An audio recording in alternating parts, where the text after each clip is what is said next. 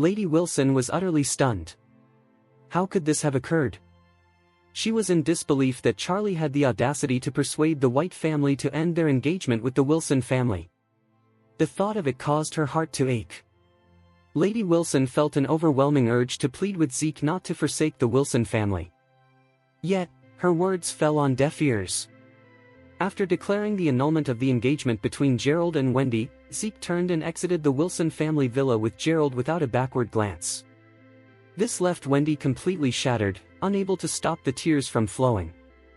Having devoted years to Gerald, she had given him everything, even enduring a pregnancy with his child. Yet, at this critical moment, he chose to abandon her.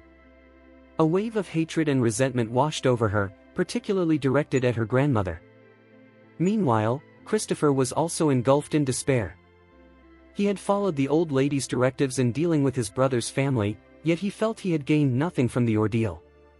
His son had been severely injured and taken by the police, and his daughter had been deserted by her fiancé and his entire family. Christopher felt he had faced more losses than he could bear. He voiced his frustrations to the old lady, saying, "Mom, I've always obeyed your wishes, but look at what we've lost. My family has nothing left." Taking a moment to compose herself, Lady Wilson reassured them, "Let's not panic. There's no need to rush. We can arrange to bail Harold out of police custody. As for Wendy's engagement, while we can't change the White family's decision, we shouldn't worry too much. Wendy is incredibly beautiful, and I'm sure many affluent young men will be eager to court her." Continuing, she added, "Remember, we still have our contract with Grand Group, and we can lean on them during this crisis. The Wilson family will emerge from this, and once we overcome this challenge, we won't need to rely on anyone else in the future. Why would we need to depend on others if we can be exceptionally wealthy on our own?" Christopher interrupted, "Mom, the person managing the Grand Group contract is that girl, Claire. Since we've removed her from the Wilson Group, shouldn't we appoint someone else to oversee this project and take on the director position?" "Absolutely. We must replace her," the old lady responded without hesitation. "Don't worry. I'll ensure Harold takes over as director as soon as he's out of police custody. He will be in charge of the project and all future dealings between our family and Grand Group." Christopher felt a wave of relief wash over him, and the glimmer of hope returned. Despite the significant losses, the old lady's willingness to assist him offered a sense of comfort. If Lady Wilson entrusted the project to his son, it might pave the way for a brighter future. Lady Wilson continued, "We cannot afford any slip-ups in our dealings with Grand Group. When the time comes, I expect Harold to give it his all so we can secure numerous projects and collaborations. Don't worry, Mom. I'll make sure Harold puts forth his best effort." Christopher replied eagerly. Just then, the doorbell rang. A moment later, a man in a suit entered the courtyard. "Excuse me, is Lady Wilson home?" he inquired. Lady Wilson quickly approached him, saying, "I am Lady Wilson. How may I help you?" The man replied, "Hello, I'm the lawyer representing Grand Group." Upon hearing this, Lady Wilson's excitement surged. "Oh! You're a lawyer from Grand Group. Please, come in." "No, thank you," he replied coolly. "I'm here to deliver a letter in person." "A lawyer's letter?" Lady Wilson asked, taken aback. "What do you mean?" The lawyer responded, "This letter is to formally terminate the contract and all collaborations between Grand Group and Wilson Group. Following our discussions, Grand Group has decided to end all projects and partnerships with your family. You are required to visit Grand Group within the next 3 days to finalize the termination agreement." "What?" Lady Wilson and Christopher were taken completely off guard. Just moments before, they had expressed their reliance on Grand Group to navigate through this crisis. Yet, here was a representative from Grand Group to not only terminate their contract but also to end all collaborations with them.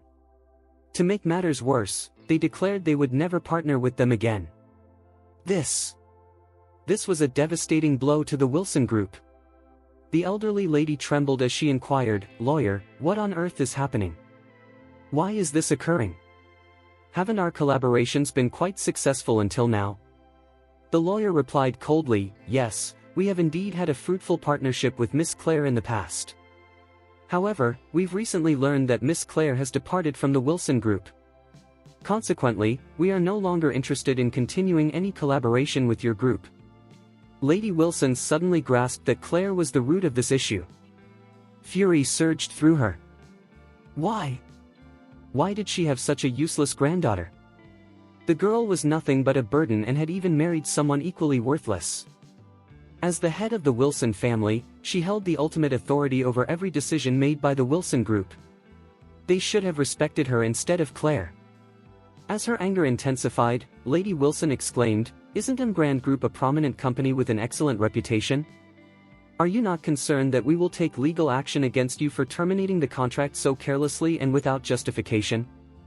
Aren't you worried about the damage this could do to Grand Group's reputation?" With a dispassionate smile, the lawyer responded, "Lady Wilson, did you review the contract terms? There's a clause allowing us to unilaterally terminate any external collaborations. This is the privilege that comes with being a large corporation.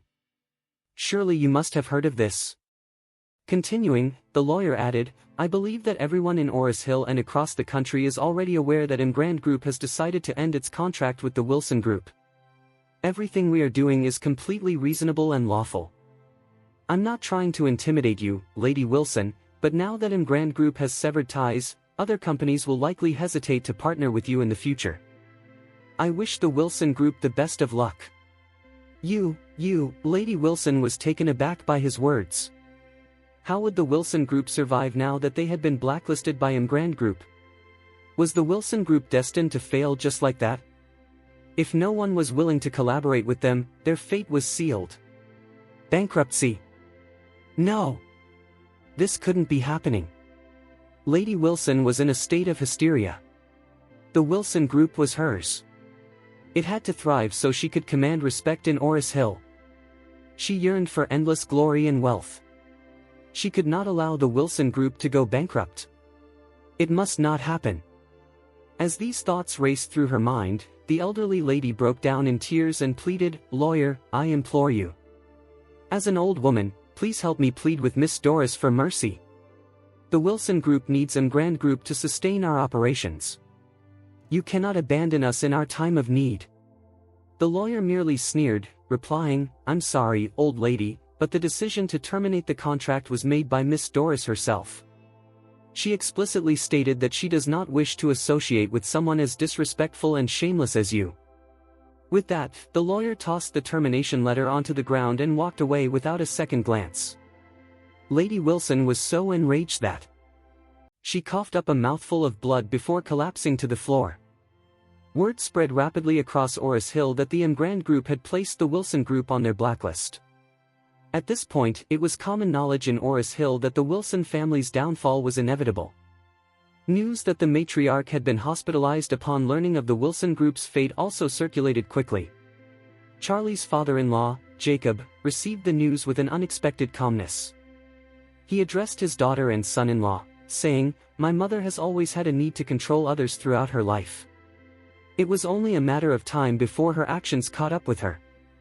We shouldn't feel the least bit sympathetic. It might do her good to spend some time in the hospital reflecting on her life choices." Charlie felt a sense of relief. It was uncommon for Jacob to take a step back regarding issues involving his mother. After this moment of relief, Claire quietly began her job hunt. Later that evening, after Charlie finished preparing dinner, he heard the door open behind him. Turning around, he saw Jacob entering, wearing a broad smile. Curious about Jacob's cheerful demeanor, Charlie asked, "Dad, why are you in such a good mood after your walk? Did something good happen?" "Ha ha ha. I've had an incredibly lucky day," Jacob replied joyfully. "After taking that pill you gave me, all my pain disappeared completely. I feel so refreshed and full of energy. Can you guess who I bumped into at Antique Street just now?" "Who?" Charlie asked, his worry rising. He feared that Jacob had fallen victim to the counterfeit dealers and stall owners at Antique Street once more. Charlie scanned Jacob's appearance and breathed a sigh of relief when he realized his father-in-law returned home empty-handed. Jacob took a sip of his tea before speaking in a conspiratorial tone, "Son-in-law, Do you recall the antique stall owner we visited before? I'm talking about Zachary, the con man from Antique Street. Do you remember him? Yes, I remember. What's going on? Huh. I ran into that kid today at Antique Street. Charlie was taken aback and quickly asked, Dad, did you end up buying something from him again? No.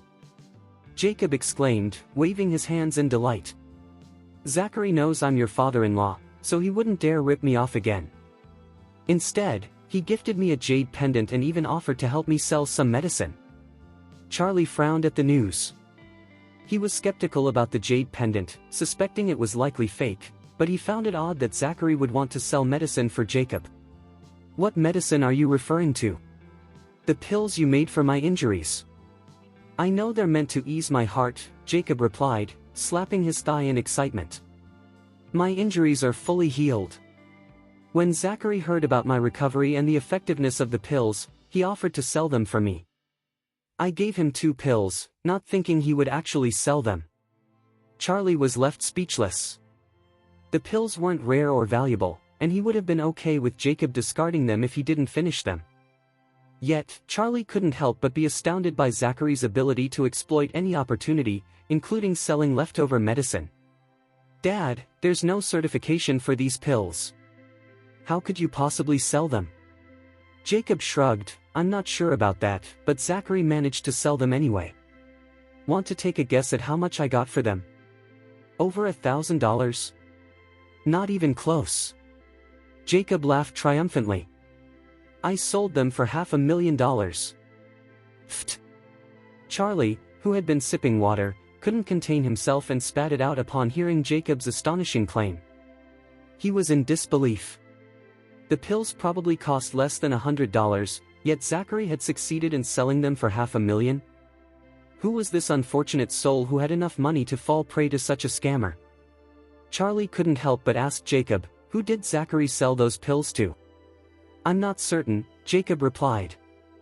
Zachary insisted on upholding his professional ethics and keeping his client's details confidential. After finishing his explanation, Jacob shook his head and let out a sigh. Zachary handed me $500,000, claiming he was doing me a favor to honor you. I tried to give him a commission for his efforts, but he flatly refused.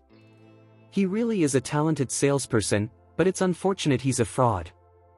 I suggested he consider a legitimate job instead. Charlie shook his head in disbelief. It was utterly unrealistic to think Zachary could change his ways.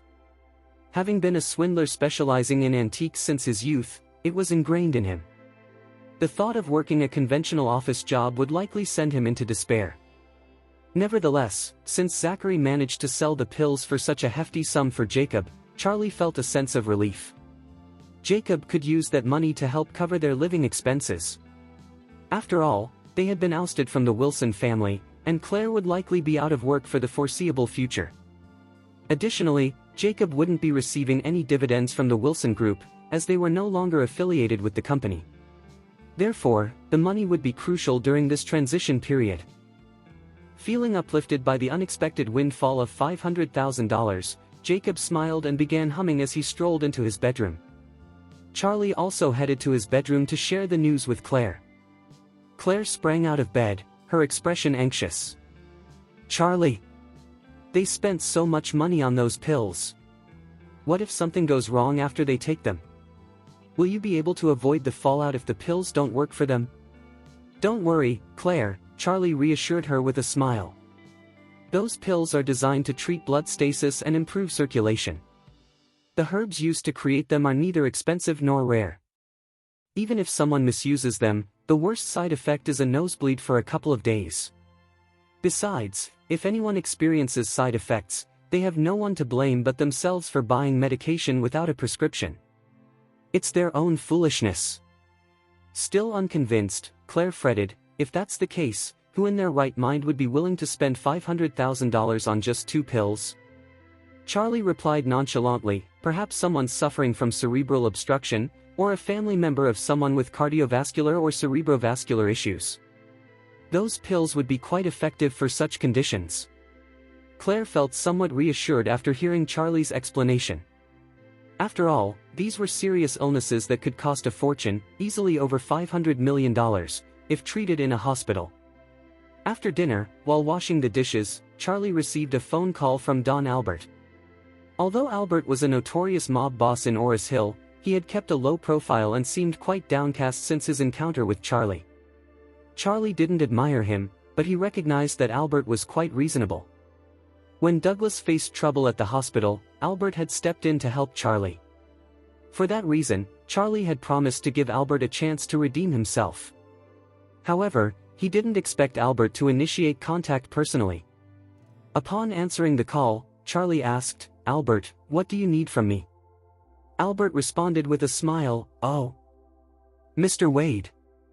I reached out because I heard about your achievements during the metaphysics competition at the White family mansion. I wanted to congratulate you." At this point, Charlie interjected coldly, "Just get to the point. Why are you calling me today?" Albert quickly replied, "Oh, Mr. Wade, you see right through me." Impatience creeping in, Charlie said, "Are you still rambling?" Charlie paused for a moment. "The Moore family? Are you referring to Jasmine?" "Yes." Albert replied without hesitation. "Miss Jasmine is in trouble." The Moore family held a prominent position in Oris Hill, recognized as one of the leading families in the area. However, when it came to status and prestige, the Moore family could not quite measure up to the Wade family. Jasmine was unaware of Charlie's true identity. In her eyes, he was merely a young man with a knack for the antique trade and some insights into metaphysics. When Charlie summoned the Thunder Order and unleashed thunder and lightning to strike Jack dead at the White family mansion, he certainly terrified many onlookers. As a result, he earned a reputation as a master of metaphysics. Nonetheless, Charlie concealed the truth from Jasmine, explaining it all away as mere coincidence. After all, how could an ordinary person wield the power to call upon thunder and lightning at will? This left Jasmine perplexed, leading her to believe that Charlie was simply exceptionally lucky. Since that incident, Jasmine had completely vanished from Charlie's life. Charlie initially feared she had gone missing, but he was unprepared for the reality that she was actually in trouble. Concerned, Charlie inquired of Albert, "What's going on? Is something wrong with Jasmine?" Albert quickly responded, "Miss Moore has been experiencing a streak of bad luck lately. It seems her feng shui might be off, as she has encountered quite a bit of misfortune." Continuing, Albert explained, "She has sought help from numerous feng shui masters in Oris Hill, but none have been able to assist her. I would like to ask if you could visit her and help resolve the issues Miss Moore is facing." Charlie answered nonchalantly, "Could you outline some of the specific troubles she's been having? It will help me gauge the situation." Albert eagerly replied, "The young lady has suffered multiple injuries recently. She's been in several minor car accidents, sprained her ankle while hiking, burned her hand while enjoying a cup of coffee, and was even bitten by her own dog yesterday. Additionally, the Moore family has faced difficulties with some of their business partners, which has significantly affected their family business." Albert continued, "What has upset her the most is that she lost a precious diamond necklace she had worn for over 10 years, a treasured heirloom her mother gave her before she passed away. Miss Moore was heartbroken and cried for days after losing it." Charlie chuckled lightly before saying, "It appears Jasmine is indeed suffering from a string of bad luck due to unfortunate feng shui." "Exactly," Albert exclaimed. "Mr. Wade, you are a master of metaphysics. I have faith that you can find a solution to this problem, right?" At that moment, Charlie asked, "Albert, why are you so invested in Jasmine's situation? What's your connection to the Moore family?" Albert responded earnestly, "Let me be honest, Mr. Wade. Miss Moore's father was my benefactor. He played a significant role in helping me establish myself in Oris Hill. I had always hoped to express my gratitude to him, but sadly, he passed away too soon.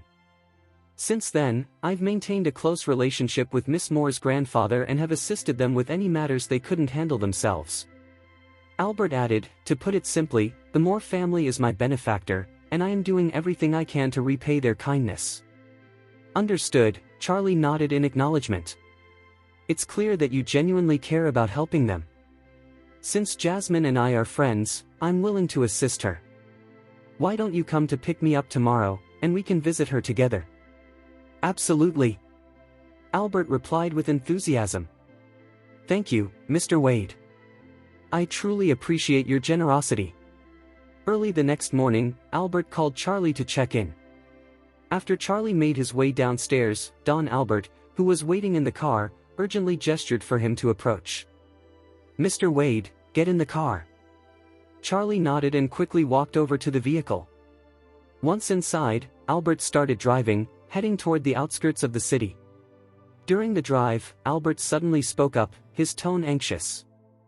I just learned that a highly esteemed feng shui master is arriving from Hong Kong today. Mr. Wade, you must ensure he doesn't overshadow you. Continuing, Albert added, Miss Moore, the eldest daughter of the Moore family, is set to inherit the family business soon. If we can help her out of this situation, she will surely remember us favorably in the future. Charlie chuckled and replied, Albert, it seems you're not as selfless as you claim. Just yesterday you mentioned your concern for Jasmine stemmed from wanting to repay her father's kindness. Now, it looks like you're more interested in winning her favor. Embarrassed, Albert quickly responded, well, repaying kindness is part of it, but getting close to them is a different matter. I know you possess real skills, Mr. Wade. It wouldn't hurt to befriend Miss Moore. She's young, attractive, and comes from a powerful family.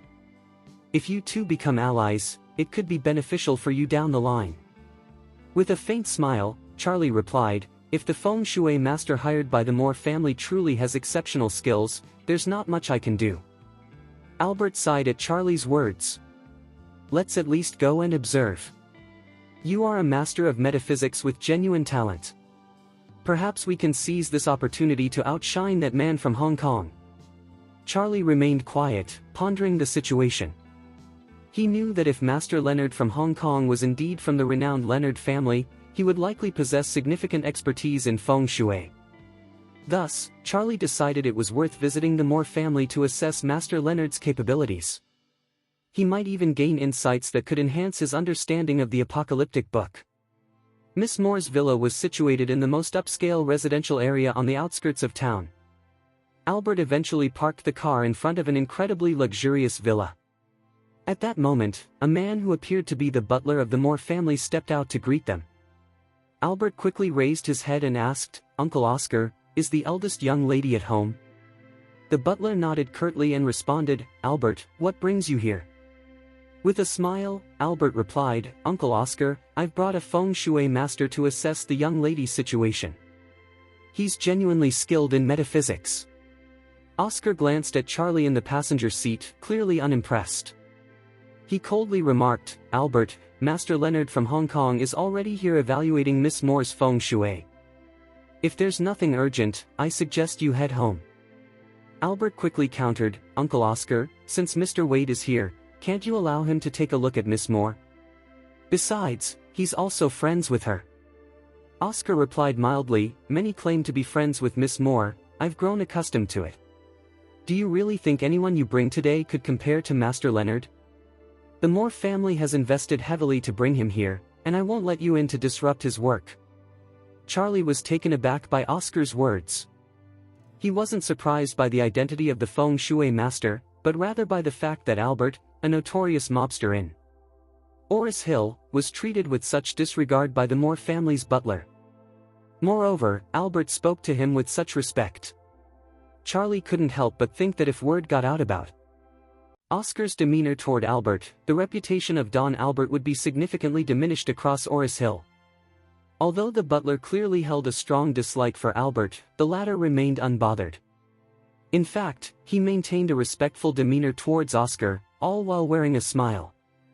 Uncle Oscar, he began, the challenges facing Miss Moore are escalating. We are all genuinely concerned for her. Furthermore, we can't guarantee that Master Leonard from Hong Kong will be able to resolve her issues. Oscar's response was icy. Do you truly believe you can find someone as skilled as Master Leonard? Please leave at once. Interrupting Master Leonard while he is assessing Miss Moore's feng shui will only complicate things further, and you won't be able to compensate the Moore family for their troubles. Albert felt a surge of anxiety as he realized Oscar was blocking their entry to the villa. If Oscar didn't allow them in, how could Charlie assist Jasmine? In a moment of desperation, Albert exclaimed, "Uncle Oscar, are you aware of Jack Yaleman? He was another feng shui master known for his arrogance, but when he overstepped his bounds in Oris Hill, Mr. Wade was responsible for calling down thunder and lightning to put an end to him." Oscar was taken aback by Albert's words. He turned to look at Charlie, filled with astonishment. He had heard about Jack's fate. To his surprise, it was the young man standing before him who was behind it. In that instant, Oscar felt a surge of respect towards Charlie. Looking at Charlie with newfound respect, Oscar said, "I've heard about your talents and abilities, Mr. Wade, and I truly admire you." After a brief pause, Oscar continued, "Given the circumstances, please feel free to go in and check on Miss Moore. However, Mr. Wade, I must stress that this is a first-come, first-served situation. I hope you won't disturb Master Leonard until he finishes assessing Miss Moore's feng shui. It's essential to respect the order, as Master Leonard arrived first. Additionally, if he successfully resolves Miss Moore's issues, I trust you won't interfere." Charlie nodded casually and replied, "That's fine." Oscar then used a remote control to open the gate and instructed Albert, "You can drive the car in now." As Albert maneuvered the vehicle into the villa's grounds, he exclaimed with enthusiasm, "Mr. Wade, you were incredible back there. Uncle Oscar has never shown such courtesy to anyone except the Moore family." Charlie remained indifferent and replied, "I can't believe you're so eager to curry favor with the Moore family's butler. It's puzzling how you managed to be a mob boss in Oris Hill." With a grin, Albert retorted, "Mr. Wade, you don't understand. Regardless of our status, we all ultimately work for money. I can't afford to disrespect a prominent family like the Moores, it would jeopardize my future." After parking the car, Albert added, "Mr. Wade, let's see what Master Leonard can do." Oscar escorted both men into the villa, which was lavishly renovated, resembling a royal residence. Upon reaching the second floor, Oscar guided them to a room with the door wide open and gently knocked. Then, he led them directly inside the room. In the room, a lean middle-aged man dressed in a blue shirt held a compass, glancing around while muttering to himself. Jasmine stood with her back to the door, but when a knock sounded, she quickly turned and asked, "Uncle Oscar, is something the matter?" Oscar replied in a hurry, "Miss Moore, Albert has brought Mr. Wade here to assist you with your feng shui." Jasmine spun around, her surprise evident upon seeing Charlie. "Charlie, what brings you here?" As Charlie looked at Jasmine, he noticed that she appeared more worn out than she had just a few days prior. According to the apocalyptic book, shadows lingered on her forehead, suggesting that her fortune was currently troubled. Charlie offered a slight smile and said, "Albert mentioned you were having difficulties, so he brought me along to assess your feng shui." At that moment, the middle-aged man with the compass turned to her and stated, "Miss Moore, I am a master from the Leonard family, and I prefer not to have anyone interfere while I assess feng shui. Any interruption may disrupt your feng shui." Jasmine recognized that Charlie had some understanding of metaphysics, but she felt that feng shui was a different realm altogether. Despite knowing Charlie was knowledgeable, she believed that Master Leonard was far more qualified in matters of feng shui and fortune. Thus, she quickly apologized, "I'm sorry, Mr. Wade, but Master Leonard is currently evaluating my feng shui. If you don't mind, could you please follow Uncle Oscar downstairs and wait for me? I'll be down shortly to entertain you." Charlie calmly responded, "Miss Moore, wouldn't it be better to have another person here to assist you? As your friend, I'd be glad to help you with your situation. However, if Master Leonard can address your issue on his own, I'll be content with that. I will only step in if he cannot resolve it." The middle-aged man snorted disdainfully, still gripping the compass. "I am Master Leonard, a descendant of 22 generations of feng shui masters. Do you truly think this is a challenge for me? You're just a young kid, yet you dare to call yourself a feng shui master? I'm afraid you're nothing but an arrogant fraud." Charlie smiled, observing the black and red aura surrounding Master Leonard, which carried a bloody scent. He replied, "Master Leonard, if you are indeed a feng shui master, why didn't you foresee your own fortune today? Are you not aware that a bloody disaster awaits you?" Master Leonard laughed derisively. "What? Are you claiming I will face a bloody disaster today? You must be out of your mind, young man. Charlie shrugged and said, "I'm speaking the truth. There's a dark gloom on your forehead, your eyes are puffy and red, and your pupils are bloodshot. This clearly indicates your fortune. If you don't address it, I fear you won't be able to escape this impending disaster." Master Leonard scoffed, "Young man, I am a descendant of the Leonard family. Don't pretend to be a master of feng shui in front of me." Charlie smirked and replied, "You think I'm just boasting? You're not the first feng shui master I've encountered. Frankly, I consider you a charlatan." Angered, Master Leonard shouted, "What? You dare to call me a charlatan? How absurd!" Charlie smiled again and said, "Have you heard of a man named Jack Yellman? Do you know what happened to him?" "I know nothing about anyone named Jack Yellman, and I have no interest in learning about him," Master Leonard retorted, glaring at Charlie. Then, turning to Jasmine, he added, "Miss Moore, if you permit, I would like to proceed with helping you reverse your fortune immediately. I want this young man to witness the greatness of my family's feng shui mastery." Jasmine nodded slightly and looked at Charlie before saying, "Master Leonard, please proceed as soon as possible." Without wasting any time, Master Leonard took out several pieces of talisman paper, gestured into the air, and proclaimed, "All those engaged in battle arrayed before them, heed the law now." He tossed the talisman papers into the air and observed their direction and speed as they landed. Then, pointing at a green potted plant by the window, he declared, "Miss Moore, I've identified the issue. This window faces east, where your good fortune should flow in. However, this potted plant, placed in front of the window, is obstructing your good fortune from entering." When Jasmine learned that Master Leonard had pinpointed the root of all her troubles, her excitement was palpable. She eagerly exclaimed, "Master Leonard, since you've identified the source of my issues, will my luck improve if I just remove that potted plant?" "Sadly, that's not the case," Master Leonard responded, a serious look on his face. "You need to realize that a feng shui formation operates invisibly. Even if you take away the green potted plant, the influence it has left on the feng shui formation will remain." With urgency, Jasmine inquired, "So, what should I do instead?"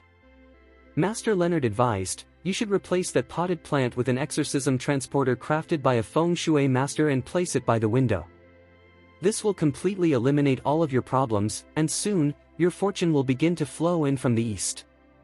Curious, Jasmine asked, "What exactly is an exorcism transporter?" In response, Master Leonard pulled out a small, egg-sized stone from his pocket and said earnestly, "Miss Moore, this is a chalcedony stone that has been naturally weathered for millions of years. It's a powerful tool for exorcising and transporting evil. If you position this chalcedony stone in the spot where the green potted plant used to be, all the negative energy in this area will vanish immediately. Then, your fortune will surely come flowing in from the east." Overjoyed by Master Leonard's explanation, Jasmine quickly asked, "How much is this chalcedony stone? I want to buy it from you." Master Leonard's eyes sparkled at her willingness to purchase the stone. He replied with a serious demeanor, "Miss Moore, this chalcedony stone is valued at a minimum of 80 million Hong Kong dollars, but since we've crossed paths, I can offer it to you for just $10 million. Jasmine nodded, answering, "Money is not an issue if it can help me resolve my ongoing problems." Without a moment's hesitation, Master Leonard reassured her, "Miss Moore, rest assured. If you place this chalcedony stone in front of your window today, your luck will undoubtedly shift for the better by tomorrow." Relieved, Jasmine took out her checkbook and wrote a check for $10 million in cash. She handed it to Master Leonard without delay, saying, "Master Leonard, I will purchase the chalcedony stone from you. Please assist me with the necessary preparations right away." Jasmine was eager to resolve her troubles as soon as possible. Her recent streak of bad luck had been tormenting her. The misfortunes had begun right after her 24th birthday last month. She had been involved in multiple car accidents, resulting in damage to all 5 of her cars. Shortly after, she sprained her ankle, which still caused her pain to this day. To make matters worse, just a few days ago, she lost the only precious heirloom her mother had left her, a diamond necklace that held immense sentimental value. Having worn that necklace for over 10 years, it felt like a part of her life was gone. She even offered a reward of several $1 million for its return, but unfortunately, there had been no leads. She had spent many nights crying over this loss. Additionally, a long-standing business partner of the Moore family unexpectedly ended their collaboration yesterday. After negotiations, just as they were about to sign a new partnership contract, the other party abruptly decided to work with someone else. Not only did they refuse to sign, but they also announced the termination of all existing agreements with the Moore family to pursue a different partner. Jasmine felt as though she had lost everything that was right in front of her. This was a significant setback for the Moore family. After enduring a relentless wave of misfortune, Jasmine felt overwhelmed and desperate to rid herself of her bad luck, hoping to avoid any further losses. Thus, spending $10 million to address her feng shui dilemma and eliminate all her problems seemed like a wise investment. With excitement rippling through him, Master Leonard accepted the $10 million check, feeling a thrill at the transaction. Master Leonard swiftly tucked the check away before making his way to the window, where he removed the green potted plant. He then positioned the chalcedony stone beside the window and resumed chanting his mantras. Charlie couldn't help but scoff at the unfolding scene. It became clear to him that Master Leonard was utterly clueless about what he was doing. In fact, he had worsened the already dire situation.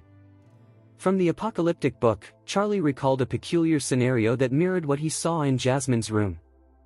He sensed a formidable feng shui formation enveloping the space, identifying it as a dragon encapsulation formation. As the name implies, even a dragon trapped within this feng shui setup would find itself ensnared. If that were the case, how could an ordinary person hope to escape? Consequently, regardless of a person's good fortune, residing within a dragon encapsulation formation would inevitably lead to a loss of luck, leaving them vulnerable to ongoing misfortune. For Jasmine, living in this room meant her good fortune was confined, which explained her streak of bad luck. Fortunately, the dragon encapsulation formation was still in its early stages and had not yet been fully realized. If they allowed this feng shui formation to further develop, it could not only alter Jasmine's fortune but potentially reshape her very fate. In such a scenario, Jasmine wouldn't just endure a string of bad luck, she could even be at risk of losing her life. Interestingly enough, the sole weakness in this trapped dragon formation was the green potted plant itself. Green plants epitomized wood, symbolizing life and vitality. This potted plant was the only thing standing between the dragon encapsulation formation and its completion. It was the reason Jasmine still enjoyed a smidgen of luck.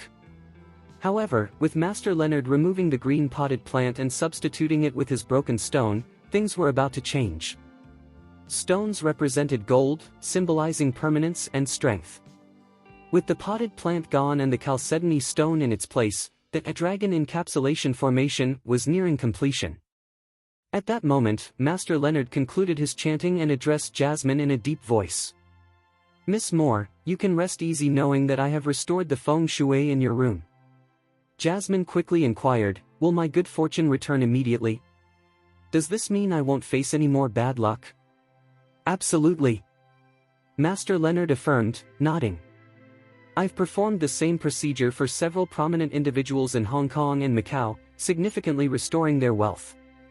So, you needn't worry, Miss Moore." Jasmine pressed on, "Master Leonard, is there any way you can assist me in locating the diamond necklace my mother gave me? I'm willing to pay you an extra $10 million for your help."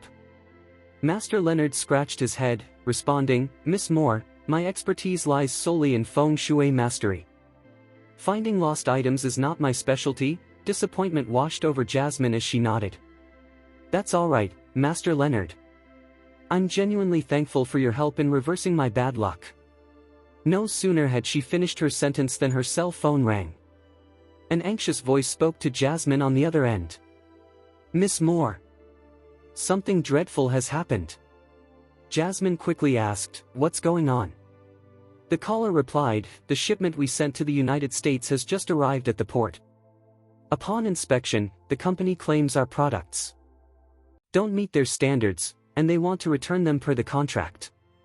They're also demanding 3 times the original price as compensation." Jasmine's eyes widened in horror as panic set in. "They want to return the 5,000 tons of goods we shipped? I'll lose tens of millions in transportation and customs fees alone. And if they're asking for 3 times the cost of the goods as compensation, that could set me back several $100 million. Jasmine was at a loss. How could she be facing such a massive issue when Master Leonard had already worked to change her fortune? Suddenly, the voice on the other end of the phone said, "Miss Moore, there's nothing we can do right now. The other party is insisting on immediate compensation, and they refuse to accept any of the goods." Jasmine quickly responded, "Are you absolutely sure? Can you confirm this with them once more?" The representative replied promptly, "I've already asked them for clarification.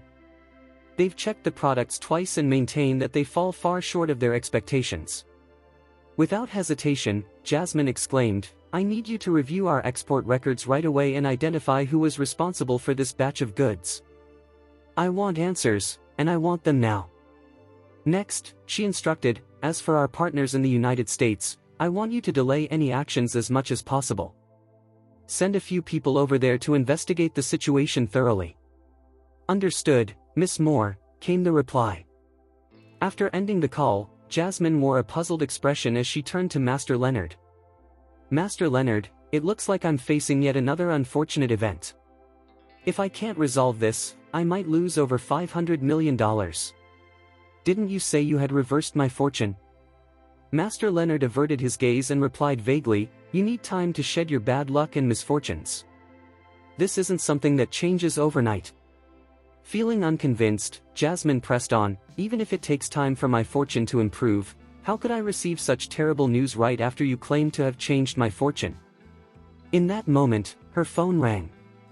It was Mr. Lambeth, her business partner from Hong Kong. "Hello, Mr. Lambeth." Jasmine answered quickly. "Miss Moore," he responded coldly. "We've discussed it and decided to end all collaborations with the Moore family. We want to unilaterally dissolve our partnership." "Dissolve our partnership?" Jasmine exclaimed, panic rising in her voice. "Mr. Lambeth, surely you can see we're superior in every way compared to the other party. Continuing our partnership would be far more beneficial for you." Mr. Lambeth chuckled before replying, "Honestly, my father consulted a feng shui master regarding our fortune. The master indicated that the Moore family's fortune is incompatible with the Lambeth family's. Continuing our partnership would jeopardize our fortune. Therefore, we must terminate our relationship. I'm sorry, Miss Moore." With that, he hung up. This was unexpected. Jasmine had hoped to leverage this opportunity to elevate the Moore family's status, but instead, she was met with disheartening setbacks. Meanwhile, Master Leonard felt a rising sense of panic. His initial intention had been to deceive Jasmine for his own gain and then leave quickly. Now, just moments after his ritual, Jasmine was beset by even more misfortune. Realizing the urgency of his situation, he thought it best to leave immediately. "Miss Moore," he began, "you must understand that changing one's fortune takes time. Please remain calm. I assure you that tomorrow will bring improvement. If there's nothing else I can assist you with, I'll take my leave." With that, Master Leonard moved towards the exit. However, Jasmine called out, "Wait. Master Leonard, there's clearly something wrong here. Why am I facing two major issues right after your ritual? I demand a proper explanation." As she spoke, a sharp pain shot through her lower abdomen, nearly causing her to scream in agony as she struggled to maintain her balance against the wall. She was barely able to stand, relying on the television for support. Confused, she wondered what was happening. Why was she? Before she could process it, another wave of pain hit her abdomen, so severe that her legs felt weak, forcing her to grip the television even tighter to stay upright. Suddenly, a loud noise erupted as the metal bracket holding the television to the wall gave way. As Charlie witnessed the 60-inch television plummeting towards Jasmine's feet, he sprang into action, stepping forward to grasp her hand and pull her into his embrace. The television crashed to the floor with a thunderous bang. Its casing and screen shattered, sending a piece of jagged plastic flying and slicing into Jasmine's delicate, fair leg. "Ah!" Jasmine cried out in agony as the sharp pain pierced her calf. Looking down, she saw a cut measuring 2 to 3 centimeters on her leg, and blood began to flow profusely from the wound. Charlie quickly retrieved a tissue from his pocket, kneeling beside her to press it against her injury. Jasmine, do you have a first aid kit at home? We need to clean that wound right away, he urged. Initially irritated by Charlie's touch, Jasmine felt the urge to snap at him. Yet, remembering that he had just saved her, she restrained her anger and took a deep breath to steady herself. Turning her glare towards Master Leonard, she demanded, Master Leonard, you're not leaving until you give me a satisfactory explanation. At her words, Albert seized Master Leonard by the collar, his voice laced with fury. Speak! What have you done to Miss Moore? Master Leonard's eyes widened with fear as he replied, I didn't do anything to her. I was only trying to perform a ritual to help her reverse her bad luck. Stop lying. Albert snapped back. Did you make Miss Moore's fortune worse instead?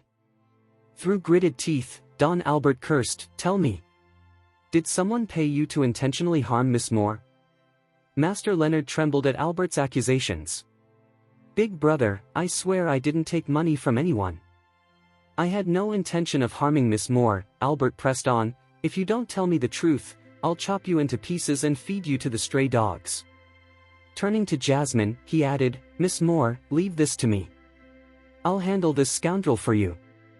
Jasmine, overwhelmed with annoyance and frustration, glared at Master Leonard, her voice icy. Master Leonard, if you don't explain yourself right now, I'll let Don Albert take care of you. In a panic, Master Leonard knelt before Jasmine, exclaiming, Miss Moore. I'm so sorry. I didn't mean to hurt you at all. I was just trying to swindle you out of some money. Jasmine pressed further, So, you were just pretending during the ritual earlier to deceive me? Yes, Master Leonard admitted, visibly shaking as he pulled a cash check from his pocket, pleading for mercy. I'll return the money. Please, let me go. Jasmine studied him intently and sensed that he was being truthful. This only deepened her sense of despair. What was going on? Was her fortune truly deteriorating? She had suffered such significant losses, and if this trend continued, her family's business could collapse under her watch. Meanwhile, Charlie, who had been silent, finally spoke up.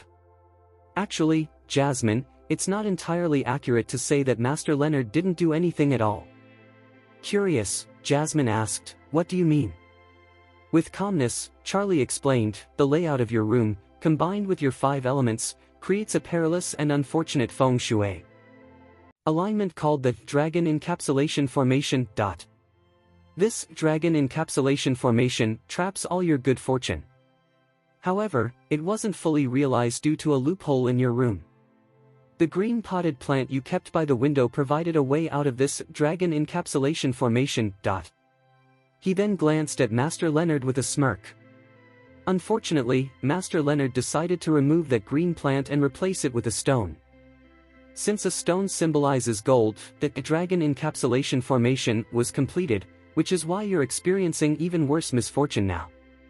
Even if you remove the stone now, more bad luck is still in store for you. Jasmine was left in shock, quickly putting aside any disdain she had for Charlie as she pleaded for his assistance. Mr. Wade, please help me. Master Leonard only grasped the magnitude of the disaster he had caused after listening to Charlie's explanation. In a flurry of panic, he exclaimed, Miss Moore, I sincerely apologize. That was never my intention. Master, please remove that stone at once. Charlie shook his head before responding, It's pointless to take that stone away now. The dragon encapsulation formation has already been established. It's like tossing a stone into water. Even if you retrieve the stone, the ripples it created cannot be undone. Jasmine stared at Charlie, momentarily speechless. A newfound respect for him blossomed within her, and she quickly asked, Mr. Wade, is there any way you can help me fix the problem caused by the dragon encapsulation formation? I am willing to pay whatever it takes to resolve this. Albert, overhearing Charlie's words, jumped in eagerly, Mr. Wade, you must assist our young lady. Charlie nodded and explained, Miss Moore, the feng shui in your room was never intended to be a dragon encapsulation formation. However, due to your birth year, your fate is undergoing a significant change this year, which clashes with the feng shui setup of your room. This is how the dragon encapsulation formation began to manifest. Continuing, Charlie added, I will adjust the feng shui of your room, but I must warn you that this might cause some damage to your bedroom. I hope you won't mind." Jasmine responded without hesitation, "Mr. Wade, I won't object, even if you need to demolish my entire house." Charlie nodded once more and instructed the butler, "Uncle Oscar, could you please fetch me a crowbar?" Oscar agreed immediately, stating, "I will be right back with it." Shortly after, Oscar returned, holding a metal crowbar. "Mr. Wade, will this do?" "Yes," Charlie affirmed. He began to survey the room meticulously, calculating as he moved about. Finally, he pointed at a section of plywood underfoot and said, "Albert, could you pry this wooden floor open for me?" Albert nodded but paused before starting. Instead, he directed a punch into Master Leonard's abdomen. Being a mob boss, Albert was well versed in physical confrontations, leaving Master Leonard incapacitated and unable to escape after the blow. Following the punch, Albert grabbed the crowbar from Oscar and proceeded to pry up the wooden floor as instructed by Charlie. Once the wooden floor was removed, they revealed a concrete surface beneath. Albert quickly asked Charlie, "What should I do next, Mr. Wade?" Charlie replied casually, "There has to be a central axis for the dragon encapsulation formation. I suspect that the central axis for this feng shui setup lies directly beneath this concrete floor. The axis is driven by water, and when it flows through this point, it traps all the good fortune. Therefore, I believe there is a water pipeline directly below the cement." Surprised, Albert asked, "Really? Mr. Wade, can you actually see through the concrete?" Charlie answered nonchalantly, "I can't see it with my eyes, but I deduce it using the principles of feng shui. For example, when you see lights on the ceiling, you can infer that there's an electrical line hidden within." All that Charlie mentioned was documented in the apocalyptic book. Most people lack knowledge about feng shui formations, making it impossible for them to determine the locations of elemental forces like water or fire. Charlie added, "I believe the cement covering the water pipe is quite thin. If you strike the concrete a few times with the crowbar, you should be able to expose the pipes." "Understood," Albert replied, proceeding to hit the concrete floor with the crowbar. After a few solid strikes, he successfully cracked the cement surface. Everyone held their breath as they witnessed Albert break through the concrete. Sure enough, once the cement was breached, they discovered a PVC water pipe, roughly the thickness of a thumb, lying underneath. This PVC pipe extended from the main water source throughout the villa, serving all bathrooms, yet locating this singular main pipe within the expansive house was no easy task. Despite that, everyone was astonished that Charlie had pinpointed the exact location of the water pipe with such accuracy. He really is a god. At that moment, Albert was not the only one taken aback.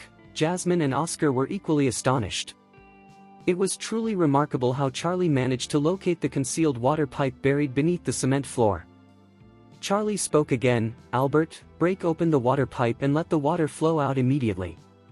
Once the water starts gushing from the pipe, the dragon encapsulation formation will collapse, and this feng shui formation will cease to exist." Jasmine quickly urged, "Albert, please hurry and break open the water pipe." Albert nodded and began striking the water pipe with a metal crowbar until it finally shattered. In an instant, a large torrent of water erupted, prompting Charlie, Jasmine, and Oscar to step back to avoid getting soaked. Unfortunately, Albert wasn't quick enough and ended up drenched. With the water flowing out, Charlie realized they had successfully dismantled the dragon encapsulation formation due to the significant damage inflicted on the water pipe. He quickly instructed Oscar, "Shut off the main water valve. The dragon encapsulation formation has been destroyed. It's been broken." Everyone's faces lit up with curiosity. Charlie calmly confirmed, "Yes, I have indeed shattered the formidable feng shui formation. I believe Jasmine's luck has already shifted, and she will soon experience a wave of good fortune." Just as he finished speaking, Jasmine received a phone call. "Miss Moore, we've just received a call from our company in the United States. They informed us that there was a mistake, and our products are perfectly fine. All items shipped to the US have passed inspection." "That's fantastic news." Jasmine was utterly taken aback. It seemed her fortune had genuinely changed the moment Charlie dismantled the dragon encapsulation formation for her. After hanging up, she turned to Charlie, her face radiating gratitude. "Mr. Wade, you truly are a god. Thank you so much for everything you've done for me."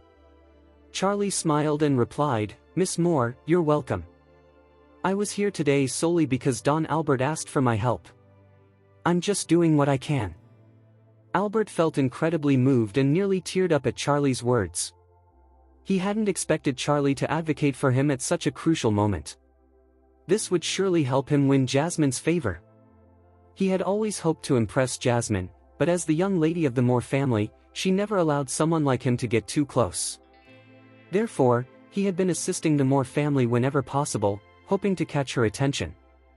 With Charlie giving him this credit, Jasmine would undoubtedly pay him more attention moving forward. Jasmine turned to Albert, saying, "Thank you for your support. I will certainly remember your kindness." Albert quickly responded, "Miss Moore, I'm just doing what I should." Jasmine nodded slightly. Although she held her status as the daughter of the Moore family in front of Albert, she remained respectful and polite toward Charlie. After a brief pause, Jasmine's phone rang again. It was Mr. Lambeth from Hong Kong. "Mr. Lambeth? Why are you calling me again?" Jasmine felt a bit annoyed, as Mr. Lambeth had recently called to terminate their partnership with the Moore family. On the other end, Mr. Lambeth quickly explained, "Miss Moore, I apologize. There seems to have been a misunderstanding. My father's feng shui master informed him that your fortune has suddenly improved, and your luck and wealth are set to soar. I strongly recommend we continue our business partnership between the Lambeths and the Moores. I hope we can finalize a partnership contract soon. I'll be flying to Oris Hill tomorrow if that works for you. Will I have the opportunity to meet with you then?" Jasmine was taken aback, her jaw nearly dropping to the floor at Mr. Lambeth's surprising shift in demeanor. Although she still felt a surge of anger over his previous actions, a part of her wanted to shout with excitement. Nevertheless, she kept her cool and gracefully said, "All right then. If that's the case, let's set a time and place to sign the partnership agreement." Mr. Lambeth responded eagerly, "Great. The sooner, the better. I'll fly into Oris Hill tomorrow to meet you in person, Miss Moore." As soon as she hung up the phone, Jasmine turned to Charlie with wide eyes, filled with admiration. She could clearly see Charlie's influence and capabilities through Mr. Lambeth's phone call. Previously, when Master Leonard had ruined her fortune by completing the dragon encapsulation formation, Mr. Lambeth had reached out to inform her that he wanted to end the business partnership between their families. At that moment, Mr. Lambeth's father's feng shui master had also told Jasmine that her prospects looked grim. But after Charlie dismantled the feng shui formation, Mr. Lambeth called back right away to share that his father's feng shui master had said her fortune had taken a dramatic turn for the better, promising her good luck and wealth ahead. This was clear proof that Charlie was far from a fraud. Still in awe of Charlie's remarkable actions, Jasmine was suddenly interrupted by a call from an unknown number. She answered, and the voice on the other end asked, "Hello, is this Miss Moore?" "Yes, who is this?" she replied curiously. The caller quickly explained, "Miss Moore, I'm the manager of the Hermes boutique in town. Do you recall trying on some clothes and accessories during your visit last week?" "Yes, I remember. What's the matter?" Jasmine inquired. The manager continued, "I'm calling to let you know we found a diamond necklace in the corner of the fitting room, and your name is engraved on it. You must have dropped it when you were here last week." Jasmine's heart raced with excitement upon hearing this. She quickly asked, "Where is the necklace now? Do you have it?" "Yes, it's at our boutique," the manager confirmed. "I'll come by to pick it up right away," Jasmine said eagerly. Once she hung up, tears of joy streamed down her face. Turning to Charlie with a grateful smile, she said, "Mr. Wade, I've finally found the diamond necklace my mother gave me." "Thank you so much," Charlie smiled back and replied, "You should go get your necklace now. If you're in a hurry, you should leave immediately." Jasmine nodded and quickly pulled out her checkbook, writing a cash check for $20 million, handing it to Charlie as she said, "Mr. Wade, please accept this as a small gesture of my gratitude. I'm truly thankful for everything you've done for me today." Charlie smiled and waved his hands dismissively. $20 million? He genuinely didn't need that money. With his wealth exceeding tens of billions, he couldn't see a reason to accept $20 million from her. Charlie simply replied, "Jasmine, we're friends. There's no need for you to pay me for my assistance." But Jasmine insisted, "Mr. Wade, please take this $20 million. Otherwise, I won't feel right about it." Charlie responded, "Jasmine, who knows when we might need each other's help again? There's really no need for us to keep tabs on one another." Upon hearing his words, Jasmine realized her mistake and quickly put the check away, apologizing, "I'm sorry, Mr. Wade. I was foolish. Please feel free to reach out if you ever need my help in the future." Charlie smiled and said, "Okay. Now hurry and get your diamond necklace back." Jasmine nodded, her excitement bubbling over. After thanking Charlie one more time, she asked Oscar to drive her there without delay. As soon as Jasmine and Oscar left the Moore family villa, Don Albert looked at Charlie with gratitude. He took Charlie's hand and said, "Mr. Wade, you are truly an incredible person. If you ever need my assistance, don't hesitate to call. I'd walk through fire or climb any mountain for you."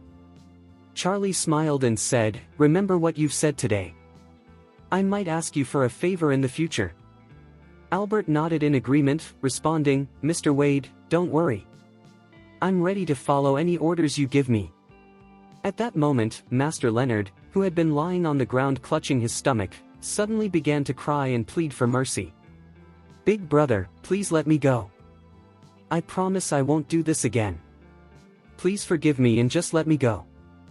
Albert sneered and replied, "You're nothing but a liar. It's time for you to learn a lesson. My subordinates are on their way to deal with you." Charlie asked quietly, "What do you plan to do with him?" Albert coldly responded, "As I said, I intend to chop him into pieces and feed him to the dogs. I can't go back on my word. I have a friend who runs a dog shelter with so many dogs that they could easily devour 10 scumbags like him." When Master Leonard heard Albert's words, sheer terror gripped him, and he began to tremble. He cried out in desperation, "Big brother, I have a family to take care of. Please let me off this time. I'll remember your kindness." Charlie glanced at him but felt no sympathy whatsoever. To him, Master Leonard was merely a deceitful liar, one who posed a danger to the world. If he continued his antics in the feng shui industry, he could put innocent lives at risk. In all honesty, he was a liar who deserved to face consequences. Moreover, Master Leonard had completed the dragon encapsulation formation that day solely to swindle Jasmine out of her money. If Charlie hadn't intervened, Jasmine's life would have undoubtedly been in jeopardy. Additionally, the Moore family ran a significant business, and if such a large enterprise were to collapse, Charlie could only imagine how many lives would be affected. Jasmine wouldn't be the only one suffering because of Master Leonard's actions. Thus, Charlie felt there was no justification for a scoundrel like him to remain in this world. Before long, Albert's subordinates arrived and dragged Master Leonard away. Master Leonard continued to wail and lament his fate, claiming he was miserable and regretting his actions, but no one felt any pity for him. Charlie simply observed him, shaking his head. He had warned Leonard that a bloody disaster awaited him today. Unfortunately, Leonard had chosen not to believe him, and now he was left to face the repercussions of his deeds. Once all the issues were resolved, Albert quickly expressed his gratitude to Charlie for everything he had done before driving him home. Upon returning home, Charlie noticed that Claire was still searching for a job. He didn't say much because, while he genuinely wanted to help Claire start a new company, she didn't seem interested in that idea at all. Therefore, he chose to remain quiet. Moreover, he didn't want Claire to overexert herself. If he were to establish a company for her, she would inevitably have to tackle a significant workload during the early stages. Knowing Claire's character and determination, Charlie understood that she would push herself too hard, ultimately leading to her suffering. Later that evening, Charlie received a phone call from his good friend, Douglas. Since helping Douglas teach the adulterous couple a lesson at the hospital, Charlie hadn't seen him. The main reason was the overwhelming number of family matters he had been dealing with lately, leaving him little time to visit. Douglas informed Charlie that he had recovered and was finally being discharged from the hospital today. Since Charlie had assisted him in reclaiming his restaurant and securing several $1 million in compensation, Douglas's first plan after leaving the hospital was to treat some close friends to dinner. Charlie immediately agreed, feeling happy that his friend was finally getting out of the hospital. Just then, Claire emerged from the bathroom after her shower and casually asked Charlie, "Who's calling you so late at night?" Charlie replied, "It's Douglas, he's just been discharged from the hospital and wants to take us out for dinner. Let's go together tomorrow." Claire nodded and responded, "Okay."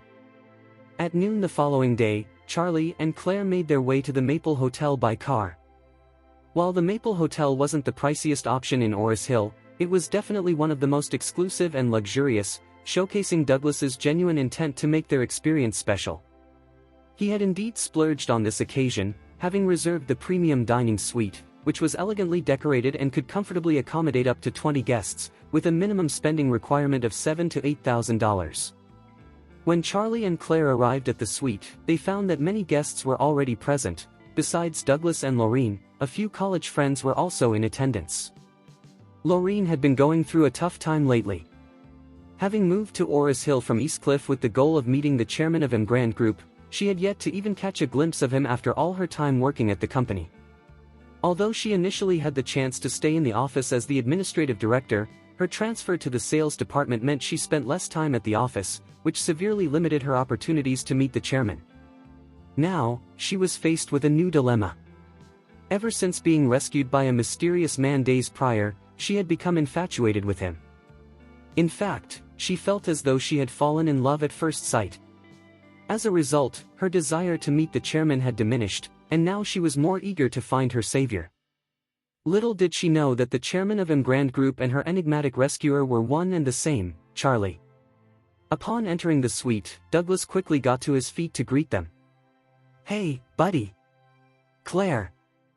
Welcome. Come, take a seat."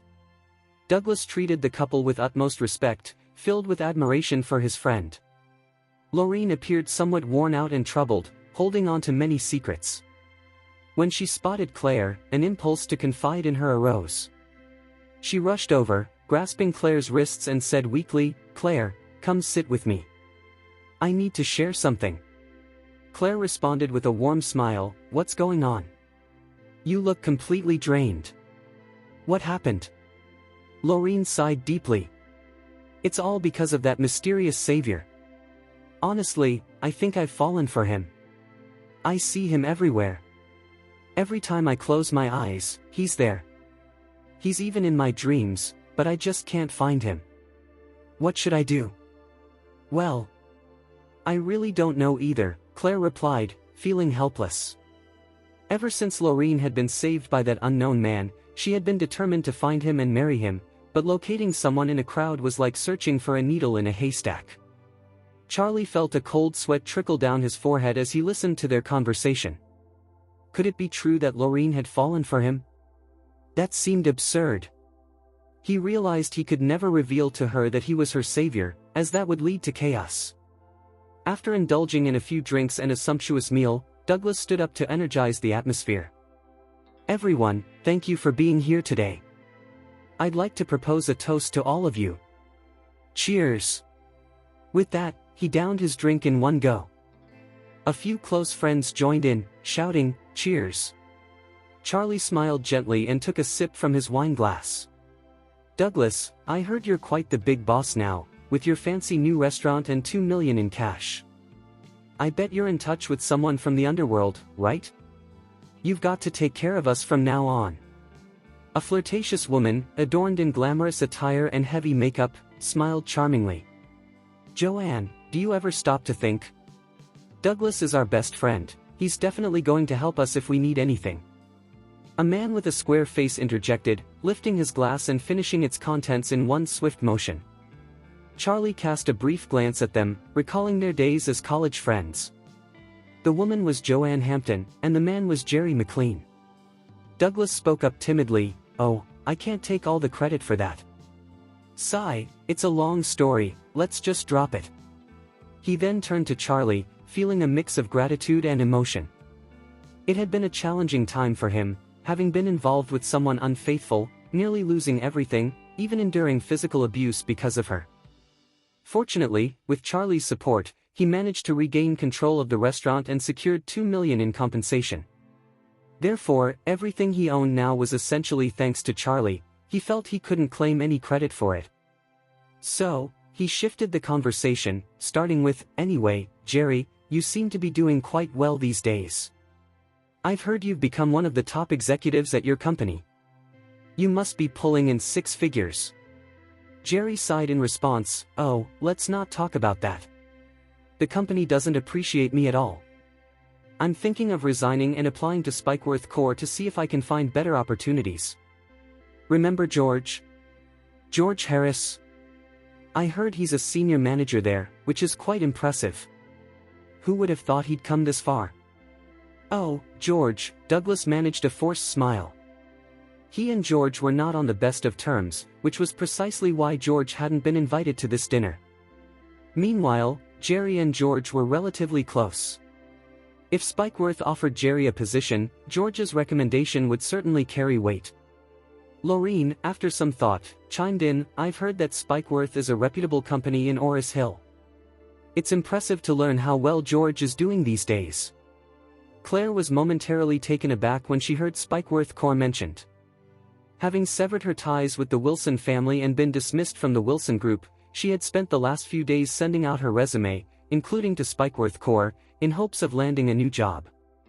With a smile, Claire said, "Hey, I also sent my resume to Spikeworth. If we both succeed in the interview, we could end up working together." Joanne looked a bit surprised. "Claire, you've been at your family's company all these years, why the sudden change to apply for a job at Spikeworth?" Claire's smile turned slightly bitter as she replied, "I've cut ties with my family now, so I need to find my own job. Otherwise, I won't be able to support myself." This prompted Joanne to glance at Charlie with a look of contempt. "Charlie, look at your wife. She's working so hard for the family while you seem completely useless and oblivious to her struggles. It's shameful." Though Jerry wasn't particularly close to Charlie, he laughed openly. "Charlie, why don't you try your luck at George's company too? Given your qualifications, you might only qualify as a cleaner, but with our college history, he might just promote you to head of the cleaning crew." Charlie responded flatly, "No thanks, you can keep that opportunity for yourselves. I'm not interested." Jerry, irritated by Charlie's indifference, retorted with a sharper tone, "Charlie, I know you have a big ego, but just look at where you are now. Everyone else is doing better than you. Take it from me, don't aim too high. Get real." Douglas frowned at the exchange and intervened, "All right, that's enough. We're here for a class reunion today, let's not pick on Charlie like that." Turning to Charlie, he added apologetically, "Hey, don't take it to heart. You know how they can be, they speak without thinking." Joanne scoffed dismissively. "Douglas, we're just being honest. Charlie is always so laid back and passive. He lacks any real ability but pretends otherwise."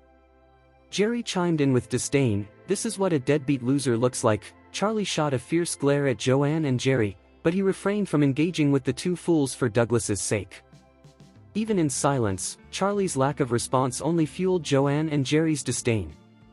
They ridiculed him relentlessly, viewing his inability to defend himself as a sign of weakness. What a loser. Jerry couldn't hold back his taunts. "Honestly, Claire must have been blind.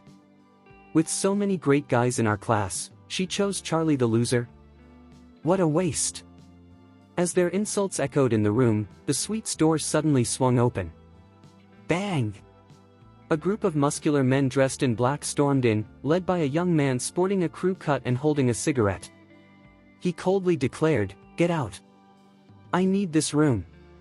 Jerry frowned, clearly irritated. "What do you think you're doing?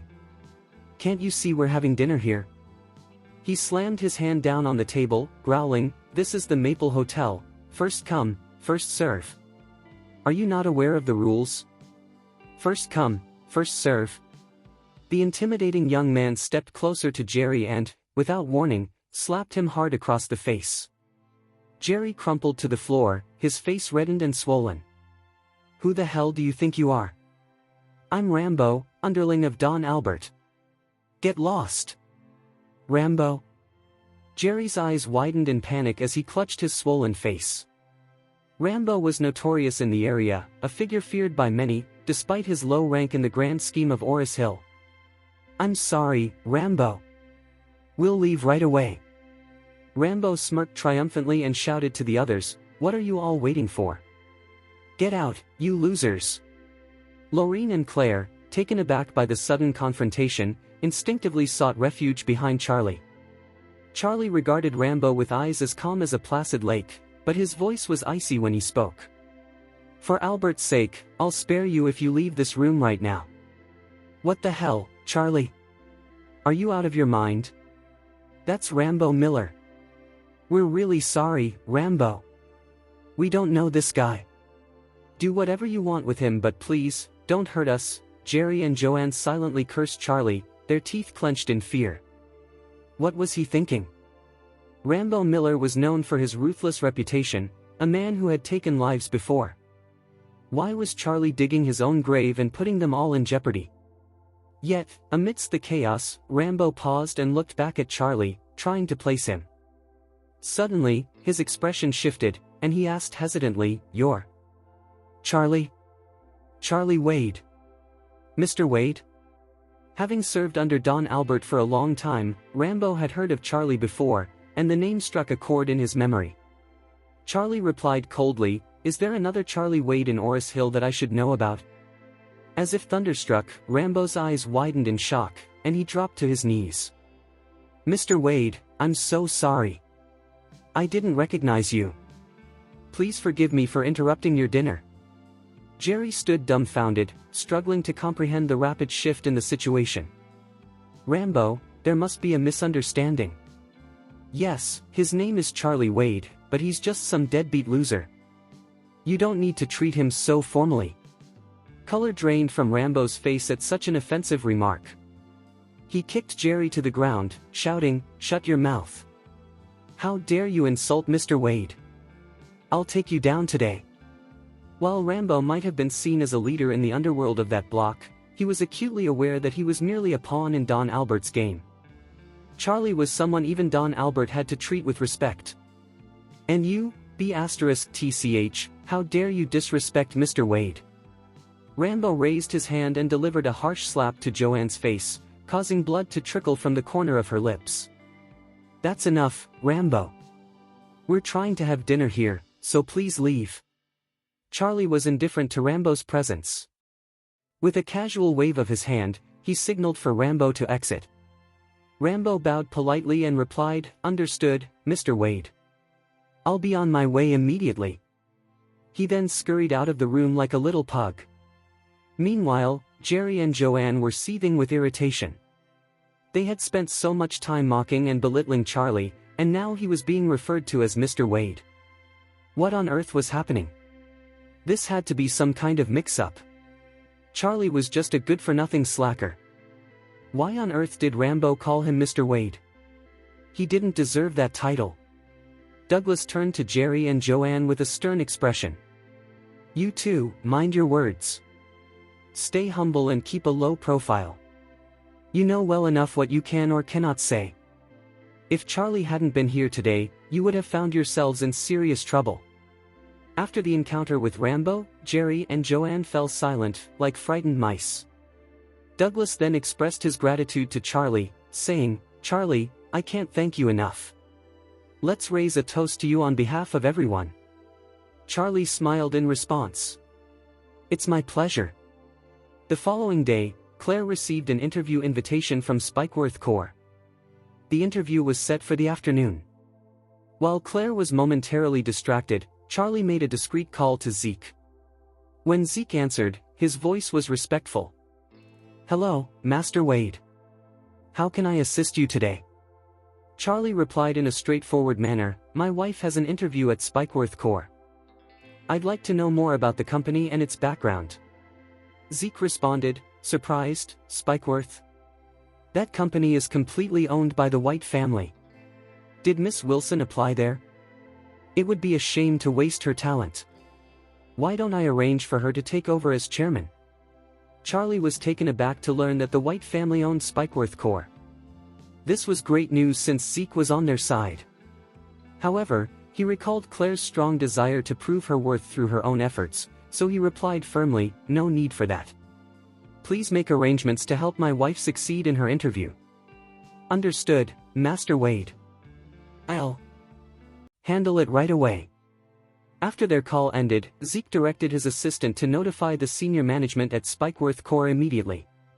He was determined to fulfill Master Wade's every request perfectly. At 2 o'clock that afternoon, Claire was preparing to leave for her interview at Spikeworth Corp, with Charlie by her side. Since their car was in the workshop for maintenance, they needed to take a cab. Unfortunately, it was rush hour, and they had been waiting a long time without success. Claire began to feel anxious. "If I'm late and miss the interview, it will leave a terrible impression. I shouldn't have sent the car for maintenance." Charlie looked ahead at the long queue, realizing there were at least 50 people waiting before them. They had made a serious miscalculation. Just then, a sleek black Rolls-Royce pulled up in front of them, and the window rolled down to reveal Zeke. He appeared surprised to see them. "Mr. Wade, are you waiting for a taxi?" Charlie was equally taken aback. What a coincidence that Zeke showed up at such a critical moment. He replied, "Yes, I'm trying to get my wife to Spikeworth Corp for her interview." "What brings you here?" Zeke quickly remarked, "Mr. Wade, it's rush hour now, the toughest time to catch a taxi. How about I give you a ride, if that's all right with you?" Claire felt a mix of curiosity and skepticism about this unexpected offer, but her desperation made it hard to say no. "Thank you so much for the ride, Mr. White." "You're most welcome, it's my pleasure." Zeke quickly exited the car, eagerly opening the door for them. Charlie, on the other hand, simply rubbed his nose sheepishly, remaining quiet. He knew Zeke was seizing the opportunity to flatter him, and since he needed Zeke's help, he decided to accept the offer. As they drove, Zeke sat in the front passenger seat and struck up a casual conversation with Charlie, while the driver navigated the road. Claire listened in, feeling a growing sense of confusion inside her. Zeke White was a prominent businessman in Orris Hill, enjoying a higher level of respect and recognition in the business community compared to Lady Wilson. Typically, someone of his stature would have a stern demeanor. Yet, in the car, Claire could sense that Zeke was trying very hard to flatter Charlie, and it was becoming increasingly obvious, almost too slick. She glanced at Charlie, who maintained a composed, stoic expression, adding to the air of mystery in the situation. Normally, when an everyday person encounters a figure like Zeke White, they tend to be humble and eager to impress. In stark contrast, Charlie appeared indifferent, showing little concern for Zeke's status. Even more puzzling was the fact that Zeke had gifted Charlie a villa valued at over $100 million. It felt strange and out of the ordinary. Claire had also heard that Zeke had a keen interest in metaphysics and was quite superstitious. He would pray, worship, and make offerings to the god of wealth at home on the 5th and 15th days of each month. Interestingly, Charlie seemed to have some knowledge of this kind of superstition, which might explain Zeke's courteous demeanor towards him. However, Claire herself didn't buy into such beliefs. After about 10 minutes, the car pulled up at the entrance of Spikeworth Corp. Once again, Zeke quickly exited the vehicle and opened the door for them. Claire quickly expressed her gratitude and followed Charlie into the company. "Master Wade, I'll be waiting for you here," Zeke called out as they walked away. Charlie nodded and replied, "Thanks for the lift, but you don't need to wait. I'm not sure how long we'll be." "It's fine. I don't have any plans for today," Zeke assured him. With a bow, he added, "The White family business has been struggling lately, and it's been worrying me.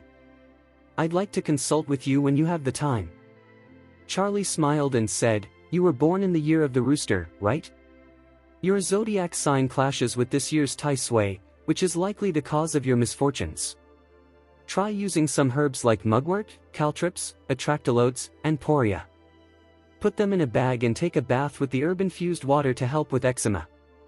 Once that clears up, your luck should improve." The eczema is a result of blocked internal circulation, affecting both your health and your fortune. Zeke was taken aback by Charlie's insights, his jaw nearly dropping in shock. After delivering his advice, Charlie turned to leave. Zeke slowly came to his senses and exclaimed, "Genius! Master Wade, you're a true genius. You even predicted the eczema on my thigh, something my wife doesn't even know." With a look of admiration, Zeke bowed respectfully to Charlie as he walked away, appearing to have made a wise choice in flattering him. Standing straight, Zeke scoffed, Graham Quinton. You were so lucky to have aligned with Master Wade, but so am I. I'll catch up to you in my own way." Meanwhile, Charlie entered the lobby and guided Claire to the interview room. As Claire stepped into the room, she noticed several candidates lined up for their interviews, so she joined the queue. Charlie wandered around the hall to pass the time. Looking out the window downstairs, he couldn't help but shake his head with a wry smile at the sight of Zeke still waiting by the entrance. It seemed there was little he could do if the White family insisted on treating him like a deity. In the office, George lounged behind his desk, legs casually resting on the table, as he focused intently on his phone, flirting with multiple women through a dating app. Suddenly, his phone vibrated, and a text message appeared on the screen. With a frown of annoyance, George hesitated before opening the message. It turned out to be the interview schedule from the HR department. His expression shifted to one of surprise, quickly followed by a sarcastic sneer as he waved his phone at his colleagues nearby. Guess who's gracing Spikeworth with their presence? Sitting on the sofa beside him were Jerry and Joanne, both eager to impress George. Joanne exuded a captivating allure in her low-cut, form-fitting skirt, her wavy hair framing her shoulders. Nonchalantly checking her nails, she asked, "Who is it?" "Charlie Wade and Claire Wilson." George scoffed, clicking his tongue with disdain. "Isn't it strange that Claire applied for a job here?" Jerry chimed in, sounding displeased, "What are they doing here?" Joanne replied, "I overheard Claire last night saying she and Charlie were kicked out of the Wilson family. She must be searching for a new job since she can't stay with her family's company anymore." Jerry let out a derisive snort. "George, that loser was so arrogant last night, causing me and Joanne to get beaten up by those thugs. You've got to get revenge for us." With a contemptuous expression, George replied, "I've always found Charlie to be incredibly annoying. And now his wife wants to work here? Not a chance."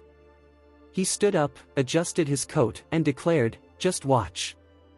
I'll reject Claire's application and make sure she leaves." Joanne and Jerry exchanged condescending smirks that seemed to say, "Keep up the pretentious act, losers." George strode out of his office, making his way straight to the conference room where the interview was taking place. Inside the conference room, Claire was currently speaking with 3 interviewers. "Hi, Mr. Harris." As George entered, the interviewers stood and bowed in respect. George feigned surprise upon seeing Claire and exclaimed, "Oh, hey. Claire. What brings you here?" Claire looked equally taken aback. "Hi, George. It's been a while." George nodded with a smile. "Yes, it has." Turning to the interviewers, he instructed, "You can leave now. I'll take over this interview." Mr. Harris, I'm not sure that's a good idea." "Why? Are you suggesting I can't conduct an interview?"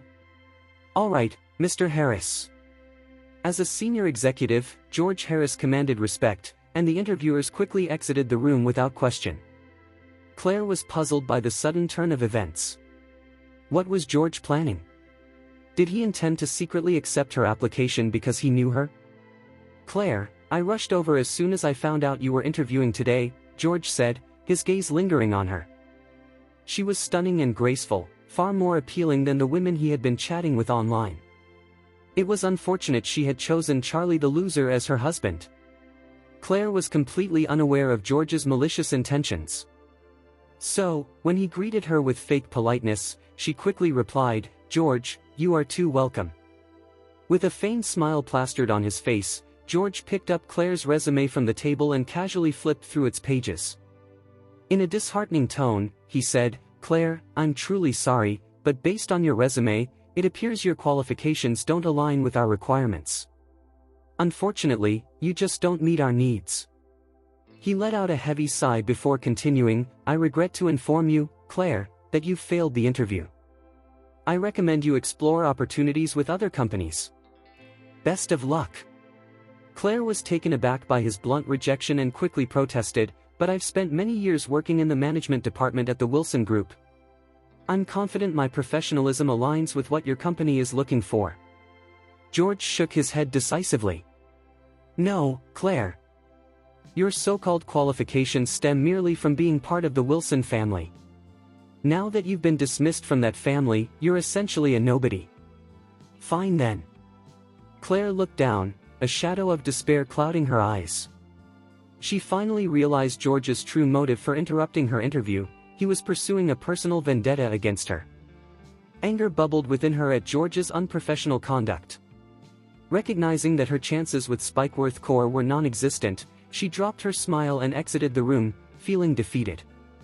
Behind her, George smirked triumphantly, muttering, "Don't even think about getting into Spikeworth as long as I'm around." Meanwhile, Charlie was in the lounge area, waiting for her. He was taken aback when he saw Claire emerging from the elevator, her face marred by distress. Rushing to her side, he asked, "Darling, what's wrong? How did the interview go? Was it bad?" With tears welling in her reddened eyes, Claire recounted everything that had transpired during the interview. After hearing her story, Charlie was filled with a mix of anger and frustration. George was such a jerk. He had never dared to confront Charlie directly, yet here he was, bullying his wife. How dare he? Without hesitation, Charlie pulled out his phone and began typing a message with purpose. "Looks like George Harris from Spikeworth thinks he's pretty powerful. He's dared to bully my wife. Mr. White, how do you plan to handle this?" He sent the message directly to Zeke. Meanwhile, Zeke was waiting for Charlie in the lobby downstairs with his bodyguard. Upon receiving the message, he stared at it in disbelief, his expression quickly morphing into one of shock. What the hell? Here he was, desperately trying to win Charlie over, and this George character had the audacity to offend Charlie's wife. Did he have a death wish? Fuming, Zeke immediately instructed his assistant, "Gather all of Spikeworth's board of directors right now." Spikeworth Core was a subsidiary of the White family, and Zeke's authority there was akin to that of an emperor. When the board members learned that Zeke White was requesting to see them, they hurried over to pay their respects. As the head of the White family, no one dared to cross Zeke. If he chose to disband Spikeworth for any reason, they would all find themselves out of a job. Unbeknownst to George, who had returned to his office after dismissing Claire, he was about to stir up a huge amount of trouble for himself. Sitting back in his chair, he lit a cigar, a smug grin on his face. Jerry and Joanne were overjoyed to hear that George had kicked Claire out. They surrounded him, showering him with praises. "Boss, you only had to say one thing and Claire was out. You're amazing." "Absolutely. George, as a senior executive of Spikeworth, you're the most successful among us." Joanne and Jerry flattered George, hoping to curry favor with him for a brighter future and the promise of wealth and power. George reveled in their compliments, declaring, "I've always found Charlie to be disgusting and irritating since college. Now that his wife wants to work for Spikeworth. Dream on." Joanne chuckled. "Oh, George, you should have recorded her reaction. I'd love to see how heartbroken Claire was after being turned away." George laughed heartily. "Huh, she was on the verge of tears. It was absolutely hilarious." Jerry then asked, "What about Charlie? Did he come with her?" "I have no idea. I didn't see him," George replied dismissively. "If that loser dares to show his face here, I'll break his leg." Joanne continued to flatter George, "Wow, you're incredible. Charlie seems so insignificant compared to you." George let out a triumphant laugh. "Just wait and see. Once I become a member of the board of directors, everyone will look up to me and worship the ground I walk on." Jerry, taken aback, asked, "George, are you really going to be one of the directors?" "Almost," George replied with a self-satisfied grin. "It's in the works." If everything goes according to plan, I'll be promoted in just a few months. That's amazing! Jerry exclaimed, giving him a thumbs up. Just remember your buddy when you're a director. George nodded confidently. Absolutely. Don't worry, I'll have your back. Just then, a loud bang interrupted their conversation as the door to George's office was kicked open with force. Who the hell dares to kick my door? George was taken aback by the sudden noise. He was about to shout when he noticed the board of directors standing in the doorway, bowing respectfully to a middle-aged man in a suit. He blinked in disbelief, swallowing his words. Zeke glared at George with intensity and demanded, "Are you George Harris?" In a daze, George nodded slowly. "Yes, that's me." Without any warning, Zeke advanced and slapped him hard across the face. "How dare you reject Miss Wilson's application, you fool!" Holding his throbbing face, George was stunned. "Who the hell are you? How dare you hit me? How dare I hit you? I'll finish you right now." Zeke growled, kicking George to the ground and stomping on his head. "Do you even realize that Master Wade instructed me to ensure Miss Wilson passes her interview? And yet, you ruined it, you absolute fool. If I don't make you pay for this today, I'll write my name, Zeke White, backward." At the mention of Zeke White, George trembled in shock and fear. He knew he had gotten himself into serious trouble. He was Zeke White, the owner of Spikeworth and the head of the White family.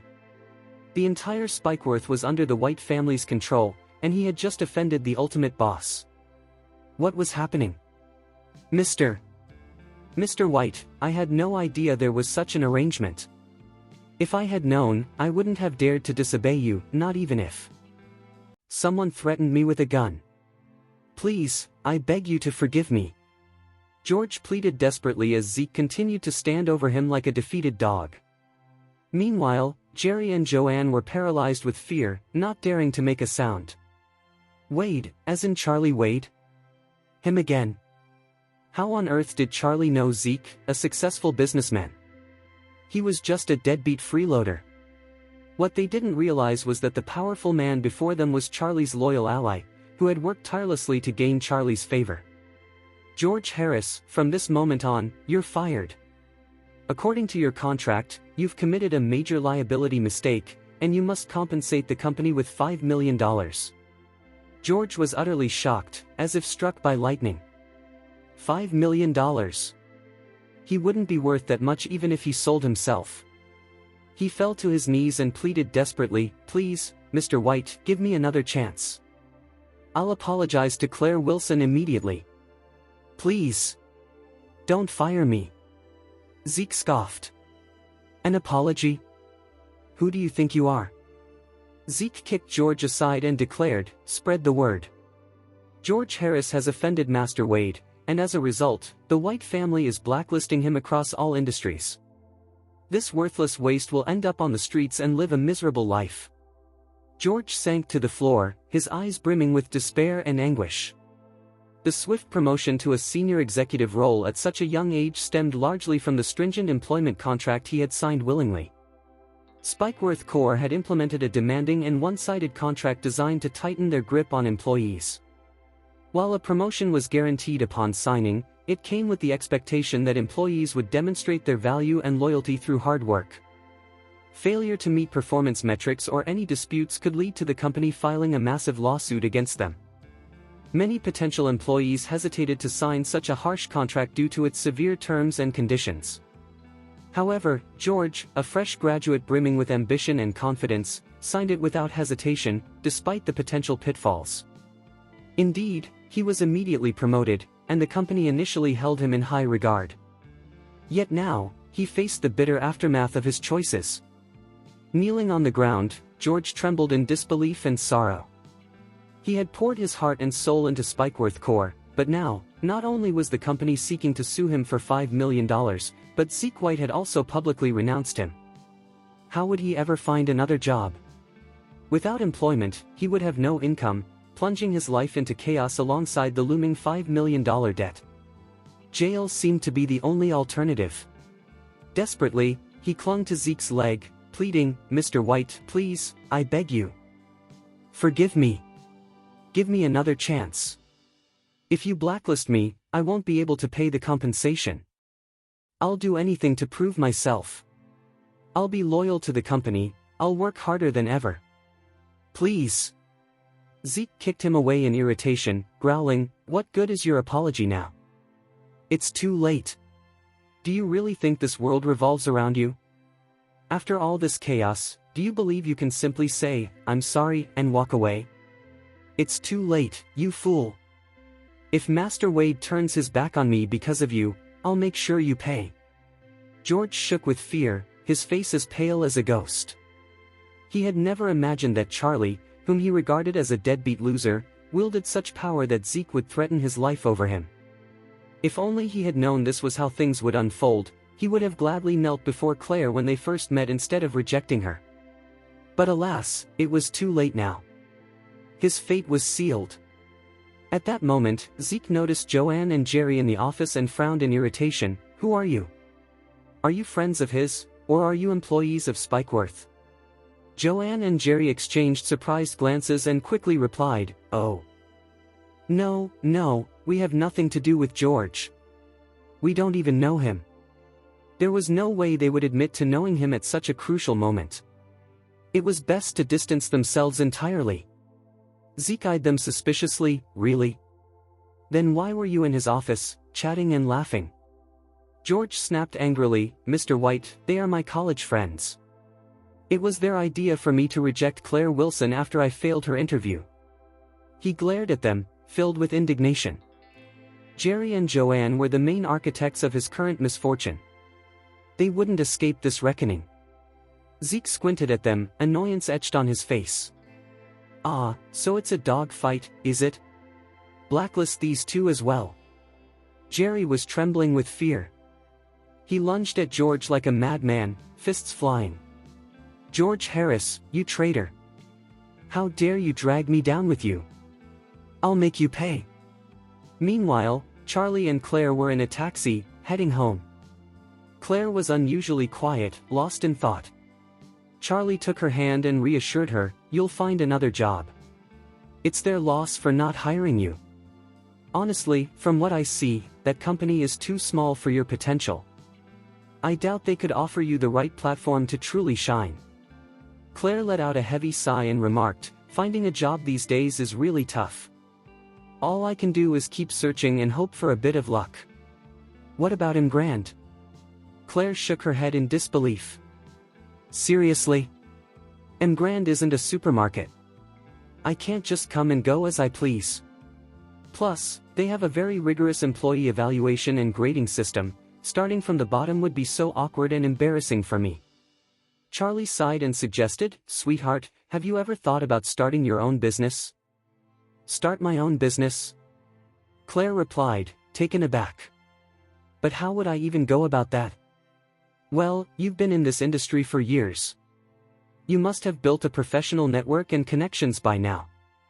I've noticed that Doris Young from the Grand Group seems to really like you. Plus, Zeke White is counting on me to help him navigate his luck. I believe he would support you as well."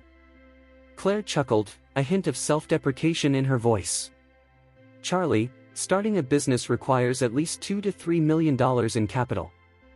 And we'd need additional funds to keep it running. Where would we get that kind of money? I can assist with the funding.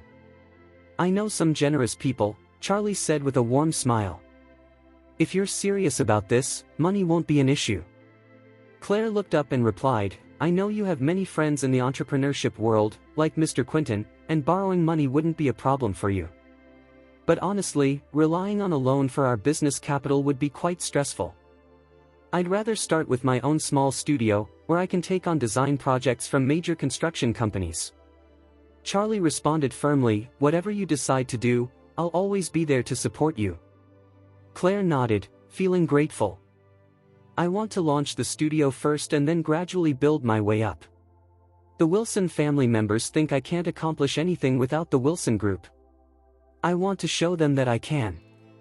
Charlie considered her words for a moment and then nodded with a gentle smile. "You have my complete support, but you must promise to share any work-related challenges with me. We'll tackle them together." In fact, you can hire me as a volunteer employee. While I may not have many skills, I can definitely help with driving and carrying your bags. All right. Claire nodded, touched by his offer. She knew she was taking a significant risk with this decision. Not working would mean losing her family's primary source of income. Even if she started a design studio, she would need to rent an office, purchase equipment, and more. All of this required substantial capital. Additionally, the Wilson Group had numerous projects with major construction companies in Orris Hill, and they might actively or passively block her from potential clients. However, with Charlie's unwavering support, she felt a surge of warmth and passion in her heart. Just as she was grappling with these complex emotions, Charlie said, "Sweetheart, go ahead and pursue your dreams. If things don't work out as you hope, I'll find a job to support us." Upon hearing this, Claire held her breath, feeling a rush of emotion as tears welled up in her eyes.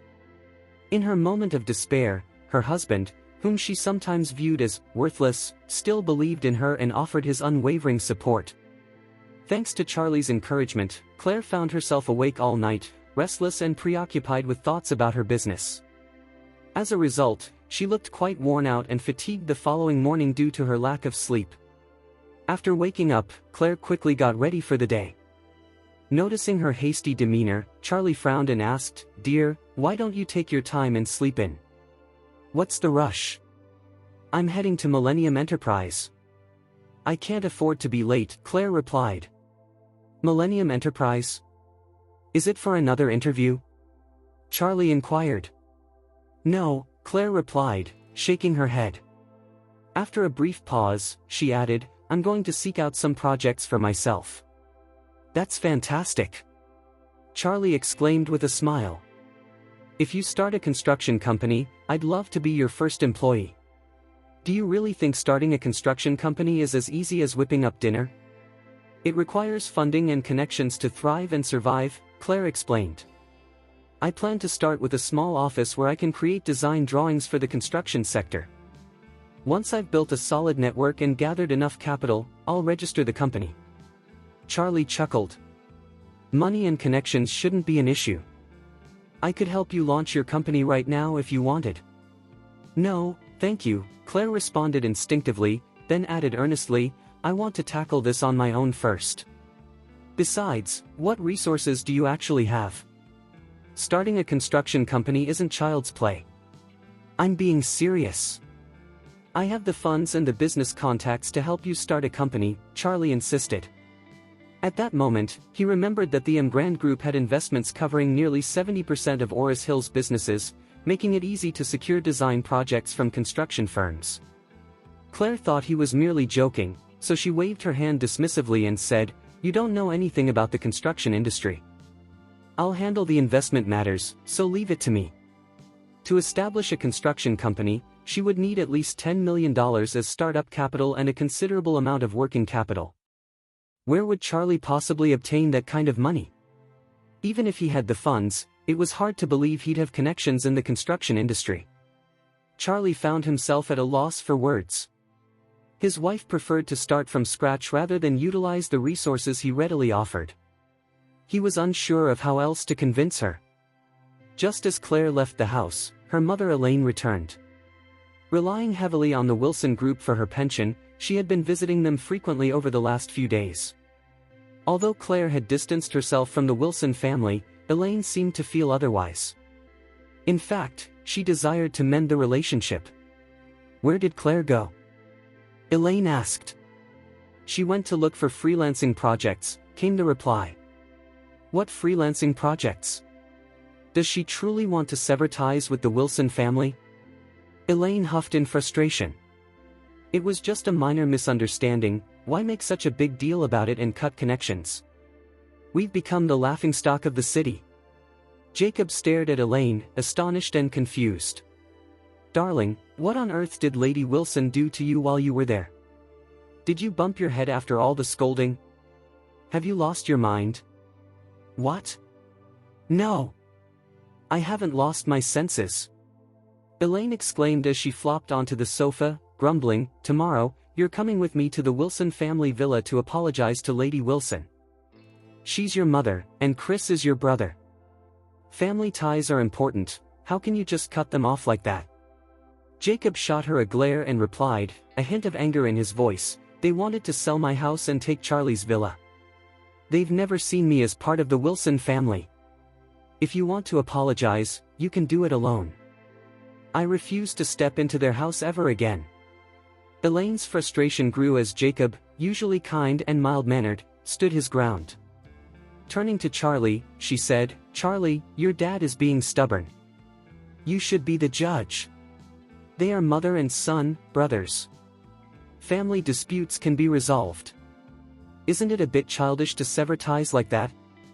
Plus, I rely on the Wilson group for my pension. See?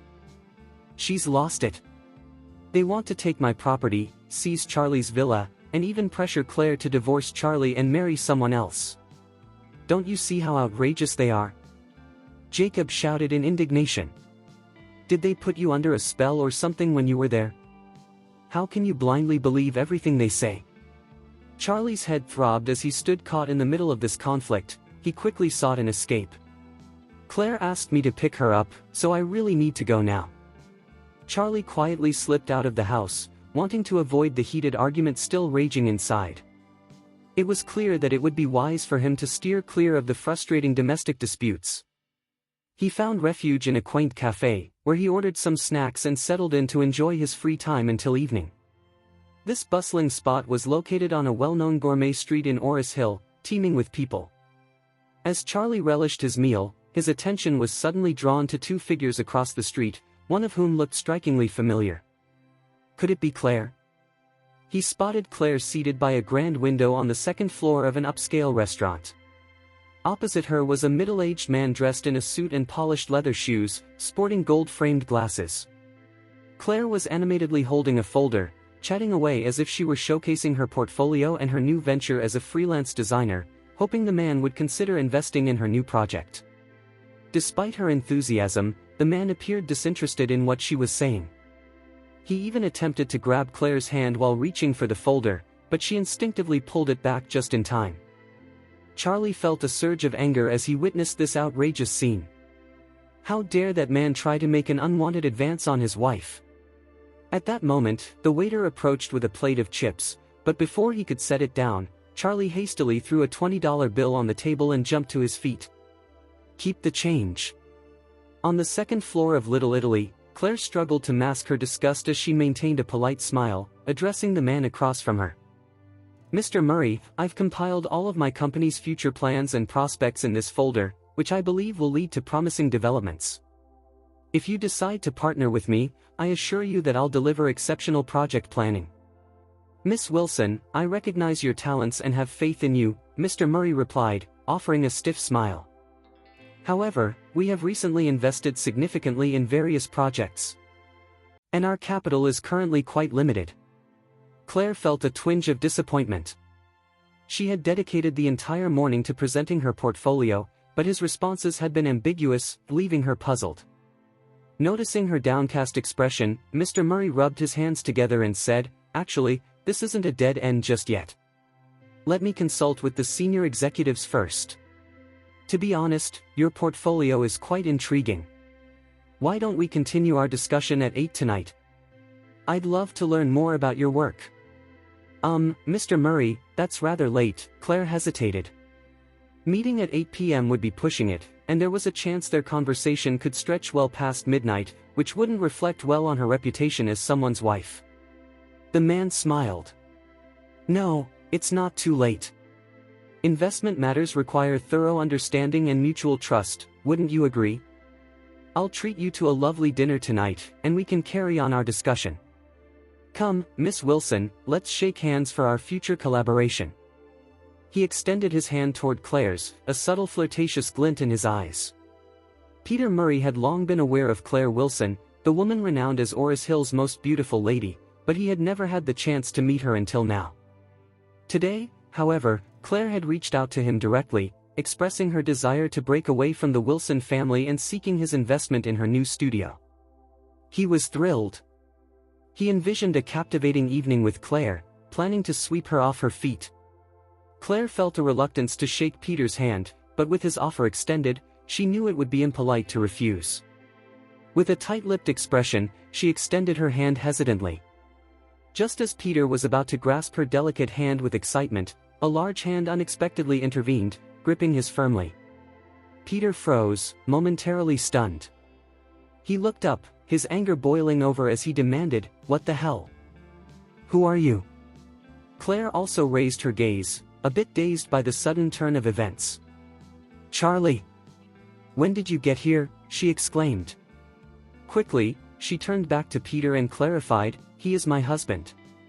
At the mention of husband, Peter's expression darkened, as if a storm cloud had settled above him.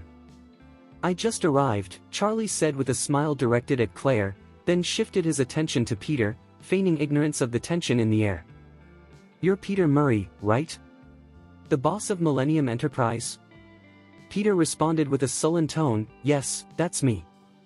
What's it to you?" "Nothing much. Just wanted to point out that you're quite the lecherous, dirty old man," Charlie replied, his tone dripping with mock sincerity. Annoyed, Peter tried to pull his hand away, but Charlie's grip felt unyielding, as if it were made of iron. Peter hissed in pain as the pressure increased, feeling like his bones might snap. "Hey, let go of my hand. This really hurts." Claire, aware of Charlie's strength, urged, "Charlie, please let go." Finally, Charlie released his hold, casting a knowing smile at Peter. Peter's face was twisted in discomfort as he glared at Charlie, then turned to Claire with irritation. "Tell your husband to leave. I'm not comfortable discussing business in front of outsiders." Claire hesitated for a moment before responding, "Charlie is my husband. He's aware of my plans, he's not an outsider." "Still, I prefer to keep significant discussions private," Peter retorted, glaring at Charlie as if he wished him to vanish. "Besides, he wouldn't understand what we're talking about anyway." Claire leaned in and whispered to Charlie, "Why don't you head home first? I'm here for official business." "It's fine, I'll wait," Charlie replied, settling down beside Claire. Peter's frustration grew as he watched Charlie sit close to Claire, their arms brushing against each other. He felt exasperated, having almost secured Claire's attention, only to be thwarted. With a dismissive snort, he said, "You're the live-in son-in-law of the Wilson family, aren't you? You do know how infamous you are in Oris Hill? Claire is working hard to support the family. We're discussing a potential collaboration, so please don't interfere and just leave." Peter's tone was blunt and disrespectful, reflecting his disdain for Charlie, and he was eager to have him gone. Many in their social circle were aware of the so-called deadbeat son-in-law of the Wilson family, and Peter lamented the fact that a woman like Claire was tied to someone he viewed as a leech. Charlie frowned at Peter's condescending tone, his gaze icy. "Claire? They were on a first-name basis now. She was not your wife, you jerk." Peter looked at Charlie with disdain. "Charlie, if you're a man, don't get in Claire's way. Can you even help her? Do you have the funds for her company? Can you secure her a contract for architectural drawings? If not, I suggest you find a job. You could be a deliveryman or a security guard. Don't just sit at home all day, suspicious of your wife like a pathetic loser." Claire felt a wave of anxiety wash over her as she listened to the ongoing conversation. She interjected, "Mr. Murray, Charlie contributes significantly at home. And please, refer to me as Miss Wilson, calling me by my first name feels quite unprofessional. What exactly does he do at home? Grocery shopping? Cooking? Laundry?" Peter scoffed sarcastically. "Claire, if your husband is struggling to find employment, my company is currently hiring security staff. You might want to suggest that to him." With a mocking smile, he continued, "Honestly, if I were you, I wouldn't have married a man without a stable job. I would have divorced him ages ago." Claire frowned, feeling disheartened by Peter's words, but before she could respond, an unexpected chill swept through her from beside her. Turning around, she saw Charlie rising with a smile. "Mr. Murray, your reputation certainly precedes you. Now that I have the pleasure of meeting you, I can confirm that your personality aligns perfectly with what I've heard." I have something to say to you, Mr. Murray. Peter's expression soured. What is it? He was certain that Charlie, the so-called loser, wouldn't dare confront him. Charlie leaned forward, hands on the table, and with a sly grin, declared, one can be useless or incompetent, but as a person, you must have moral standards. Without them, you're not human, you're just an animal. Then, without warning, he lifted the steaming mushroom soup that had just arrived and poured it over Peter's head, his face remaining eerily blank. Peter yelped in shock and pain, leaping up as the hot soup scalded his skin. Claire was taken aback by the chaos. She quickly regained her composure and called for the waiter to bring napkins. The scalding soup dripped down Peter's neck and soaked his clothes, leaving him drenched and splattered, with a piece of mushroom stuck to his glasses. He continued to howl in agony. The manager rushed over, accompanied by several waiters, all stunned by the spectacle. They hurried to clean up the mess. Frantically removing his glasses, Peter pointed at Charlie, shouting, "What the hell?" In a fit of rage, he pulled out his phone and made a call. "Hey, Willie, gather some guys and get to Little Italy right now. I need to teach this loser a lesson." Hearing the phone call, Claire quickly turned to Peter, apologizing, "Mr. Murray, I'm really sorry. My husband was just a bit upset, cut the nonsense. He threw soup all over me. I'm going to make him kneel before me today." Peter stormed. Claire quickly turned to Charlie, urging, "Please step outside for a moment, let me explain this to Mr. Murray." "Forget him, let's leave." Charlie reached out, trying to take Claire's hand. Instead, she frowned and pushed him away, exasperated. "Mr. Murray is the head of Millennium Enterprise. He holds considerable influence in Oris Hill's construction industry. He has connections everywhere, including legal and even shady circles. Not only might I lose his investment, but some situations can't be resolved by sheer strength." "It's just a small company, I don't care," Charlie retorted. "A small company?" Claire rolled her eyes in disbelief. In the civil engineering sector of Oris Hill, Millennium Enterprise ranked among the top 5, far surpassing the Wilson Group in size. Worried that Charlie might provoke Mr. Murray even more, her expression turned icy as she insisted, "Charlie, I'll handle this. Please wait for me outside." Charlie opened his mouth, intending to speak, but when he saw the fury etched on Claire's face, he decided against it and walked out of the restaurant. How dare the head of a small company act so arrogantly in front of him? Hadn't he decided to take a chance with his luck? It was infuriating that Claire had to tread lightly around that jerk. Didn't she realize that her husband was the most powerful person in the room? In that moment, Charlie felt an overwhelming urge to disclose his true identity to Claire. He longed for her to understand that there was no need for her to worry about their future or to endure bullying from a petty boss of an insignificant company. Yet, he restrained himself from speaking the words that hung on his lips. Revealing his true self would mean acknowledging the Wade family and returning to their fold. No, he refused to go back. Standing outside the restaurant, Charlie glanced up at the second floor before pulling out his phone to call Stephen, the butler for the Wade family. "Look into the background and details of Millennium Enterprise, including their clients and recent projects," he instructed. Stephen's polite voice echoed from the other end. "Young Master, Millennium Enterprise's main clients are primarily small businesses associated with the Wade family. This year, they've also handled some real estate projects for the Grand Group." "Is that so?" Charlie scoffed. It turned out that Peter Murray was just a nobody, scraping by on the scraps left by him. Charlie couldn't help but chuckle at the thought.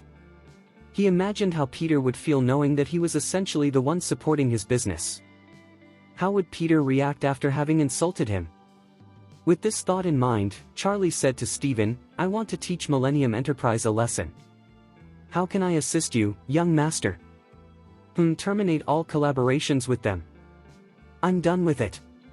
"Oh, has the company upset you in some way? Would you like me to handle their boss directly? I can make him disappear instantly." Charlie laughed lightly. No. We live in a civilized society. There are far more effective ways than resorting to violence. If you eliminate him, How would he ever feel the consequences? I want him to face bankruptcy and lead a miserable life from now on. Understood, young master. Please allow me a few moments to take care of it. For Stephen, orchestrating the downfall of Millennium Enterprise was as easy as crushing an ant. After ending the call, Charlie glanced back at the restaurant. Claire was still apologizing to Peter, who lounged in his chair like an arrogant dog, muttering something under his breath. He was likely cursing Charlie at that very moment. Charlie settled on the roadside, waiting casually for his wife to join him. In his simple t-shirt and jeans, Charlie blended in with the crowd, appearing to be just another passerby. Yet, this seemingly ordinary man had the power to reduce the well-known boss of Oris Hill to a beggar with just one phone call.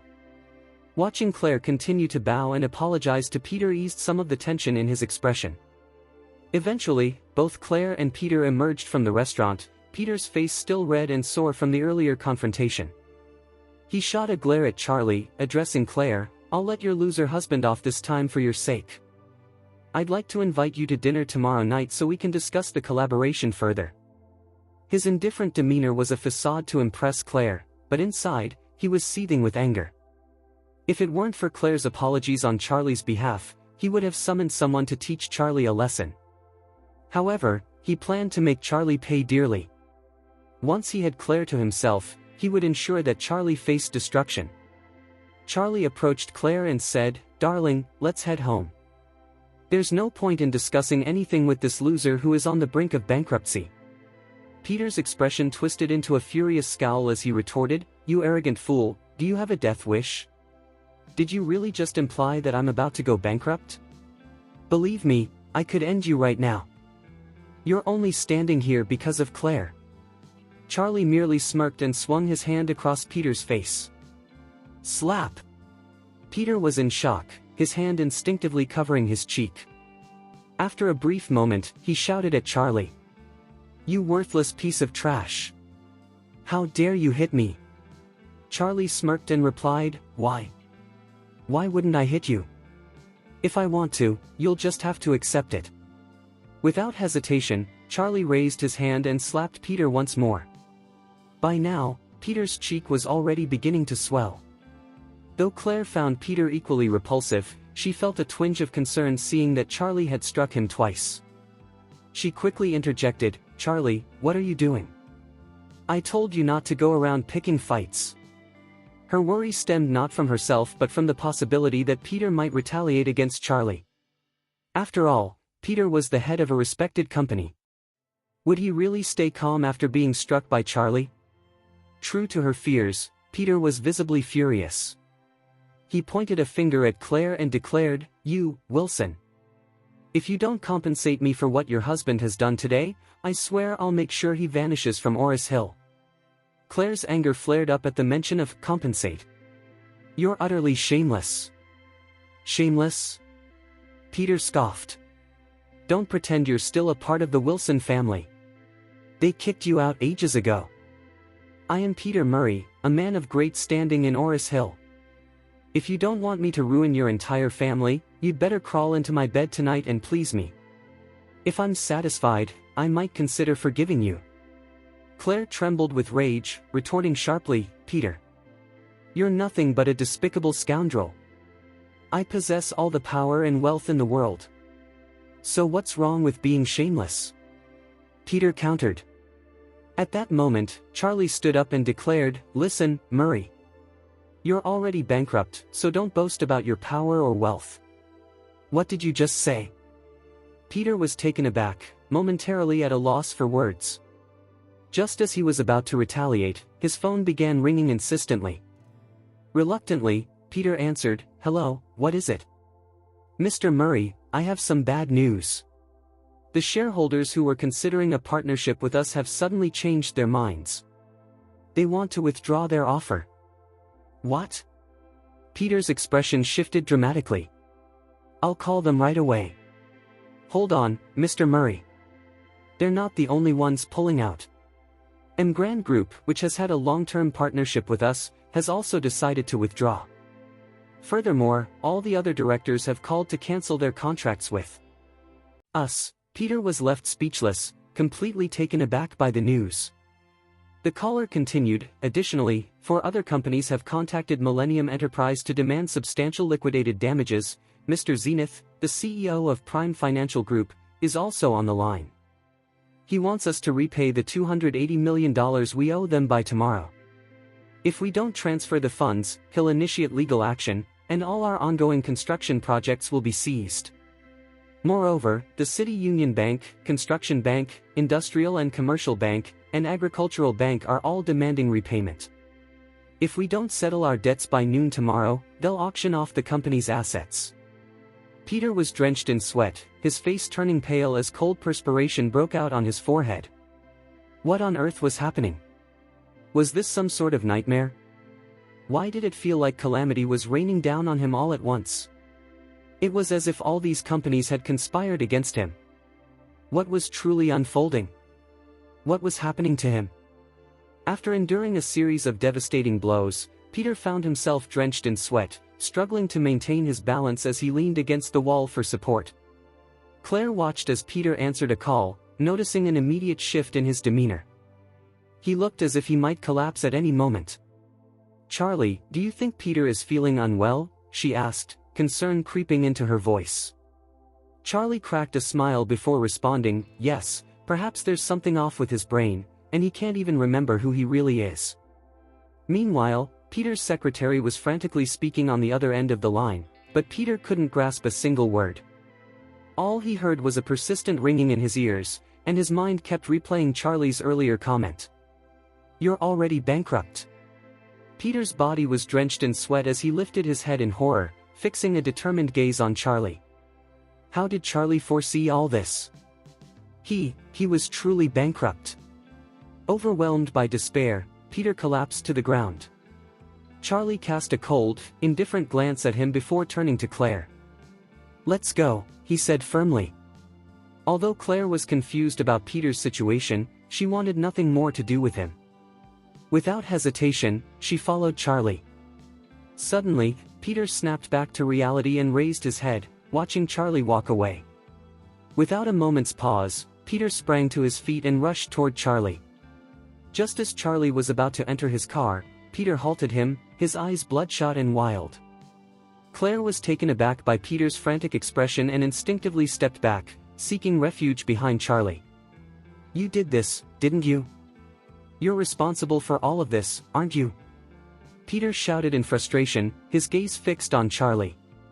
Charlie merely glared back and barked, "Go away." His voice was sharp and cold, as if scolding a dog. Onlookers exchanged bewildered glances, murmuring among themselves. "Oh my! Isn't that the boss of Millennium Enterprise? What audacity for a casually dressed young man to yell at Mr. Murray in public! Is he out of his mind?" Yet, as the crowd continued to watch, Peter suddenly knelt before Charlie, tears streaming down his face as he pleaded, "Mr. Wade, please spare me. I know I was wrong. Just let me off this time." The crowd fell silent, astonished at the sight before them. The head of Millennium Enterprise, Peter Murray, was actually kneeling before an ordinary young man. Claire stood frozen, unable to believe her eyes as Peter humbled himself before Charlie. "Mr. Wade, I know I've made mistakes. I deserve to suffer. I shouldn't have had any negative thoughts about Claire. I'll change, and I promise never to do it again. Please forgive me and allow me a way out.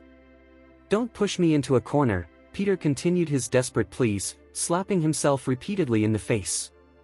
Charlie maintained a stoic expression, watching as Peter struck himself at least a dozen times. When Peter's lips began to bleed, Charlie responded coolly, "Mr. Murray, I have no idea what you're talking about. Mr. Wade, Millennium Enterprise is in ruins. I'm completely broke and owe hundreds of millions of dollars. I'll never be able to repay this debt, not even in my next life."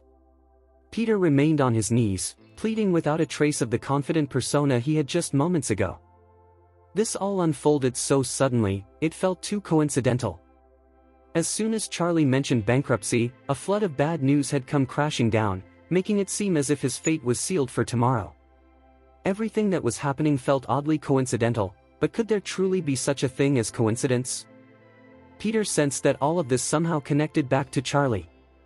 With that realization, he found himself kneeling before Charlie, no longer concerned about his own dignity. Claire, unaware of what had transpired during Peter's phone call, was taken aback. "Peter, isn't your company doing well? What are you talking about?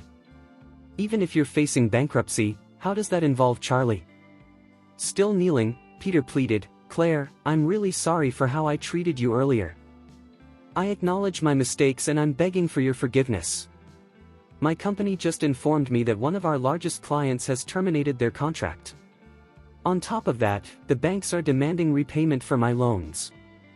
I'm finished, please, could you say something nice to Mr. Wade? I don't know how I can survive otherwise."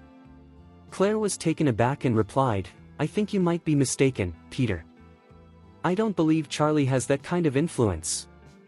Charlie responded calmly, "Peter, every action has its consequences. Asking me for help won't do you any good. You need to reflect on your actions." With that, Charlie helped Claire into the car before getting in himself. As Charlie drove away, Peter remained on his knees at the roadside, his expression blank. A crowd had gathered, watching him with a mix of curiosity and shock. They began to whisper among themselves, but Peter was beyond caring. Once a highly esteemed and successful individual, he now faced the grim reality of becoming a beggar on the streets, if he could even manage that. In fact, he had no money and owed hundreds of millions in damages. Suddenly, Peter's phone rang again, and his assistant's frantic voice came through the line. "Mr. Murray, the loan shark has called to inform us that their interest rates will skyrocket tenfold, and they expect repayment tomorrow. If you can't pay, they threaten to chop off your right hand. Also, the landlord of our office building just called. He's raised the rent 20-fold, and if we don't accept, we'll be evicted tomorrow." "Mr. Murray," Peter dropped his phone and stared blankly at the ground. After a few moments, he suddenly shouted, "Oh my God! Who did I offend?" Frantically, he pounded the ground with his fists and began banging his forehead against it, causing blood to flow. Overwhelmed by the crushing weight of his situation, Peter suffered a mental breakdown. He started foaming at the mouth, his eyes rolled back in his head, and he collapsed. Meanwhile, Charlie maintained a calm demeanor as he drove. Claire, deep in thought, began to feel something was off. She turned to Charlie and asked, "What did you do to Peter? He seemed terrified of you." Charlie replied nonchalantly, "I didn't do anything to him. I was just waiting for you outside. The way he is now likely stems from all the enemies he's made throughout his life. He has no one to blame but himself." Though still a bit skeptical, Claire found some sense in Charlie's words. It seemed likely that Peter had crossed paths with someone powerful, and now he was deflecting the blame onto Charlie. Feeling a mix of frustration and indignation, she said, "Honestly, Peter is shameless. He deserves to go bankrupt." Charlie smiled, agreeing with her sentiment. Peter had brought this upon himself. Bankruptcy seemed a fitting consequence for his actions. Otherwise, he would continue to misuse his influence over others. Claire sighed and said, "Looks like I'll need to find a new business partner for our collaboration." Hearing her words, Charlie made a mental note to tell Doris to ensure the Grand Group provided ample collaboration opportunities for Claire's studio. Upon arriving home, Claire was still discussing her studio's future plans with Charlie. As they entered the house, Jacob approached them, rubbing his hands together nervously. He glanced at them awkwardly before speaking. Claire, your mother wants you to return to work for Wilson Group tomorrow." "What?" Claire exclaimed, shock written all over her face. Charlie frowned and asked, "Didn't we agree to cut ties with the Wilson family?" "Oh." Jacob looked embarrassed and explained, "I'm not sure what's going on with your mother, but she's insisting that you go back to Wilson Group." "So," before Jacob could finish, Claire interrupted angrily, "Mom. The Wilson family mistreated my father and even tried to take Charlie's villa from us. Why should we return to work for them?" When Claire confronted her, Elaine, Charlie's mother-in-law, lost her temper. "You are still part of the Wilson family, no matter what. Your grandmother has already apologized to me and acknowledged that she acted out of confusion. She said Harold was the one who stirred the trouble, and she has punished him severely. What more do you want?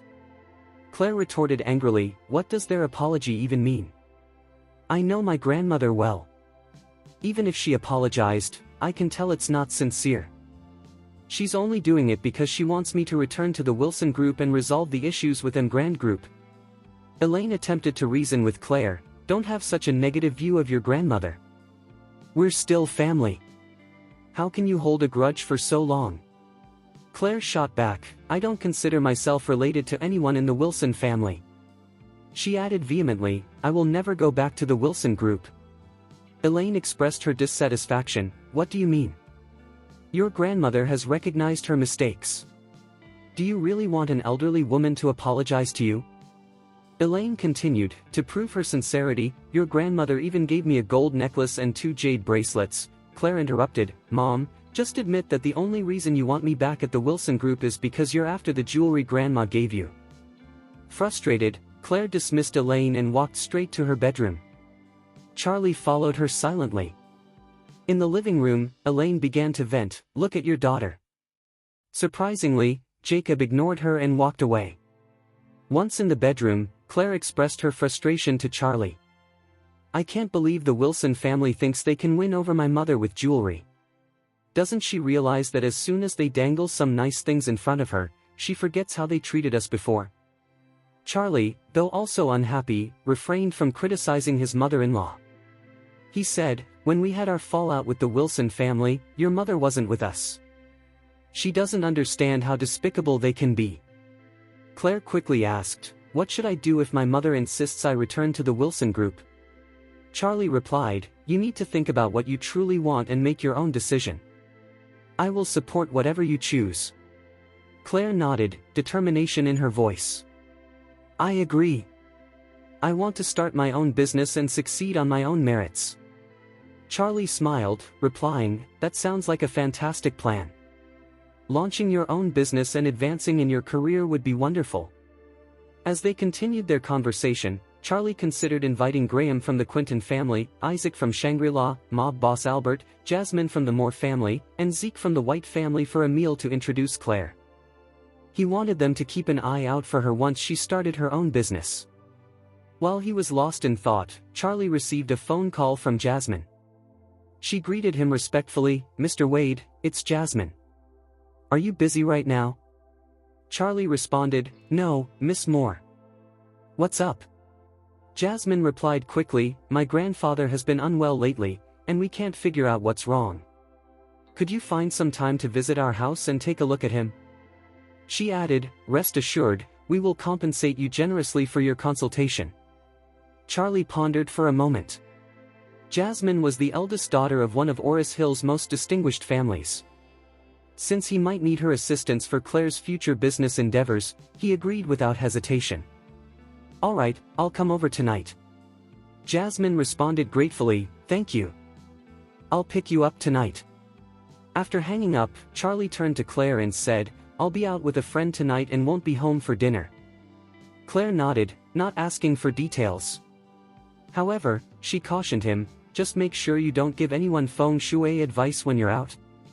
Otherwise, you might get into trouble if they accuse you of lying. Charlie smiled and reassured her, don't worry, Claire. I know what I'm doing. Later that evening, Jasmine made her way to pick up Charlie. As she approached him, Jasmine respectfully clasped her hands and said, Mr. Wade, I truly apologize for the trouble. Charlie smiled gently in response, saying, Miss Moore, there's no need to be so formal. Noticing a sparkling diamond necklace around Jasmine's neck, Charlie curiously inquired, isn't that the diamond necklace you lost before? Jasmine eagerly nodded and replied, yes, it is. This necklace was a gift from my mother before she passed away, and it means more to me than anything else. I am incredibly grateful to you, Mr. Wade, because without your help, I would never have gotten it back. Charlie smiled back, saying, Jasmine, you have a special connection to that necklace. Even if I hadn't intervened, it would have eventually found its way back to you. Understanding that Charlie was being modest, Jasmine quickly responded, Mr. Wade, it's rare to see someone as skilled as you remain so humble and low profile. Charlie chuckled and said, Jasmine, there's no need for flattery. Let's get down to business." Jasmine nodded enthusiastically and said, "All right, Mr. Wade. Please, step into the car."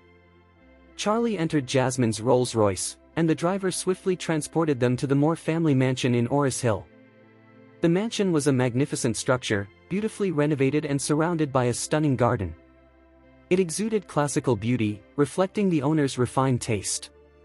The property was expansive, clearly indicating the immense wealth of the Moore family, especially in a place like Orris Hill. As Charlie followed Jasmine through the courtyard, he entered the living room to find a well-dressed young man in a suit, accompanied by an older gentleman and a younger girl. "Sister, who is this?" The handsome young man eyed Charlie with suspicion. "This is Mr. Wade," Jasmine said, maintaining her composure despite her unease. "Charlie, meet my cousin, Reuben." "Hello," Charlie greeted with a nod. "Mr. Wade?" Reuben scrutinized Charlie from head to toe, then retorted sarcastically, "Sister, did you really invite this so-called master? Who looks younger than me to examine Grandpa? Isn't that a bit absurd?" Charlie felt a flicker of annoyance at Reuben's words. On their way to the mansion, Jasmine had informed Charlie that her grandfather was gravely ill, with his life hanging by a thread.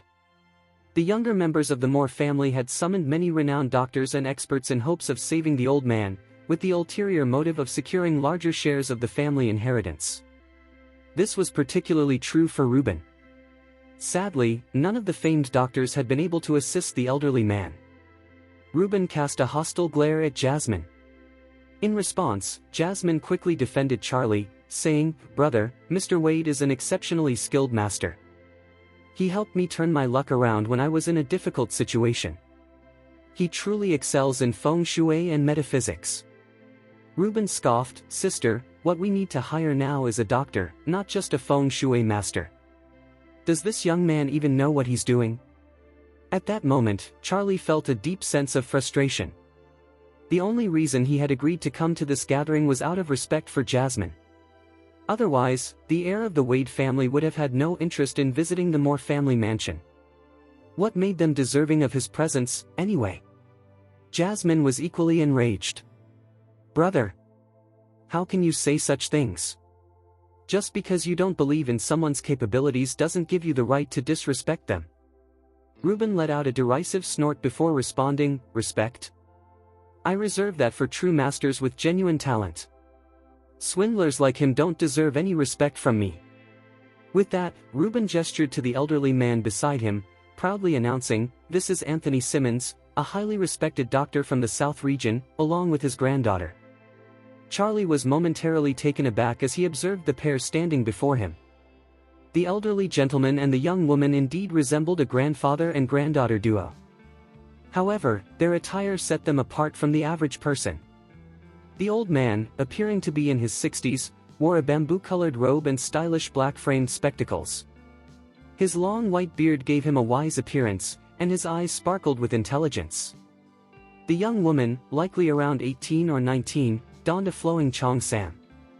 Her short hair framed her face, and her bright eyes seemed to glimmer under the light. She had a radiant smile with perfectly white teeth and exuded an air of cold mystery. Charlie couldn't help but notice the young woman's striking looks, especially since in Orris Hill, few could rival the beauty of Claire. In comparison to Claire, the young woman's gaze was sharper, and she carried a hint of arrogance. When Anthony noticed Charlie's gaze, he nodded slightly, while the young woman ignored him entirely, maintaining her haughty demeanor. Suddenly, Reuben turned to Jasmine and said, "Sister, this young man you're calling a master looks like he's barely in his 20s. He probably doesn't even understand the concepts of yin and yang, let alone the 5 elements. Who gave him the nerve to call himself a master?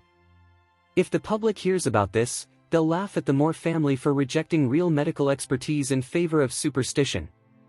Reuben's words were a relentless assault on Charlie, leaving him confused as to why he was being portrayed as a fraud. Then, Reuben clasped his hands and bowed slightly to the old man.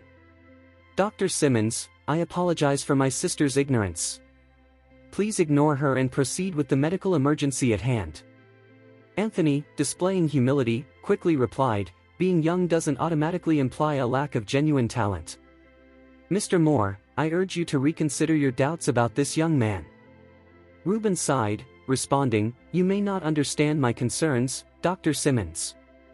My sister has been deceived a couple of times recently." Jasmine's expression shifted instantly as she exclaimed, "Brother, what are you implying?" Reuben shot back, "Did I say anything incorrect? I've heard that you were duped by a so-called feng shui expert from Hong Kong named Master Leonard. Is that true or not?"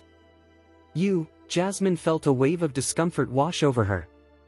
She had to admit that her encounter with Master Leonard was indeed a mistake. She never anticipated being conned by a fraud from Hong Kong. Thankfully, Charlie was there to prevent her from facing dire consequences. However, Reuben was unaware of Charlie's true abilities, which gave him the audacity to speak ill of him. Reuben turned his attention back to Charlie. "Young man, I don't know how you managed to fool Jasmine or what you've told her, but I won't allow you to deceive the Moore family. Dr. Simmons comes from a lineage of distinguished doctors, while you're just a young man who likely doesn't know what he's doing. I suggest you leave now before you get yourself into trouble." Jasmine's face darkened, and she found it difficult to counter Reuben's claims. After all, Charlie was indeed very young, making it hard for her to convince others of his expertise. In truth, she doubted she would have believed in Charlie's skills had she not witnessed them firsthand.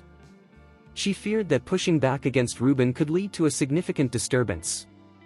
Despite the tension, Charlie remained unfazed. With a calm smile, he responded to Reuben, "Ha ha ha. No need to worry about me. I'll stand aside and watch how Dr. Simmons saves lives with his healing hands. All right then, since you understand your own place." At that moment, a middle-aged man stepped forward, exclaiming, "Jasmine. Reuben. I'm afraid your grandfather isn't going to make it." Anthony quickly inquired, "Where's the old man? Please take me to him so I can assess his condition." "He's in his room at the back of the house." "Follow me," Reuben replied, moving ahead to guide Anthony and his granddaughter to the grandfather's side. Jasmine urgently signaled for Charlie to come along with them. The group soon found themselves in an opulent, vintage bedroom at the rear of the house, where they saw a frail old man resting on a bed made of exquisite yellow rosewood. The old man appeared very weak, his face drawn, and his brows furrowed, suggesting he was in significant pain. Anthony quickly assessed the situation, saying, "The old man is in critical condition. Please allow my granddaughter and me to begin treatment right away. Dr. Simmons, please proceed with treating my grandfather," Reuben urged. Anthony nodded, but instead of treating the old man himself, he positioned himself at the bedside, signaling for the young woman to take the lead. The young girl placed a bag of silver needles on the bedside table before starting to insert the needles into the old man with precision. Her acupuncture skills were remarkable, likely surpassing those of seasoned physicians with decades of experience. This proficiency gave the Moore family confidence in her ability to treat their patriarch. Not only was the young girl strikingly beautiful and charming, but she also demonstrated great skill and attention to detail in her acupuncture practice. As a result, Charlie was deeply impressed by both her outer beauty and her inner qualities. He could easily recognize her expertise from the way she deftly handled the needles during the treatment. According to the apocalyptic book, Taoism encompasses 5 branches: mountain, medicine, life, phase, and divination. Within these branches, there is a cultivation of Reiki that enhances the energy of the practitioner. At a glance, Charlie could tell that Anthony and his granddaughter were descendants of the mountain branch. This branch primarily focuses on medical skills. Practitioners start by learning the fundamentals of medicine before embarking on martial arts training, ultimately blending both disciplines. However, despite being practitioners of this lineage, Anthony and his granddaughter remained human with mortal limitations. All mortals can only harness a certain level of Reiki. In contrast, Charlie had been reborn through the reincarnation of spiritual energy, which elevated his physical capabilities beyond those of an ordinary human. While the spiritual energy developed through Taoism may seem similar to the Reiki within Charlie, a significant distinction exists between the two. In simpler terms, the difference can be likened to that between coal and diamond. Though both share similar origins, they are fundamentally different. Coal serves as a basic material with limited energy at a low cost, whereas diamonds possess immense energy and can be valued thousands of times more than coal.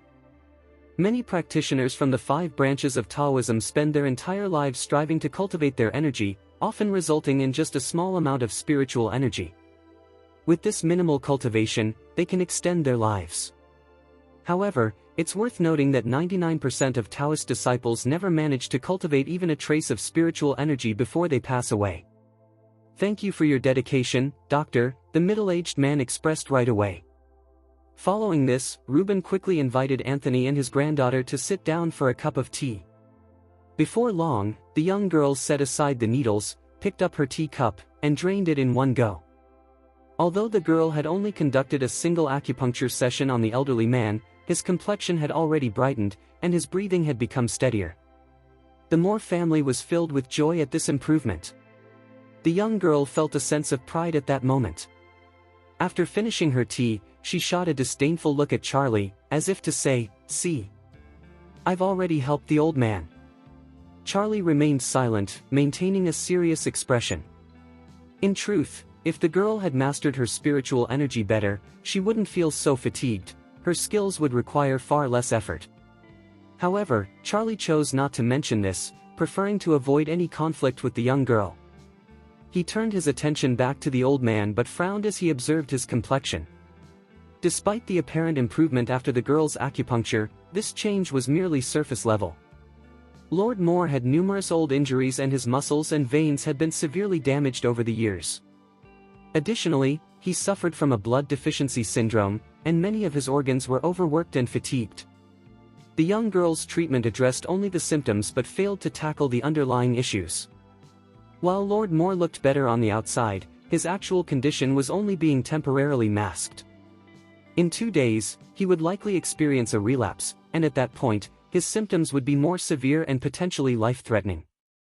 The so-called genius young doctor had merely extended his life by an additional 2 to 3 days. Seeing this, Charlie realized he needed to act swiftly. He approached the bedside, picked up a silver needle, and said, "The old man has an underlying condition that needs attention. Please allow me to perform acupuncture on him." Upon witnessing Charlie's intention to treat the old man, the middle-aged man was taken aback, wanting to intervene. However, he found himself frozen in place as he observed Charlie's adept handling of the situation.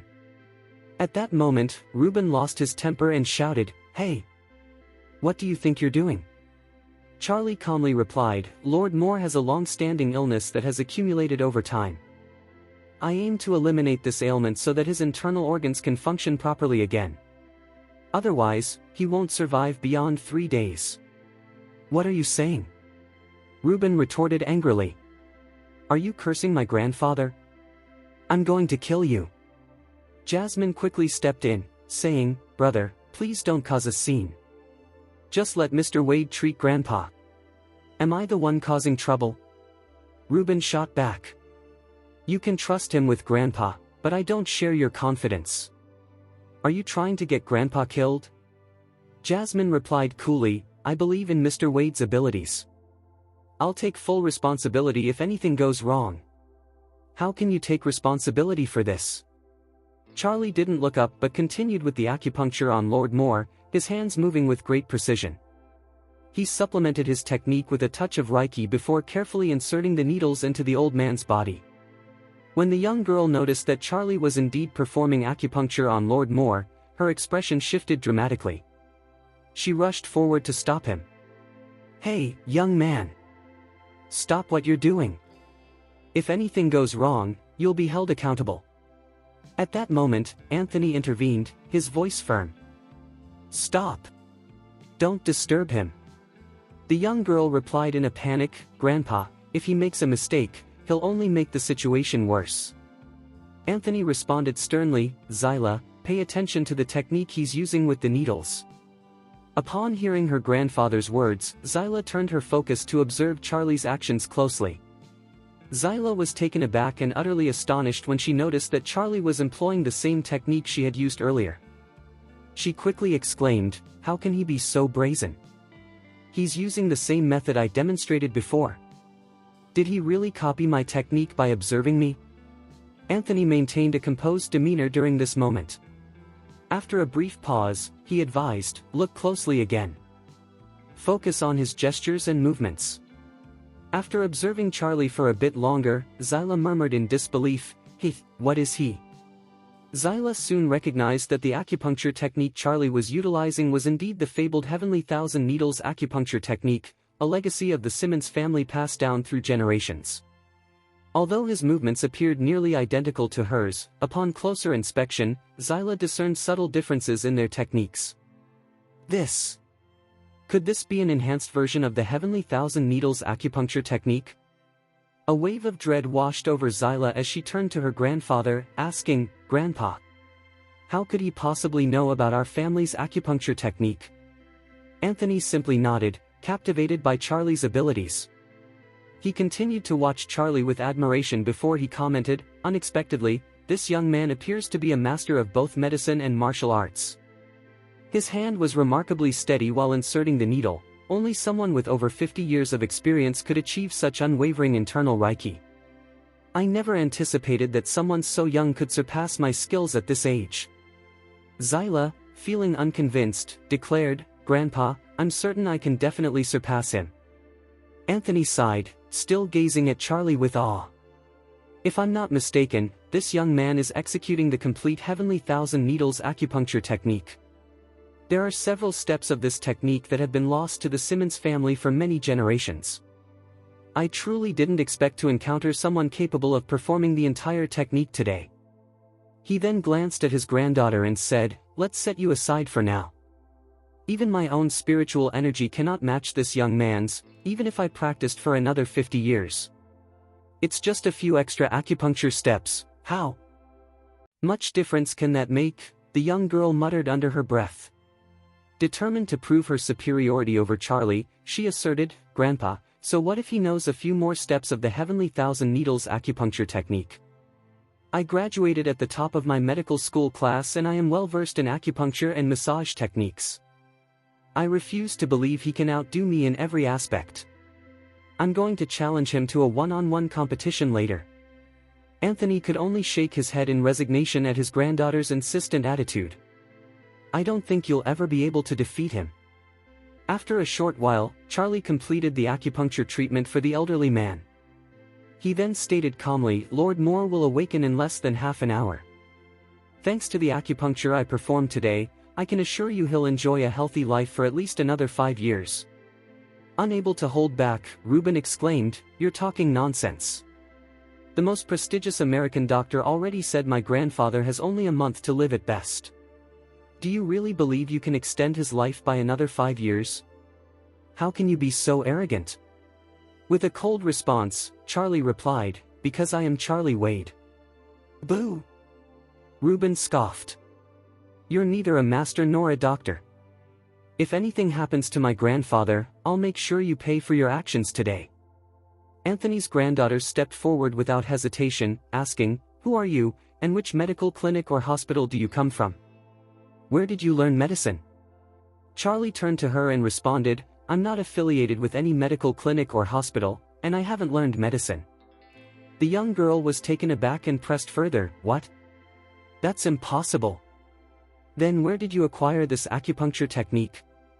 With a smile, Charlie replied, "That's a personal matter, and I prefer not to discuss it."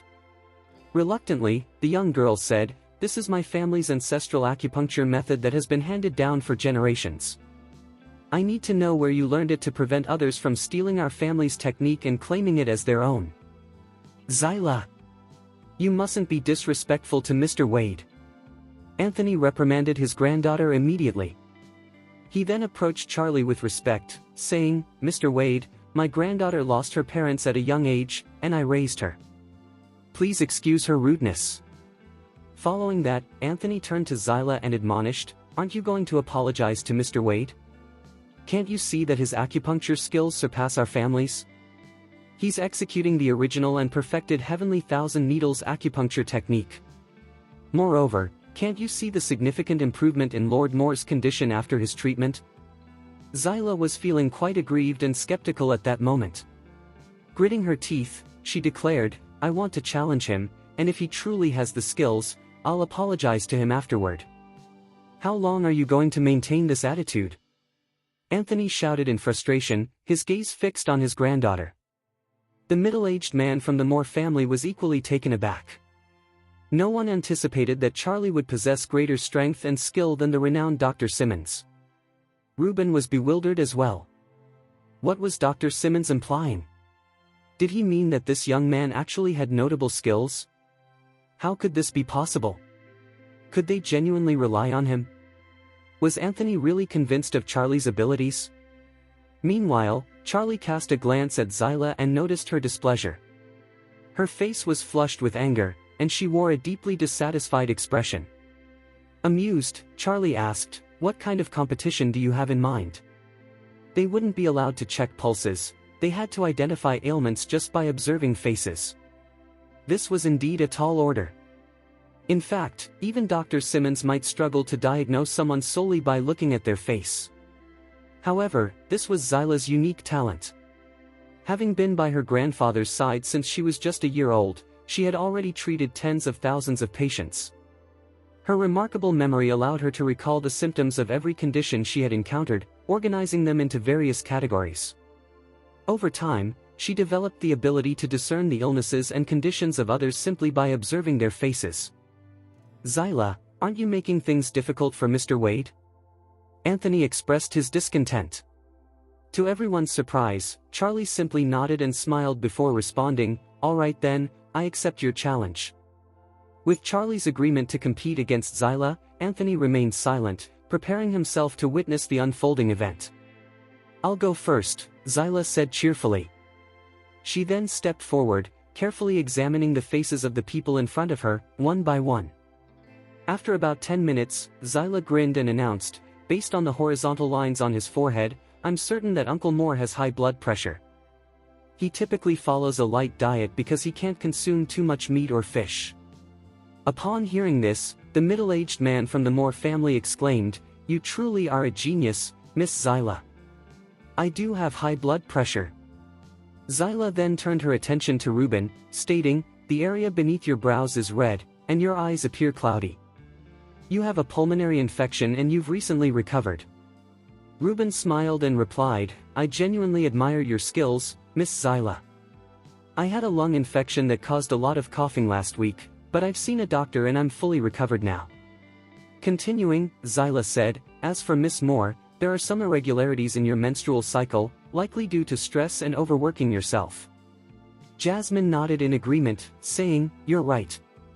Zyla accurately pointed out each individual's ailments and symptoms, leaving everyone pleasantly surprised and praising Anthony for his granddaughter's exceptional training.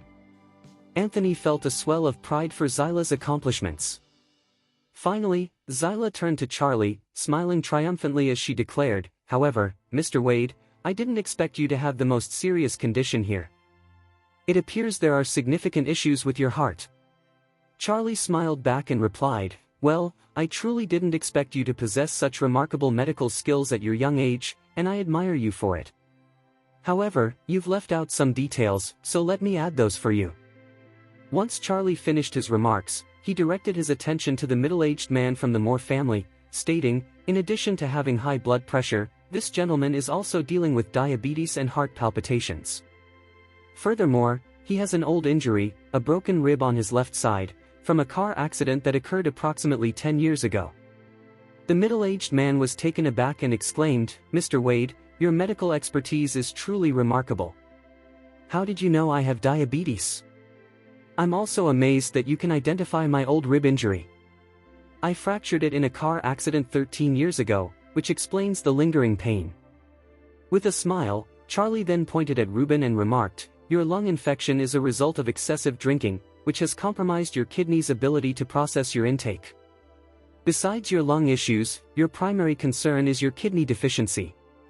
It's crucial that you get your kidneys examined." Feeling embarrassed, Reuben quickly retorted, "Who do you think you are? My kidneys are functioning perfectly." Reuben was clearly unconvinced by Charlie's claims about his kidney health. Moreover, he would never concede to having any weakness, even if it were true. Charlie looked at Reuben and continued, "Your kidney deficiency is indicative of declining renal function. If you neglect this issue, your kidney function will deteriorate over time. This could not only impact your kidney health but also lead to uremia. I urge you to set aside your pride and consult a doctor at the hospital. The sooner you seek help, the better your chances for recovery, otherwise, you might end up needing a kidney transplant. Reuben was infuriated and about to argue back, but the middle-aged man intervened to stop him. Turning his attention to Jasmine, Charlie said, "Miss Moore, your health issues stem from that dragon encapsulation formation in your room. Although you've been experiencing irregular menstrual cycles, I believe your menstruation started last night, and everything is back to normal now. You can relax, as after this cycle, the irregularities you faced should resolve, and your periods will become more regular in the future." Jasmine was astonished and somewhat embarrassed. How did Charlie know that her menstruation began last night? Was his ability truly that exceptional? Zyla was equally surprised by Charlie's insights into their hidden ailments just by looking at their faces. She found it hard to believe, questioning, how could he pinpoint their issues without even checking their pulses? Was it merely a stroke of luck? Zyla gently bit her lip and asked, "So, Mr. Wade, was I correct in saying you have a heart condition? Is that what you think?" Charlie responded with a smile. He then extended his hand and added, "Dr. Simmons, would you kindly check my pulse?" Anthony hesitated briefly before placing his fingers on Charlie's wrist. After a moment, he withdrew his hand and glared at Zyla, saying, "What are you talking about? You're embarrassing yourself. I demand you apologize to Mr. Wade immediately." Zyla replied defensively, "Grandpa, did I say anything incorrect?" Anthony sighed, shaking his head. "Why don't you check his pulse yourself and determine whether Mr. Wade has the heart condition you claim?" "You're mistaken." "What?" Zyla was in disbelief. She had never made a misdiagnosis in her decade-long career. How could she be wrong now? Zyla approached Charlie and extended her hand to check his pulse. After examining him, she was dumbfounded, her face turning red with embarrassment. Charlie's heart was perfectly healthy. How could he possibly be suffering from any heart condition? Was he intentionally pretending to have a weak heart to make a fool of her? If he truly possessed the ability to disguise the signs of illness, then it indicated he had remarkable control over his Reiki. If that were the case, this man was nothing short of extraordinary. Moreover, Zyla couldn't even identify the other ailments Charlie had diagnosed, which clearly demonstrated his medical skills surpassed hers. Even her grandfather couldn't compare to him. How could he possess such remarkable abilities at such a young age? Zyla finally grasped the meaning behind Charlie's words. When Charlie indicated that she had overlooked certain details, it became clear just how significant that was. At this moment, Anthony was equally taken aback. He noticed that Charlie was intentionally regulating his internal breath, deliberately reversing the flow of his spiritual energy to create the appearance of having a heart disease. This was what had misled his granddaughter. However, reversing the flow of Reiki within one's body could lead to intense pain and discomfort. Yet, Charlie not only managed to control the flow of Reiki within himself but did so in a calm and composed manner, seemingly unaffected by any pain. It was as if he had been honing his skills for 50 to 100 years. Anthony recognized that Charlie was indeed a master in his field. Meanwhile, his granddaughter continued to provoke Charlie. Fortunately, Charlie maintained his composure. If he had chosen to respond with anger, Anthony feared that neither he nor Zyla would stand a chance against him.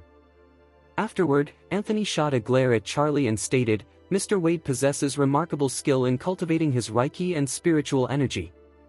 You've misdiagnosed him, and I expect an apology." Following this, Anthony clasped his hands and addressed Charlie, "I sincerely apologize for my granddaughter's behavior. Please forgive her, Mr. Wade. I will ensure she faces consequences when we return home." At this point, Zyla regained her senses and recognized that Charlie's medical expertise far exceeded her own. She quickly lowered her gaze and admitted, "I acknowledge that your medical skills are indeed superior to mine." Charlie waved his hands gently and smiled as he responded, "The essence of practicing medicine is to save lives. We shouldn't compare our skills. It's not fair to assume one person's abilities are better than another's. If I encounter a disease I'm unfamiliar with, I would also seek Dr. Simmons' counsel." This statement made Anthony feel even more embarrassed, yet he admired Charlie for his humility. It was evident that Charlie's medical prowess was far superior to his own, but Charlie chose to downplay it, demonstrating that he was anything but ordinary. Moreover, Anthony recognized the high caliber of Charlie's medical skills and believed that no one could possibly surpass him. Thus, with a serious expression, Anthony addressed Charlie respectfully. "I never anticipated meeting someone like you in my lifetime, Mr. Wade. I hope to receive your guidance in the future." Charlie nodded, smiling at Anthony. "Thank you, Mr. Wade," Anthony quickly replied. The onlookers in the bedroom were astonished by the exchange they had just witnessed. Dr. Simmons, renowned as the top genius doctor in the northern region, was actually seeking advice from Charlie. Everyone was in disbelief. Dr. Simmons was highly esteemed and well known across the northern region, often invited to major hospitals to share his medical insights. Who would have thought that he would ask someone like Charlie for guidance? It was truly remarkable. Zyla was equally stunned, but she dared not voice her thoughts. At this moment, Charlie looked at Anthony and remarked, "Dr. Simmons, if I'm not mistaken, you are requesting your granddaughter to treat Lord Moore on your behalf due to your internal injury, correct?" "You can tell my grandfather has an internal injury?" A look of astonishment crossed Zyla's face immediately. However, she quickly regained her composure, realizing that such insight was expected from someone with Charlie's level of expertise. Zyla continued, "My grandfather is currently resting to heal his internal condition. When Reuben approached him for assistance with Lord Moore, he initially declined. However, 2 days ago, a friend visited and gifted him a magical pill. I've heard it originated from Oris Hill, and my grandfather intends to explore its source there. That's why he decided to stop and check on Lord Moore during our visit to the city." "What kind of magical pill is that?" Charlie exclaimed, genuinely surprised. His curiosity piqued as he wondered about this rare treasure that seemed to captivate Anthony as well. Anthony promptly retrieved a jade box from his pocket and opened it with care. "This magical pill set me back $5 million, but it's absolutely worth every penny. After consuming half of it, I already feel significantly better. That's why I'm keeping the other half with me. Mr. Wade, would you like to take a look?" A crowd quickly formed around him, eager to see the miraculous pill Anthony described. They found it hard to believe that something could so intrigue a doctor. The moment Anthony opened the jade box, a rich medicinal aroma filled the air. After revealing the remaining half of the magical pill, he used a small jade knife to cut off a tiny piece, which he offered to a middle-aged man and Reuben for tasting. The two hesitated briefly before placing the small morsel in their mouths. "Dr. Simmons, what kind of medicine is this? I've been plagued by a dull pain in my chest due to an old fracture, but now the pain has completely vanished." Reuben was equally amazed. "I've always felt discomfort in my lungs, but after trying this medicine, I feel instantly better." With a smile, Anthony replied, "So now you see what I meant." The middle-aged man from the Moore family stared at Anthony in disbelief. "This magical pill is truly remarkable. If you can replicate it, I would gladly pay a fortune to acquire it." Anthony's smile faded slightly as he responded, "I've tried to analyze the ingredients of this magical pill, but I can't seem to get the formula right. I fear this half is the last one in existence." Charlie gazed at the half pill in the jade box, momentarily stunned, then he let out a laugh after a brief silence.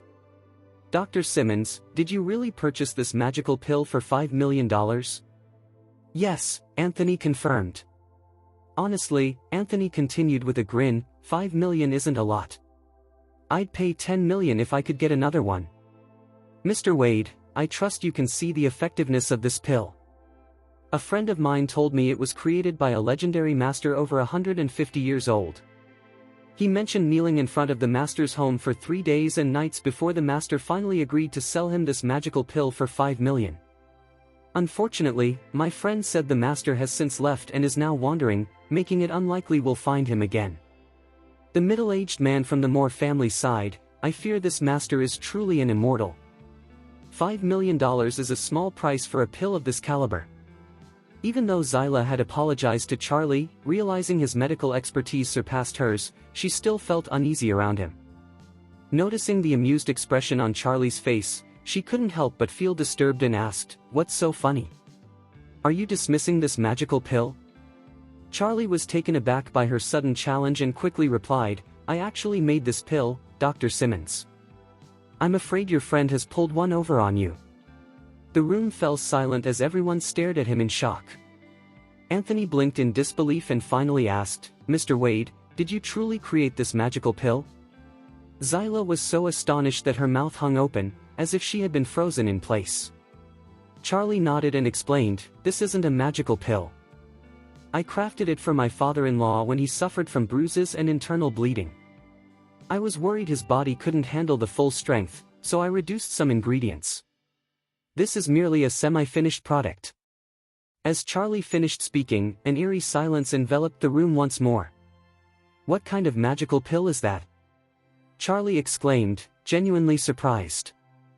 His curiosity piqued as he wondered about this rare treasure that seemed to captivate Anthony as well. Anthony promptly retrieved a jade box from his pocket and opened it with care. This magical pill set me back $5 million, but it's absolutely worth every penny. After consuming half of it, I already feel significantly better. That's why I'm keeping the other half with me. Mr. Wade, would you like to take a look? A crowd quickly formed around him, eager to see the miraculous pill Anthony described. They found it hard to believe that something could so intrigue a doctor. The moment Anthony opened the jade box, a rich medicinal aroma filled the air. After revealing the remaining half of the magical pill, he used a small jade knife to cut off a tiny piece, which he offered to a middle-aged man and Reuben for tasting. The two hesitated briefly before placing the small morsel in their mouths. Dr. Simmons. What kind of medicine is this? I've been plagued by a dull pain in my chest due to an old fracture, but now the pain has completely vanished. Reuben was equally amazed. I've always felt discomfort in my lungs, but after trying this medicine, I feel instantly better. With a smile, Anthony replied, so now you see what I meant. The middle-aged man from the Moore family stared at Anthony in disbelief. This magical pill is truly remarkable. If you can replicate it, I would gladly pay a fortune to acquire it. Anthony's smile faded slightly as he responded, I've tried to analyze the ingredients of this magical pill, but I can't seem to get the formula right. I fear this half is the last one in existence. Charlie gazed at the half pill in the jade box, momentarily stunned, then he let out a laugh after a brief silence. Dr. Simmons, did you really purchase this magical pill for $5 million? Yes, Anthony confirmed. Honestly, Anthony continued with a grin, $5 million isn't a lot. I'd pay $10 million if I could get another one. Mr. Wade, I trust you can see the effectiveness of this pill. A friend of mine told me it was created by a legendary master over 150 years old. He mentioned kneeling in front of the master's home for 3 days and nights before the master finally agreed to sell him this magical pill for $5 million. Unfortunately, my friend said the master has since left and is now wandering, making it unlikely we'll find him again. The middle-aged man from the Moore family sighed, I fear this master is truly an immortal. $5 million is a small price for a pill of this caliber. Even though Zyla had apologized to Charlie, realizing his medical expertise surpassed hers, she still felt uneasy around him. Noticing the amused expression on Charlie's face, she couldn't help but feel disturbed and asked, what's so funny? Are you dismissing this magical pill? Charlie was taken aback by her sudden challenge and quickly replied, I actually made this pill, Dr. Simmons. I'm afraid your friend has pulled one over on you. The room fell silent as everyone stared at him in shock. Anthony blinked in disbelief and finally asked, Mr. Wade, did you truly create this magical pill? Zyla was so astonished that her mouth hung open, as if she had been frozen in place. Charlie nodded and explained, this isn't a magical pill. I crafted it for my father-in-law when he suffered from bruises and internal bleeding. I was worried his body couldn't handle the full strength, so I reduced some ingredients. This is merely a semi-finished product. As Charlie finished speaking, an eerie silence enveloped the room once more. Anthony was utterly astonished, rendered speechless in the moment. His entire body shook as he processed the incredible revelation. He could hardly wrap his mind around the fact that the miraculous pill he believed he had purchased from a master was actually created by the young man standing right in front of him. To make matters even more astonishing, Charlie casually mentioned that what he had made was merely a semi-finished product. If a semi-finished product could have such a powerful effect, just imagine how potent the final version would be. The middle-aged man from the Moore family stood there in disbelief, suddenly overwhelmed with joy. He couldn't fathom how Jasmine had come to know someone so extraordinary. If the Moore family could keep this remarkable young man close, their future would be bright and thriving. After all, regardless of wealth or power, the greatest fear for anyone is death. True enjoyment of life is only possible through good health, no matter how much money one possesses. Having a connection with someone like Charlie, who could effortlessly produce miraculous pills, would make the dream of extending life a reality. Furthermore, if Lord Moore could enjoy another 5 years, it would undoubtedly be a tremendous blessing for the entire Moore family. No one else in the Moore family could manage their affairs as effectively as the old man, nor did anyone have his extensive network of connections. As long as the old man was alive, many would continue to respect the Moore family due to his standing. But if he were to pass, that respect would likely vanish. Thus, the Moore family deeply wished for Lord Moore to live as long as possible. With his protection, the Moore family's prosperity was almost guaranteed. Reuben was also in a state of shock, having previously underestimated Charlie since their first encounter. Now, anxiety bubbled within him. He had mocked Charlie and tossed insults his way, never dreaming that he was in fact a true master. Lowering his head, Anthony bowed respectfully before Charlie, saying, "Mr. Wade, I've been suffering from internal injuries for quite some time. If you could kindly create more of this magical pill for me, I would be willing to pay you $10 million in cash." The middle-aged man from the Moore family stepped forward, his voice trembling with urgency.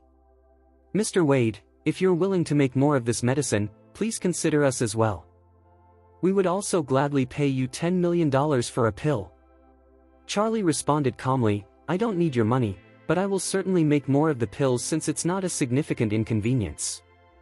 Given your sincerity, I'll ensure that each of you receives a pill when I prepare them." "Mr. Wade, you truly are a benefactor to the Moore family," the middle-aged man exclaimed, brimming with excitement. Observing that Charlie was still standing, he quickly fetched a stool, wiped it clean, and offered, "Please take a seat, Mr. Wade." Reuben hastily poured a cup of tea, serving it to Charlie with utmost respect. "Mr. Wade, you must be thirsty. Please enjoy this cup of tea." Jasmine could only gaze at Charlie in amazement, completely at a loss for words. She never expected Charlie to possess such immense skill and power. After all, he was merely the son-in-law of the Wilson family. Why, then, was he uninterested in the enticing offer of $20 million? Could it be that he was far more powerful than he appeared? But if that were the case, why would someone so formidable settle for being the son-in-law of the Wilson family? At that moment, Anthony sighed, "Mr. Wade, you are truly remarkable. Your skills are incredible, yet you remain so humble. Even if I lived 100 years, I could never compare to you." Anthony felt that, even if he lived another 50 years, he could never match Charlie's capabilities. Charlie's medical expertise was beyond comprehension. What truly astounded Anthony was Charlie's ability to create such an exceptional magical pill. He seemed almost godlike. Meanwhile, Zyla's cheeks were flushed as she struggled to find words. Initially skeptical of Charlie's abilities, she was now completely convinced of his talents. Charlie then addressed Anthony calmly, saying, "Dr. Simmons, while the medicine you purchased does help with your internal injuries, it's missing a few crucial ingredients. As a result, its effectiveness is only about 20% for your condition. If you could give me some time, I can prepare a complete pill for you. I believe it will fully heal your internal injuries." "Mr. Wade, thank you. I am immensely grateful." Overwhelmed with emotion, Anthony knelt before Charlie, tears streaming down his face. Zyla quickly joined her grandfather, kneeling beside him and expressing, "Mr. Wade, we truly appreciate your generosity." Anthony continued, "I understand that you may not have connections in the northern region, but after years in the medical field, I know many influential individuals. I can't express how grateful I am for your help, and I hope you'll reach out to me if you ever need medicinal herbs or assistance." Charlie nodded in acknowledgement.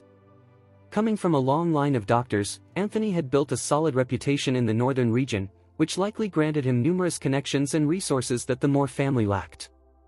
If he could collaborate with the Simmons family, it would greatly ease his future search for medicinal herbs.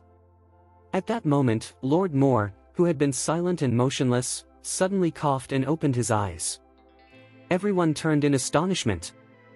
After being unconscious for so long, Lord Moore had miraculously sat up on his own.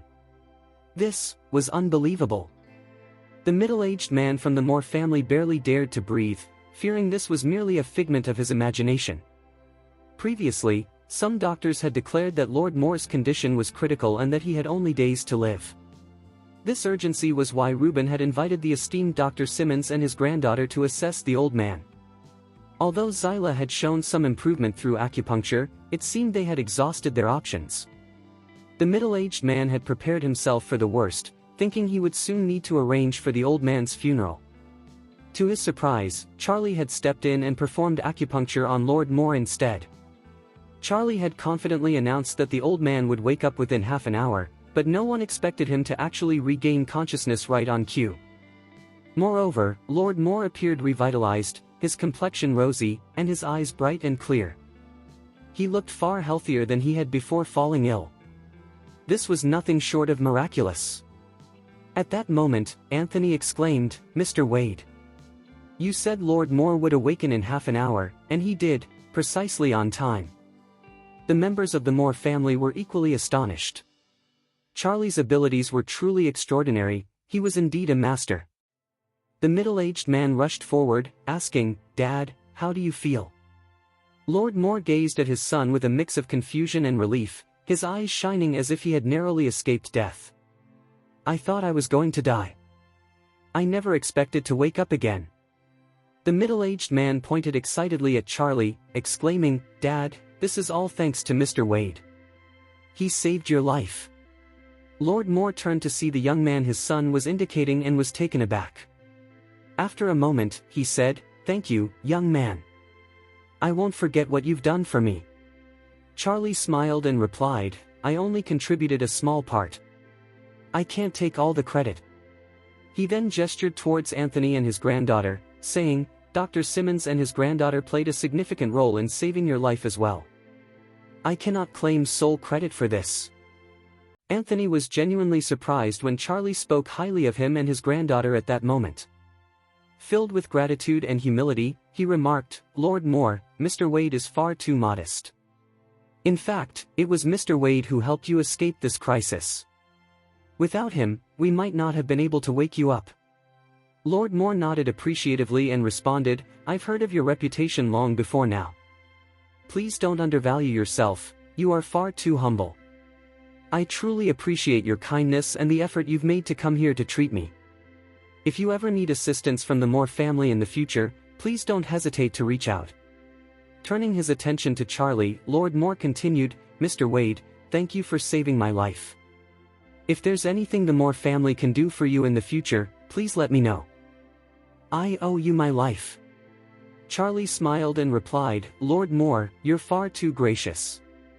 As the conversation came to a close, Charlie noticed it was getting late.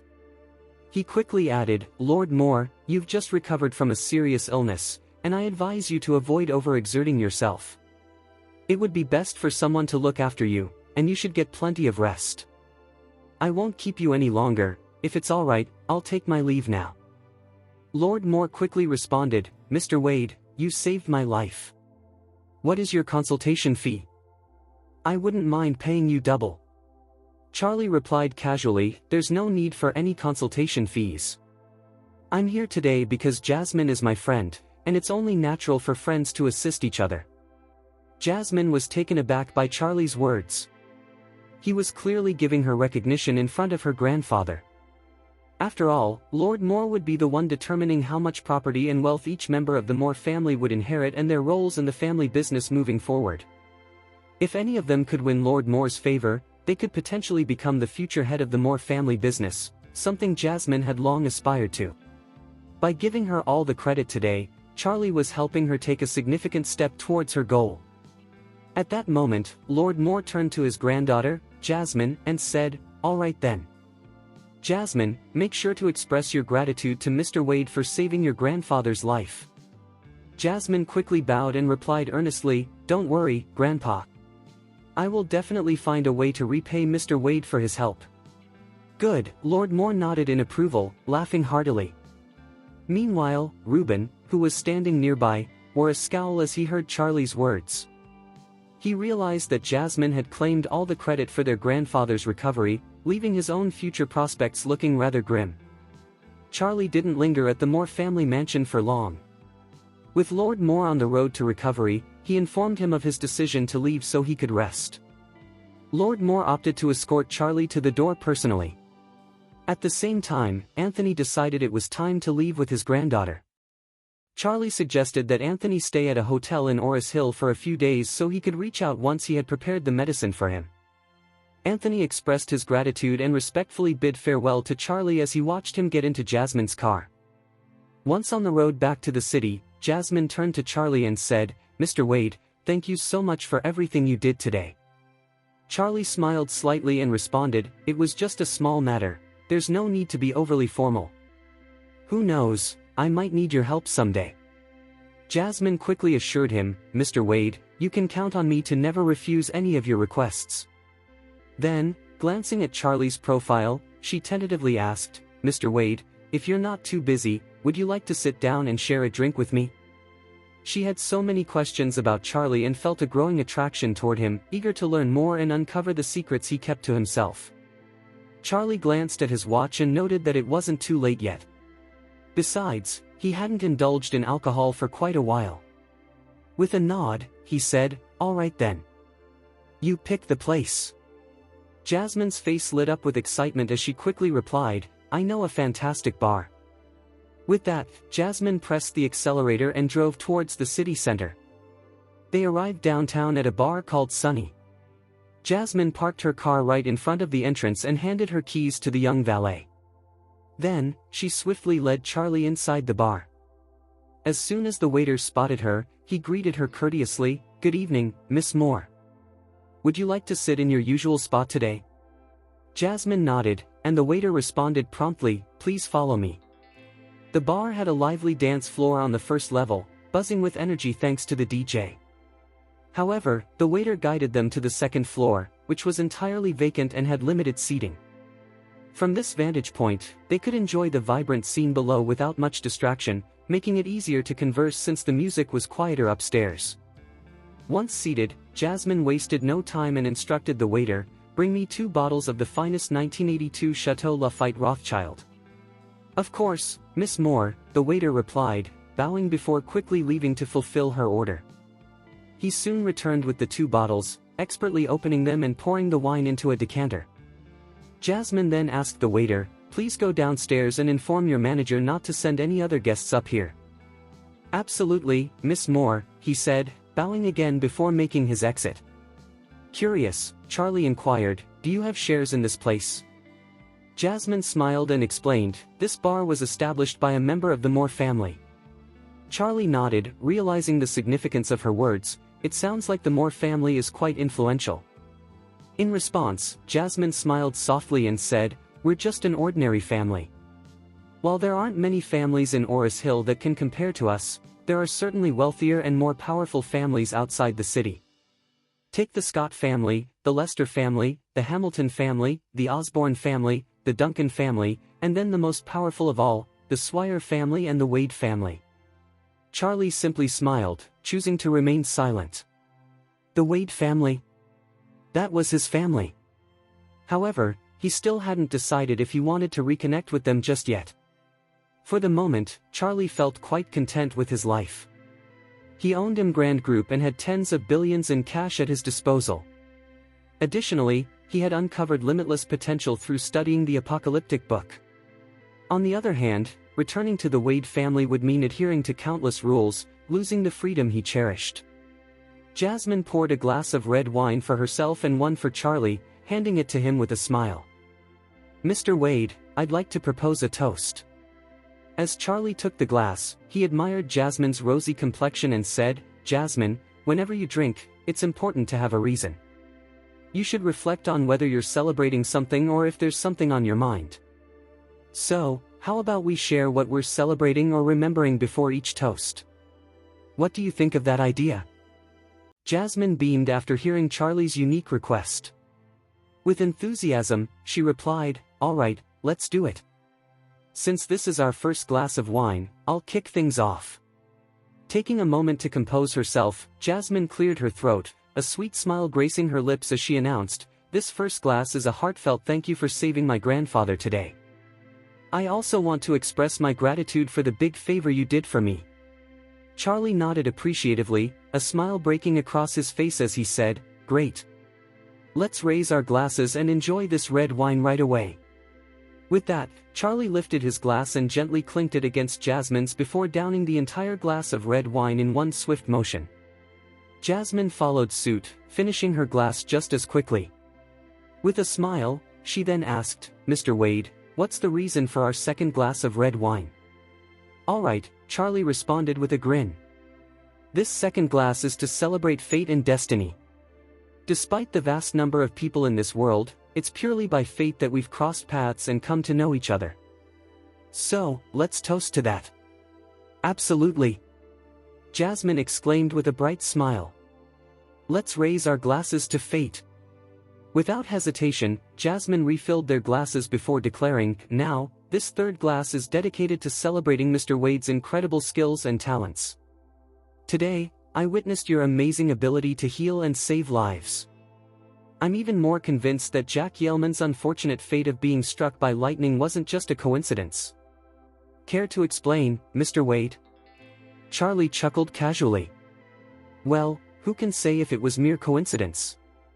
Only the heavens know for sure. As for us mere mortals, it's a secret best kept under wraps." Jasmine nodded with a laugh, gazing into Charlie's eyes. "In that case, let's drink to keep this secret safe. Cheers to that." As the evening progressed and the wine flowed, Jasmine began to feel a pleasant buzz. Although she usually held her liquor well, she had indulged in several glasses quite quickly. Now, it was Jasmine's turn to propose a toast. With wide eyes and a tipsy grin, she said to Charlie, "You know, Mr. Wade, I've come to realize that you're actually a pretty decent person." "Pretty decent?" Charlie chuckled, intrigued. "What do you mean by that? In what ways am I good?"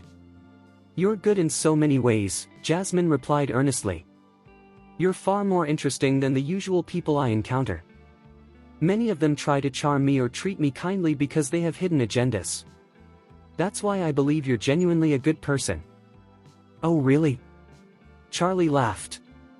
"So, do you think I don't have any hidden motives for wanting to get closer to you?" Jasmine nodded thoughtfully and said, "I sense that you might be a bit distant from the world, as if you're concealing something." Curiously, Charlie asked, "What do you mean by that?" With a serious demeanor, Jasmine responded, "Mr. Wade, you come across as a simple and laid-back person, yet you possess impressive skills and capabilities. Despite your talents, you remain humble. As I've gotten to know you, it's clear that you don't feel the need to flaunt your abilities. However, if someone pushes your limits or challenges you, you're quick to demonstrate your true potential. What's more, your approach to countering or defending yourself is often unexpected, quite unlike how most people would react." Continuing, Jasmine added, "What puzzles me the most is why you would choose to be a stay-at-home son-in-law to the Wilson family, given your remarkable capabilities. The Wilson family is merely a typical second or possibly third-rate family. I genuinely believe you could achieve much more, considering the vast potential within you. Don't you ever feel that way?" Instead of answering her question, Charlie posed another. "Then, where do you think I truly belong if not with the Wilson family?" Jasmine answered earnestly, "I believe someone of your caliber should be associated with a prestigious family. Many powerful and wealthy families would likely be eager to unite with you, given your exceptional skills and capabilities." With a smile, Charlie replied, "But what's the point? If marriage is based solely on family interests, love becomes irrelevant. Why would someone from a powerful family marry someone they have no feelings for? Furthermore, if a man marries into her family, wouldn't he be subjected to their control for life?" Jasmine responded naturally, "Absolutely. This is the norm in powerful families. they tend to be very strict with their daughters. For example, children from affluent families must attend elite schools to acquire top-notch education and social etiquette.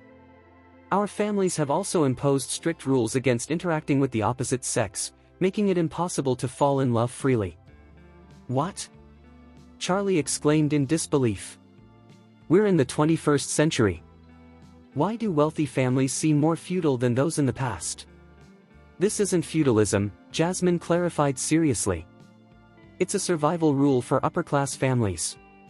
Survival rule? Charlie inquired. What does that entail? Jasmine quickly elaborated, we need to form partnerships and collaborate, exchanging resources with other prestigious families. Thus, the Moore family has one strict rule: all direct members must adhere to the marriage arrangements made by the family elders.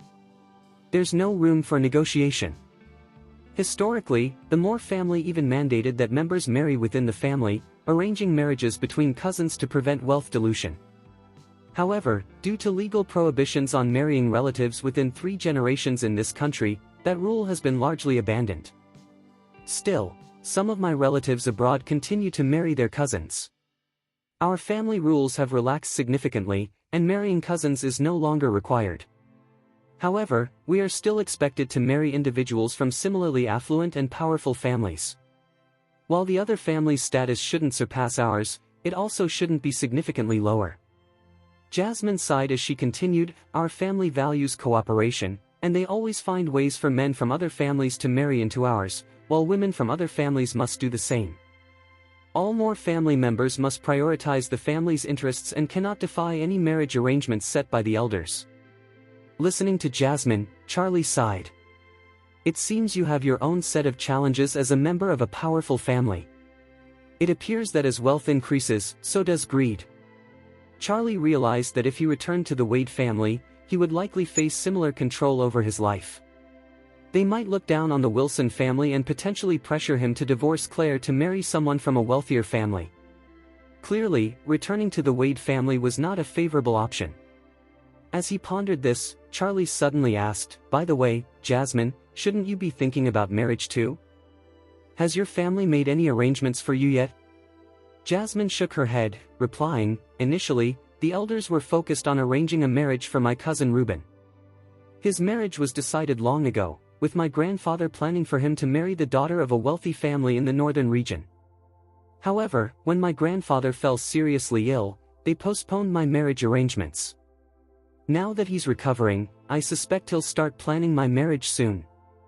Charlie couldn't help but laugh after hearing Jasmine's response. It sounds like you're not keen on adhering to the Moore family's rules. Jasmine nodded and replied, you're right. I really don't want to be tied down by the Moore family's regulations, but I feel trapped. Why is that? Charlie asked, his tone turning serious. I believe your grandfather might reconsider his stance after the scare with his health. You were the one who saved his life, allowing him to enjoy a few more healthy years. If he truly appreciates what you've done, this could be your chance to ask him for the freedom to choose who you want to marry.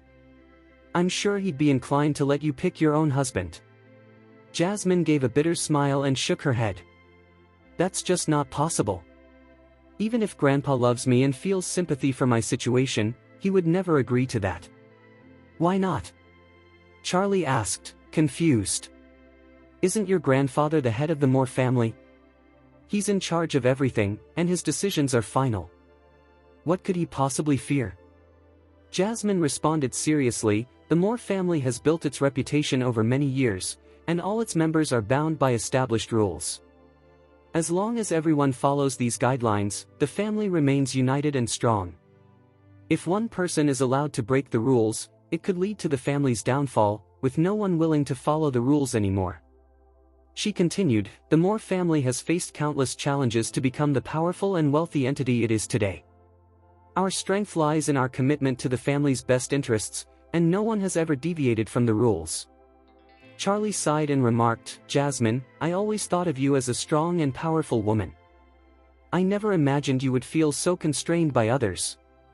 That's true, Jasmine sighed. As long as I'm part of the Moore family, there's no escape from this situation.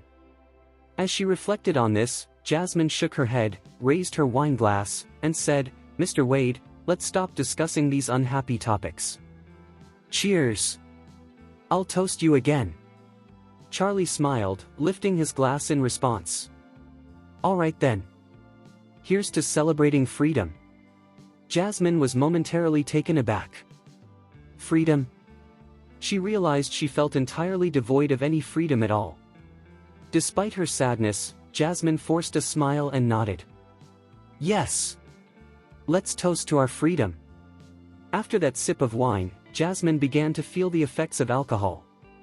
She gazed at Charlie and sighed, "Do you know how many times I wished I had been born into a normal family? Life would be so much easier that way. I wouldn't have to deal with so many rules and restrictions, and I think I'd be happier. Even though I have a prestigious position and wealth from my family, I rarely experience true happiness." Charlie offered a slight smile and said, "You might be surprised to learn that many ordinary people envy those who are rich like you. They don't have to stress about finances or making ends meet. Haven't you heard the saying that it's better to cry in a BMW than to laugh on a bicycle? You might think an ordinary life would bring you happiness, but that's precisely what many are trying to escape. Isn't the pursuit of wealth what drives everyone to work hard?" At that moment, Jasmine looked at Charlie intently and said, "Mr. Wade, it seems like you don't care about money at all. You didn't even bat an eye at the $20 million they offered you earlier. You could have made a fortune selling those pills for $10 million each, yet you chose to give them away for free. Why does it seem like money holds no value for you?" Charlie smiled casually, thinking to himself that he didn't care about money because he wasn't in need of it. However, Jasmine was unaware of the times he had desperately needed money in the past. In fact, there had been a moment when Charlie asked Lady Wilson to lend him money during her birthday banquet so he could cover some medical expenses. Charlie had initially believed that Lady Wilson would lend him the money, as she practiced Buddhism, which teaches that good deeds lead to good karma in this life. Who would have imagined that beneath Lady Wilson's exterior as a Buddhist believer lay a deeply greedy and shameless character? At that moment, he would have been ready to kneel before anyone who offered him $1 million. No one can resist the allure of money when they're in desperate need. Only those who possess an abundance of wealth can afford to regard money as insignificant. To Charlie, $10 or $20 million held little value. With tens of billions in his bank account and the Emgrand Group generating massive profits annually, he found himself at a loss for how to spend it all. So, what was the significance of accepting $20 million from them? He preferred to forego the money in exchange for their reverence, wanting them to see him as their benefactor and treat him with greater respect in the future. That was his true desire. But how could he convey these thoughts to Jasmine? At this moment, Jasmine viewed him as a saint, someone capable of treating money as if it were worthless. If she believed that, he thought it best to let her continue in that belief. Meanwhile, Jasmine sipped her red wine, murmuring to herself, "I can handle a lot, but I refuse to let the Moore family dictate my marriage. I won't be a pawn used to further their business interests. I won't sacrifice my youth and happiness. I refuse to follow my mother's path and repeat her mistakes." Curiously, Charlie asked, "Was your mother's marriage also arranged?" "Yes," Jasmine replied with a nod. "After marrying my father, my mother was never truly happy. She struggled with depression for many years until she passed away when she was still quite young." Charlie vaguely recalled Albert mentioning that Jasmine's mother had gifted her a diamond necklace before her death over a decade ago. Considering Jasmine was around 25 or 26 now, Charlie deduced her mother must have died when she was about 10. This meant her mother had been very young when she passed away. Taking another sip of red wine, Jasmine toyed with her glass and then said apologetically, "Mr. Wade, I'm sorry for unloading all this on you." Charlie quickly responded, "Jasmine, please don't think that way. I'm glad you feel comfortable sharing with me, it shows that you trust me." Jasmine nodded, wiping a tear from her eye. She continued, "Mr. Wade, I genuinely want to thank you for everything you've done for me today. You not only saved my grandfather's life, but you also listened to me vent about my life. Thank you for being such a wonderful friend." Charlie smiled and replied, "You don't have to be so formal with me if you see me as a friend. If friends are overly polite, it feels like the friendship isn't genuine. Absolutely. Jasmine agreed, nodding. It's getting late, Mr. Wade. I'll drive you home. Charlie quickly waved his hand. There's no need for that. I don't think you should be driving in this condition. It would be better for you to find a driver to take you home. Jasmine nodded and assured him, don't worry about me. The female manager here can drive me later. I insist on taking you home first. Jasmine made her way back to the Moore family mansion after sending Charlie home that evening. Contrary to Charlie's advice to rest, Lord Moore was seated in the living room, engaged in conversation with Jasmine's uncle and cousin. They were briefing him on the current family matters. The moment Lord Moore spotted Jasmine returning, he waved enthusiastically and exclaimed, Jasmine. I've been eagerly awaiting your return. Grandpa. Jasmine responded respectfully, then inquired, why were you waiting for me? Lord Moore replied, you were the one who invited Mr. Wade here today, weren't you? Could you share the details of how you met him? Of course, Grandpa. Jasmine quickly began to recount the story. I met Mr. Wade by chance at Vintage Deluxe, where he was with his father-in-law. Father-in-law? Lord Moore interrupted, his brow furrowing. Is Mr. Wade already married? Yes, Jasmine confirmed with a nod. What a disappointment. Truly unfortunate. Lord Moore replied, shaking his head with a sigh. What a pity indeed. At that moment, Reuben interjected, Grandpa, don't worry. I've gathered some information about Mr. Wade. It turns out he's the son-in-law of a rather small and insignificant family. A small family? Lord Moore pondered, looking even more perplexed. Which small family could possibly have such a remarkable son-in-law? Reuben smiled and responded, the Wilson family. I bet you've never even heard of them. No, I haven't heard of this family, Lord Moore admitted, frowning. If they are indeed a small family, it might not be so difficult. There's still hope for us. He then turned to Jasmine and urged, Jasmine, please continue. Jasmine elaborated, at Vintage Deluxe, Mr. Wade's father-in-law accidentally knocked over one of our antique vases. Mr. Wade then repaired it with exceptional skill, not only restoring it but also enhancing its value. That's when I started to notice him more closely. She proceeded to narrate how she got to know Charlie in detail. When Jasmine recounted that Charlie was responsible for calling down the thunder and lightning that led to the demise of the metaphysics master, Jack Yaleman, at the White family's banquet, everyone in the living room was left in shock. Jack Yaleman? Jack Yaleman, Lord Moore murmured, deep in thought. I've heard that name before. He was said to possess some mysterious and unparalleled abilities. Is he really dead now? Yes. Jasmine replied, her admiration for Charlie evident. Mr. Yaleman was quite arrogant and disrespectful towards Mr. Wade and others at the banquet. To teach him a lesson, Mr. Wade summoned thunder and lightning, and in seconds, a bolt struck Mr. Yaleman dead. Oh my goodness! What kind of supernatural abilities does he possess? Lord Moore exclaimed, astonished. The other members of the Moore family shared in the fear and disbelief at his claim. He called down lightning to eliminate a renowned metaphysics master. This was simply unbelievable.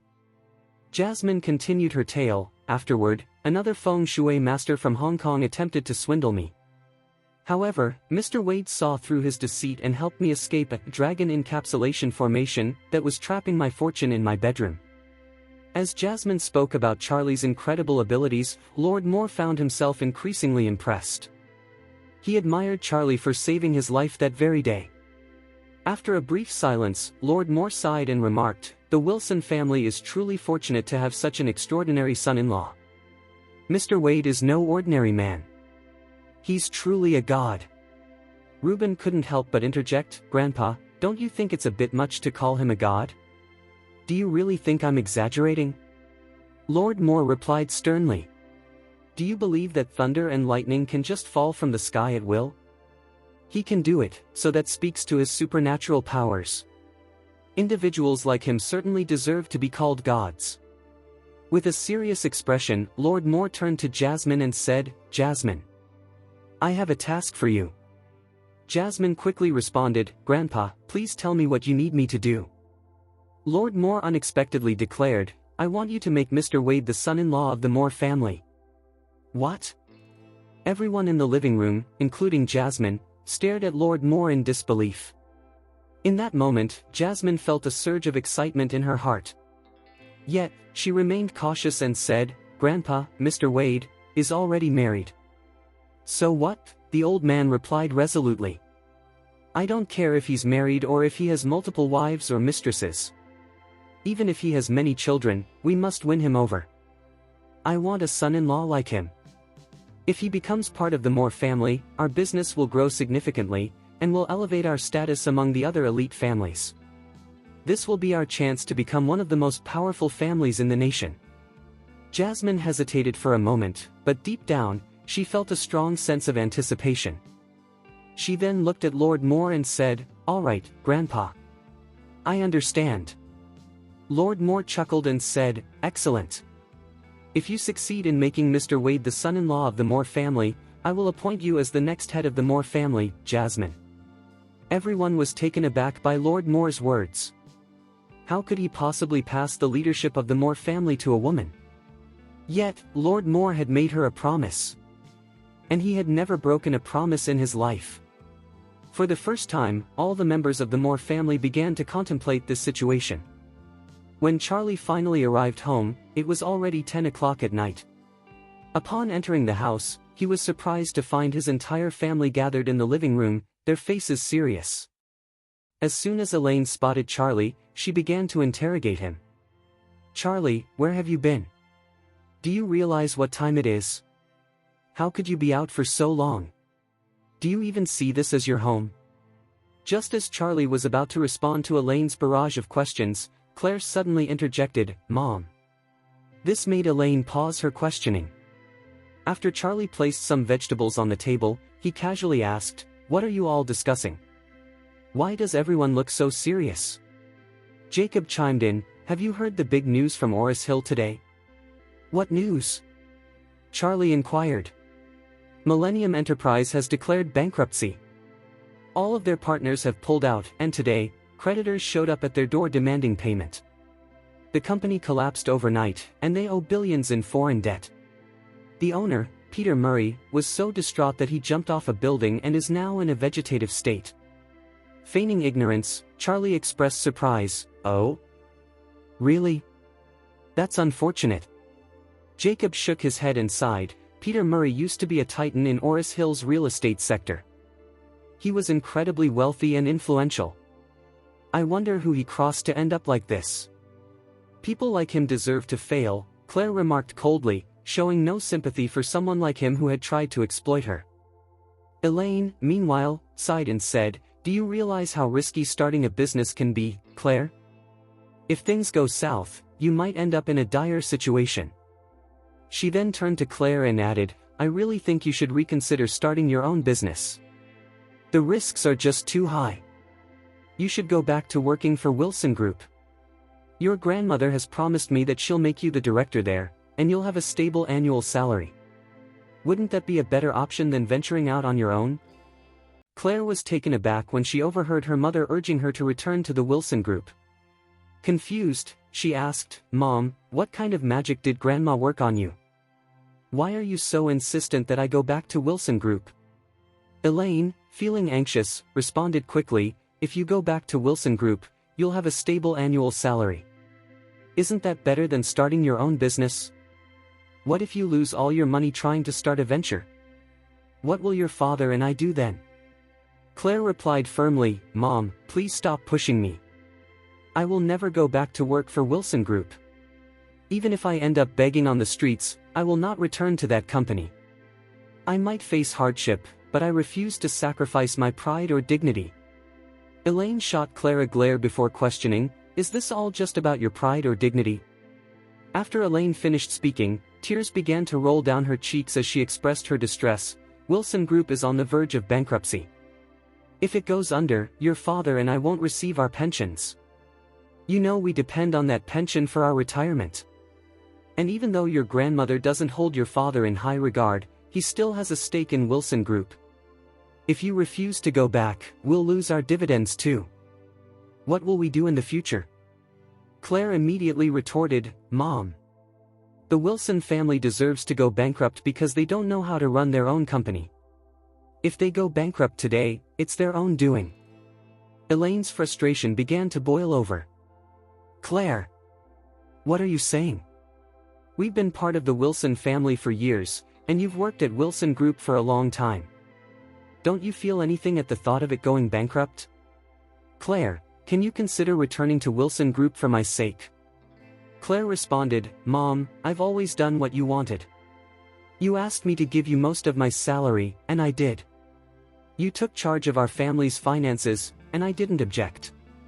Dad and I have never disagreed with you managing our money. I've compromised so much, and I think it's time you show me some respect. I really don't want to go back to Wilson Group.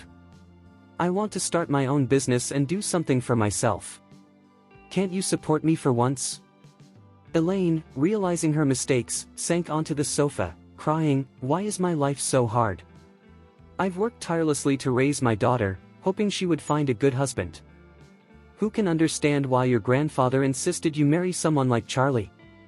Now, my daughter doesn't care about me or listen to my advice. What's the point of living if my family doesn't care about me anymore? Claire felt a surge of anger and frustration seeing her mother wallow in self-pity. She snapped, Mom! Can you please stop taking your anger out on Charlie? He's doing well and taking care of our family. Once the renovations are done, we'll be moving into the biggest villa at Thompson First because of him. Can't you just be grateful instead of complaining? Elaine continued to cry, retorting, What do you want me to be grateful for? So what if we move into a villa? We live in constant fear that the White family might decide to kick us out. With a sigh, Claire said, Mom, I can't take this anymore. If you keep crying and complaining, I will move out with Charlie. You? Elaine felt panic rising as she stood up. Do you really want to live apart from us? Claire nodded and replied, Yes. Charlie and I have been married for years. It's time for us to have our own space. No! Elaine exclaimed immediately. That's not happening. Claire looked at her mother with a serious expression and said, Mom, if you keep insisting that I return to Wilson Group, I will move out with Charlie right away. If you stop discussing Wilson Group, then I won't leave. The decision is in your hands. Elaine observed Claire and realized she was serious. At that moment, she understood that she had pushed Claire too far. If she continued to cry and create drama, Claire would undoubtedly move out with Charlie without a second thought. In that case, Elaine would be left to fend for herself. If that were the case, she would never have had the chance to live in the villa that Zeke had gifted to Charlie after the renovations were finished. Elaine quickly relented when she considered this. With a sigh, she finally said, All right, I'll choose to support you. I won't bring up the Wilson Group again, okay? Claire felt a sense of satisfaction and nodded in agreement, saying, Okay then, we won't move out. Charlie couldn't help but give Claire a thumbs up as he watched her stand her ground against her mother. His wife was truly impressive. Although it wasn't always obvious, Claire had a remarkable ability to handle critical situations with effectiveness. Jacob had remained silent until now, but seeing his daughter, who rarely showed anger, finally lose her cool prompted him to intervene. Why are you two fighting? Isn't it better for the family to be harmonious and happy? He asked. Elaine shot Jacob a sharp glare and retorted, You didn't say a word until now, and suddenly you have so much to say. Charlie may not be perfect, but he got us a villa and a new place to live. What have you done for this family? You just spend your time playing with antiques. You're the least useful person here. Hey! Jacob exclaimed, feeling frustrated by Elaine's accusations. He quickly added, Elaine. Don't you dare look down on me. Have you forgotten how I made a few $100,000 selling medicine? Elaine regarded Jacob with disdain and replied, If you get arrested for fraud, don't expect me to bail you out. You're really something. Jacob shouted in anger. Can't you stop belittling others? I have a talent for investing in antiques. In a huff, Jacob stormed to his bedroom and emerged with a pen holder, boasting, "Look. I'll show you what I found today. This piece is worth at least a few $100,000. Elaine scoffed, "When are you going to wake up and face the truth? Do you really believe it's that easy to fool others? Not everyone is as gullible as you." Jacob stomped his foot in frustration, saying, "Don't belittle others if you don't understand antiques. This pen holder is from the Qing dynasty, and I only spent $5,000 on it. I've even sent a picture to Zachary, and he's willing to pay $300,000 for it." Charlie glanced at the pen holder in Jacob's hand, genuinely surprised. If it was indeed from the Qing dynasty, it could be worth a significant amount. However, with just one look, he could tell that the pen holder was clearly modern craftsmanship, likely worth no more than $100. It seemed the seller had taken Jacob for a fool when he sold the pen holder for $5,000. Charlie understood how easily Jacob could be deceived. However, he found himself questioning why Zachary, an antiques dealer, would offer Jacob $300,000 for this pen holder. Zachary was known for seeking out cheap deals and then trying to rip off his customers. Given that this pen holder was obviously a fake, why would he be willing to pay so much instead of simply offering Jacob $100 for it? When Jacob made his announcement, everyone around him wore expressions of disbelief. Elaine, taken aback, exclaimed, "Are you seriously telling me that someone is willing to pay $300,000 for this shabby item? I doubt you could even get $50 for it." With a triumphant grin, Jacob responded, "Why would I lie to you? If you don't believe me, just check my message history." At that moment, Jacob pulled out his phone, opened his text messages, and played a voice note from someone named Zachary. Zachary's voice came through clearly. "Uncle Jacob, you have a fantastic pen holder. I genuinely believe it's from the Qing dynasty. Why not sell it to me instead? I'll offer you $300,000 for it." Elaine's surprise was palpable as she exclaimed, "Oh my goodness.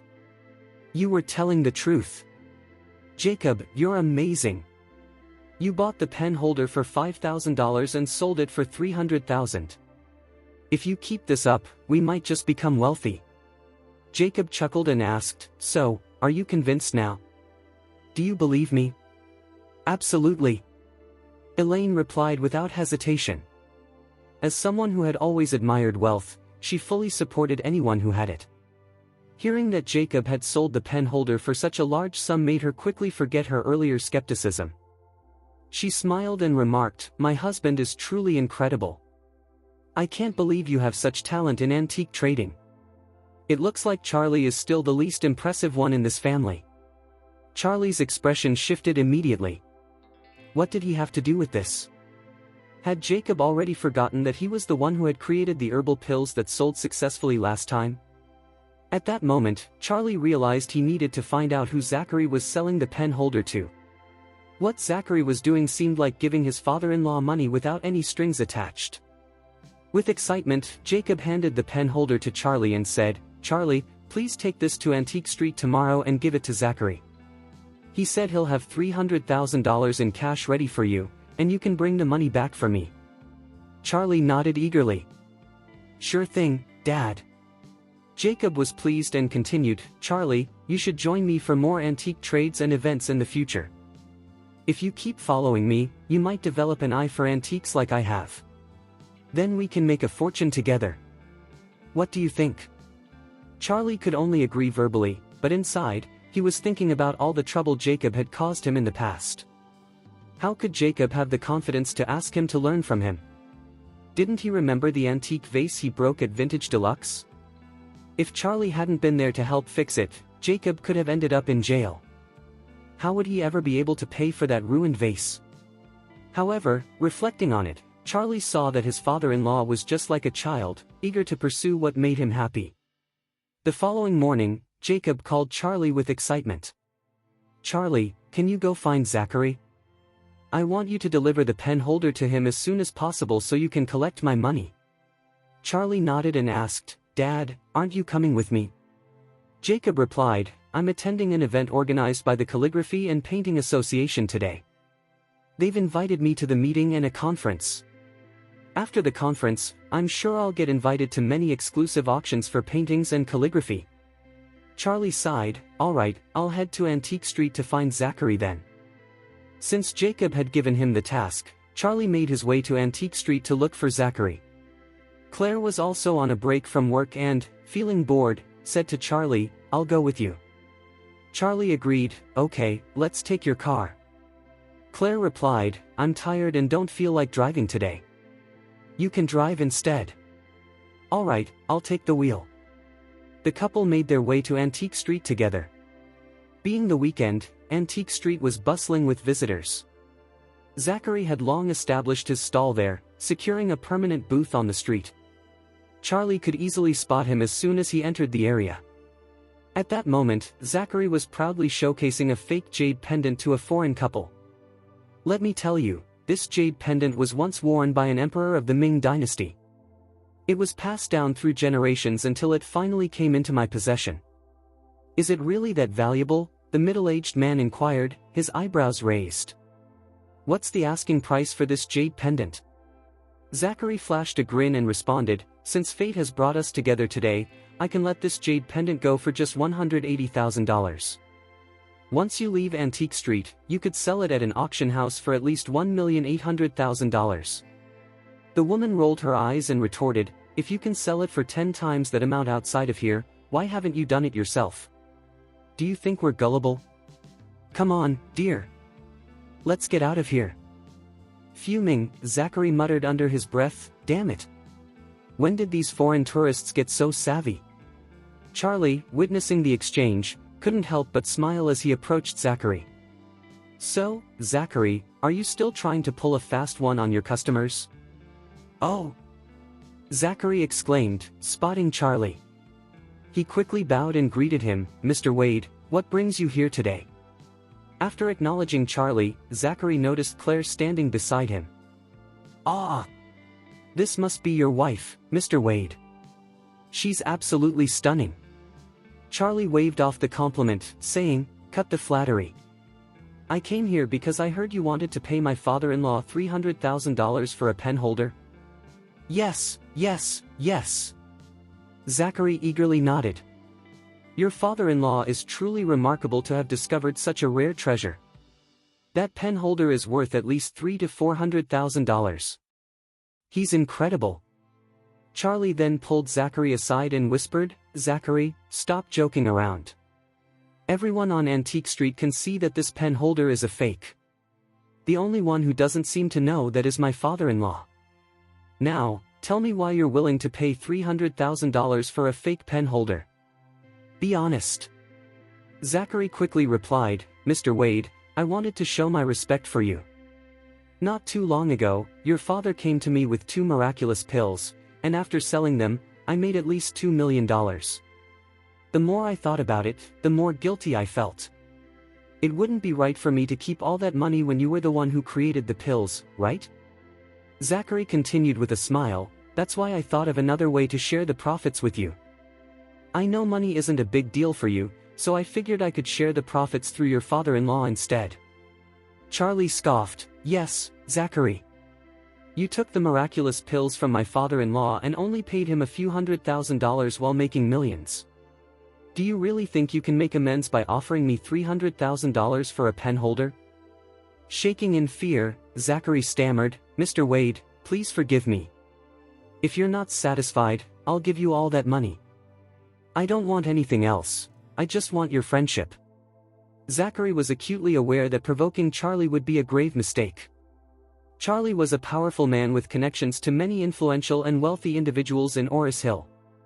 He was regarded as the greatest master of metaphysics after having confronted and defeated several masters from Hong Kong. Zachary only wanted to win Charlie's favor. Charlie glanced at Zachary and said, forget it.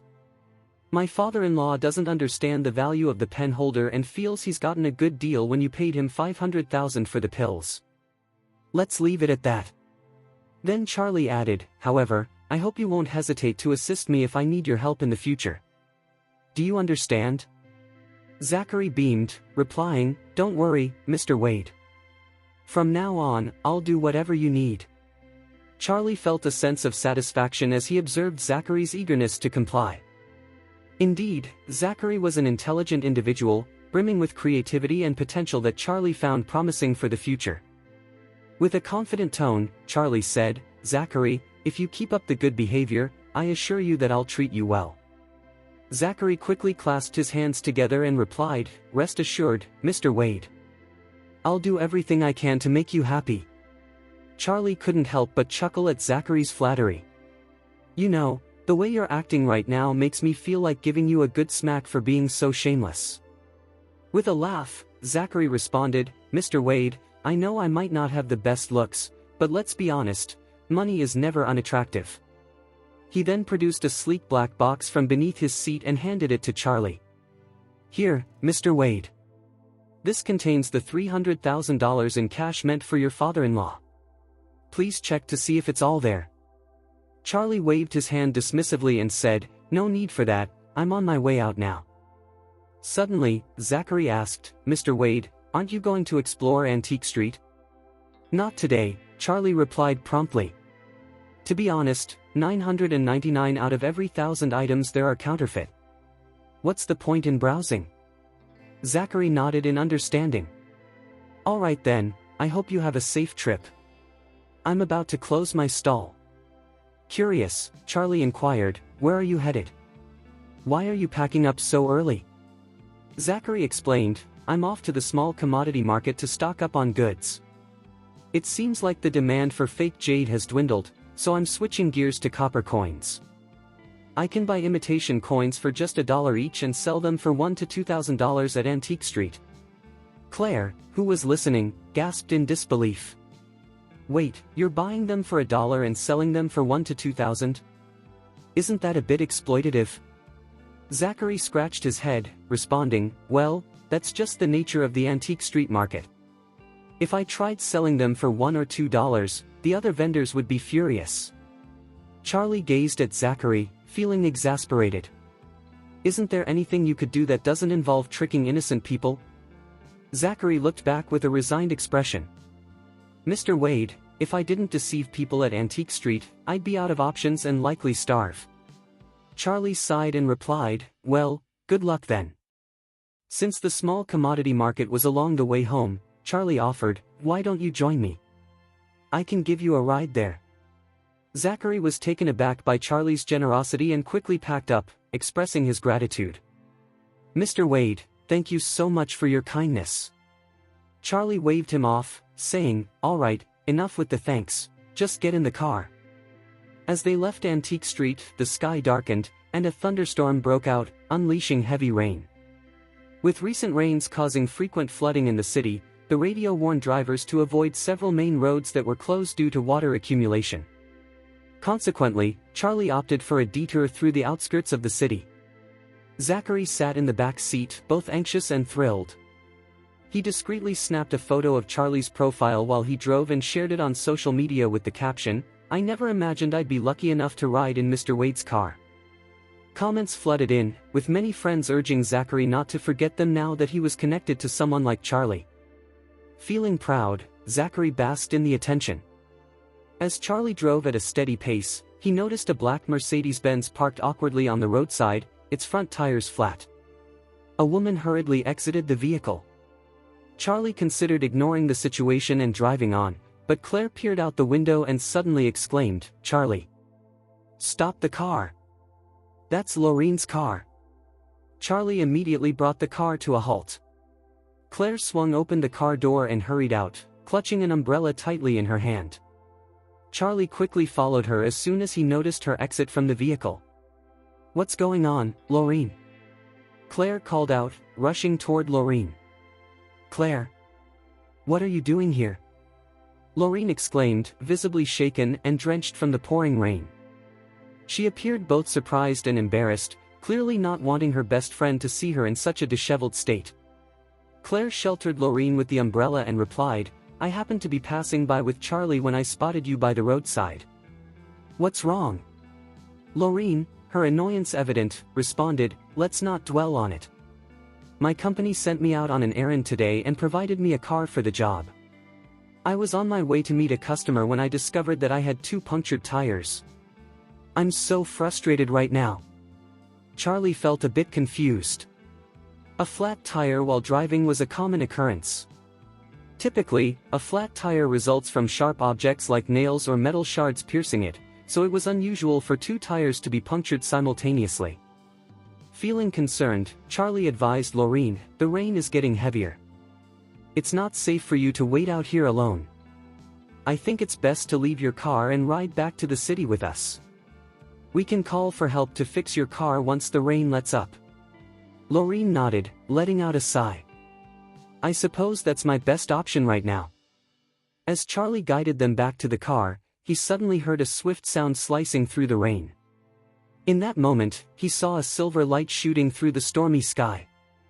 And it was headed straight for Laureen. Without a second thought, Charlie reached out and pulled Laureen into his arms. Simultaneously, a loud crash echoed as a sharp dagger embedded itself into the front hood of the black Mercedes-Benz. The dagger, as slender as a willow leaf, gleamed with sharpness. Even though the car's hood was made of sturdy metal, the dagger sliced through it effortlessly, as if it were mere tofu. Everyone fell silent, their gaze fixated on the airborne dagger. Luckily, Charlie had managed to pull Laureen away just in time, otherwise, the dagger would have struck her forehead directly. Although he saved her, the blade grazed her cheek, cutting off a few strands of her hair. It was a close call. Laureen came from an influential and affluent family, and despite having faced many challenges in her life, she couldn't suppress a scream as the reality of the situation dawned on her. Just then, 2 more daggers hurtled towards them, and Charlie tightened his grip on Laureen, skillfully evading the deadly projectiles. These flying blades were incredibly swift, and without his training from the apocalyptic book, Charlie wouldn't have been able to protect Laureen or himself. Laureen was in utter shock. To her surprise, someone in Oris Hill was clearly trying to kill her. Even more astonishing was the fact that Charlie had saved her not once, but twice. Holding Laureen firmly, Charlie gazed into the downpour. Not too far away, he spotted an off-road vehicle parked nearby. A figure inside stared at him, expressionless, seemingly stunned that Charlie had thwarted the attack on Laureen. "Who do you think you are? How dare you disrupt my brother's plans?" At that moment, 2 men emerged from the off-road vehicle, their faces filled with a menacing intent as they approached Charlie. As 2 figures approached, the man in front stood out, dressed entirely in white. His attire, made of white silk, danced in the breeze, and surprisingly, not a single drop of rain touched him. Beside him was another man clad in black, his physique robust and imposing. It appeared that both men had created an invisible barrier around themselves, effectively shielding them from the downpour. Charlie noticed the pair and realized they were formidable fighters. Meanwhile, in the car, Zachary glanced through the window, his face draining of color as if he had seen a ghost. Without hesitation, he flung open the car door and attempted to flee. With quick reflexes, Charlie seized Zachary by the collar and asked, "Why are you trying to run away?" "It's the Butcher brothers, they're the Butcher brothers," Zachary exclaimed, panic evident in his voice as he struggled to break free from Charlie's hold. "Mr. Wade, please let me go. I don't want to die at their hands." The man in black scoffed, saying, "So, you're familiar with us.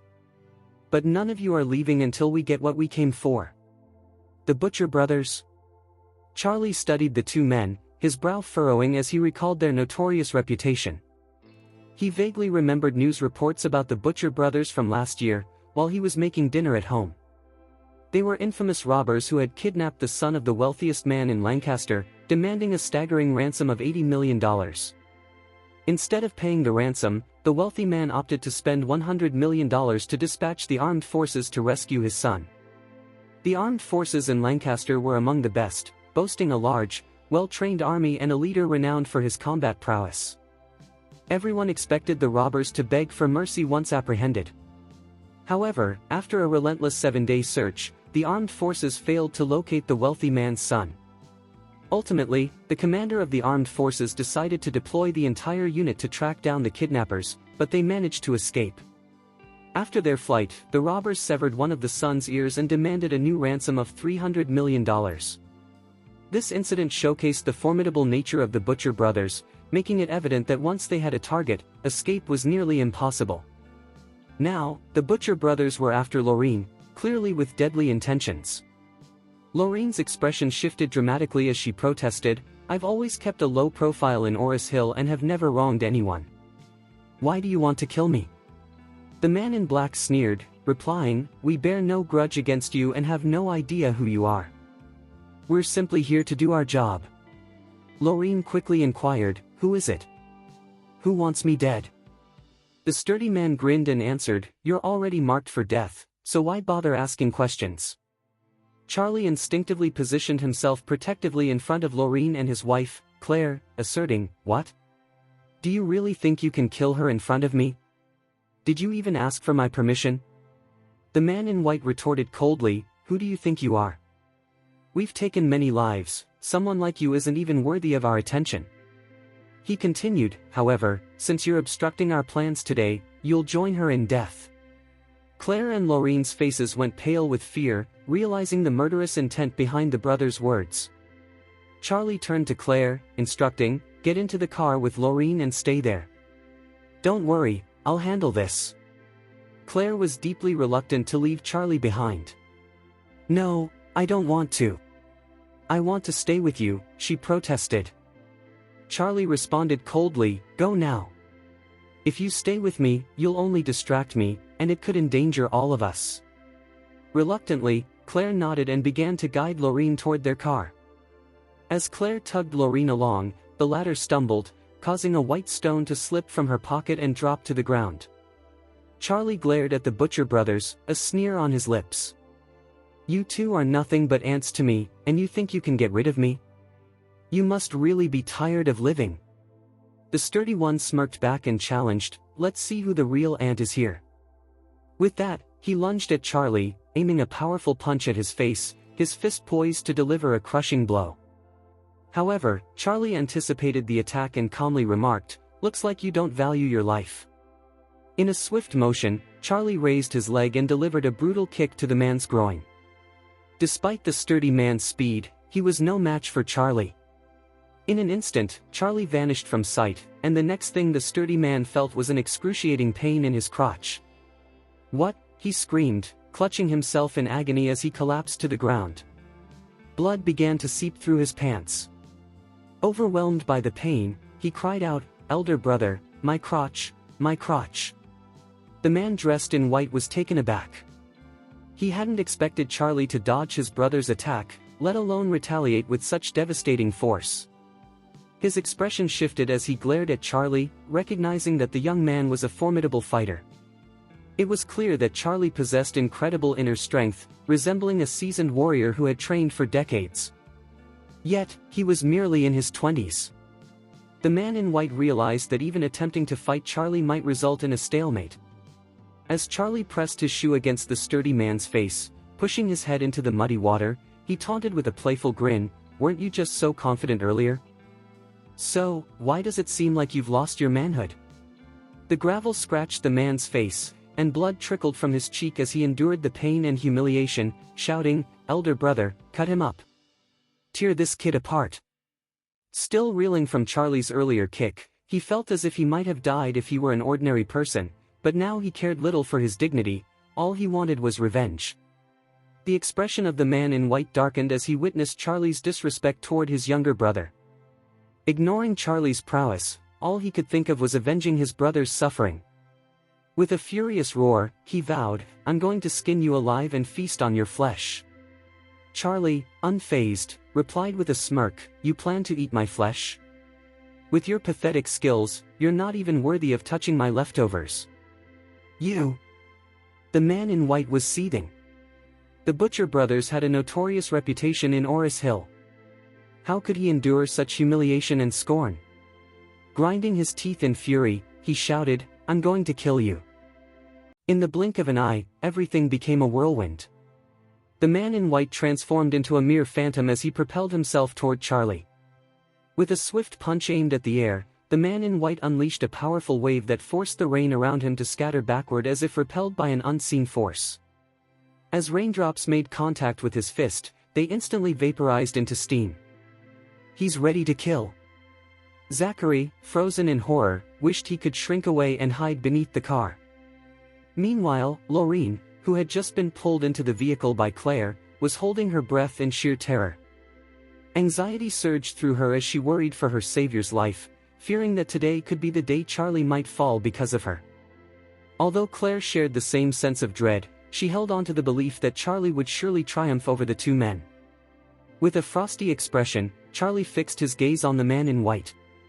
Unfazed by the deadly glare directed at him, Charlie awaited the man's approach. As the man closed in, Charlie seized his fist and twisted it a full 180 degrees. The sound of cracking joints echoed as the man in white let out a chilling howl. His hand became grotesquely dislocated, bones and veins shattered, leaving his wrist hanging limply. "Elder brother!" The burly man on the ground shouted in alarm. Charlie didn't spare him a glance. Instead, he stepped down firmly on the man's face. Snap! The sturdy man's chest slammed into the ground, causing him to gulp down muddy water. Moments later, he coughed up blood, his body trembling violently for a brief period before falling completely still. "Brother!" The man in white felt as though he could collapse at any moment. His eyes bulged with fury as he summoned all his strength for one final strike. With his right hand contorted into the shape of an eagle's claw, he soared through the air, leaving behind a flurry of shadowy handprints. Yet, Charlie remained utterly still. In a sudden rush, the man in white lunged at Charlie, aiming directly for his eyes with a finger poised to strike. He had channeled all his energy into that one finger, determined to deliver a fatal blow. His intent was to pierce Charlie's eye socket, confident that this concentrated force would penetrate deep enough to shatter Charlie's brain like a watermelon. In that moment, Charlie merely shot him a cold glance, a smirk creeping onto his face. Unbelievable! With a swift motion, Charlie raised his hand and delivered a casual slap to the man's face. Unbeknownst to everyone, Charlie had gathered a significant amount of Reiki in his palm, making that slap far more powerful than a car crash. Boom! The man in white hit the ground as soon as Charlie's hand connected. Silence enveloped the scene. Claire rubbed her eyes vigorously, struggling to comprehend what had just happened. Zachary stood in stunned disbelief. Were these two truly the infamous Butcher brothers? Their strength seemed wildly inconsistent with the tales he had heard. How could such powerful men be felled by a single slap from Charlie? How was this even conceivable? As the man in white lay sprawled on the ground, he was shocked to discover that he could not rise. What appeared to be a mere slap transformed into something far more intense for Charlie. As the slap landed, all the accumulated Reiki surged into his head, racing through his body along the meridians and causing vital veins to rupture.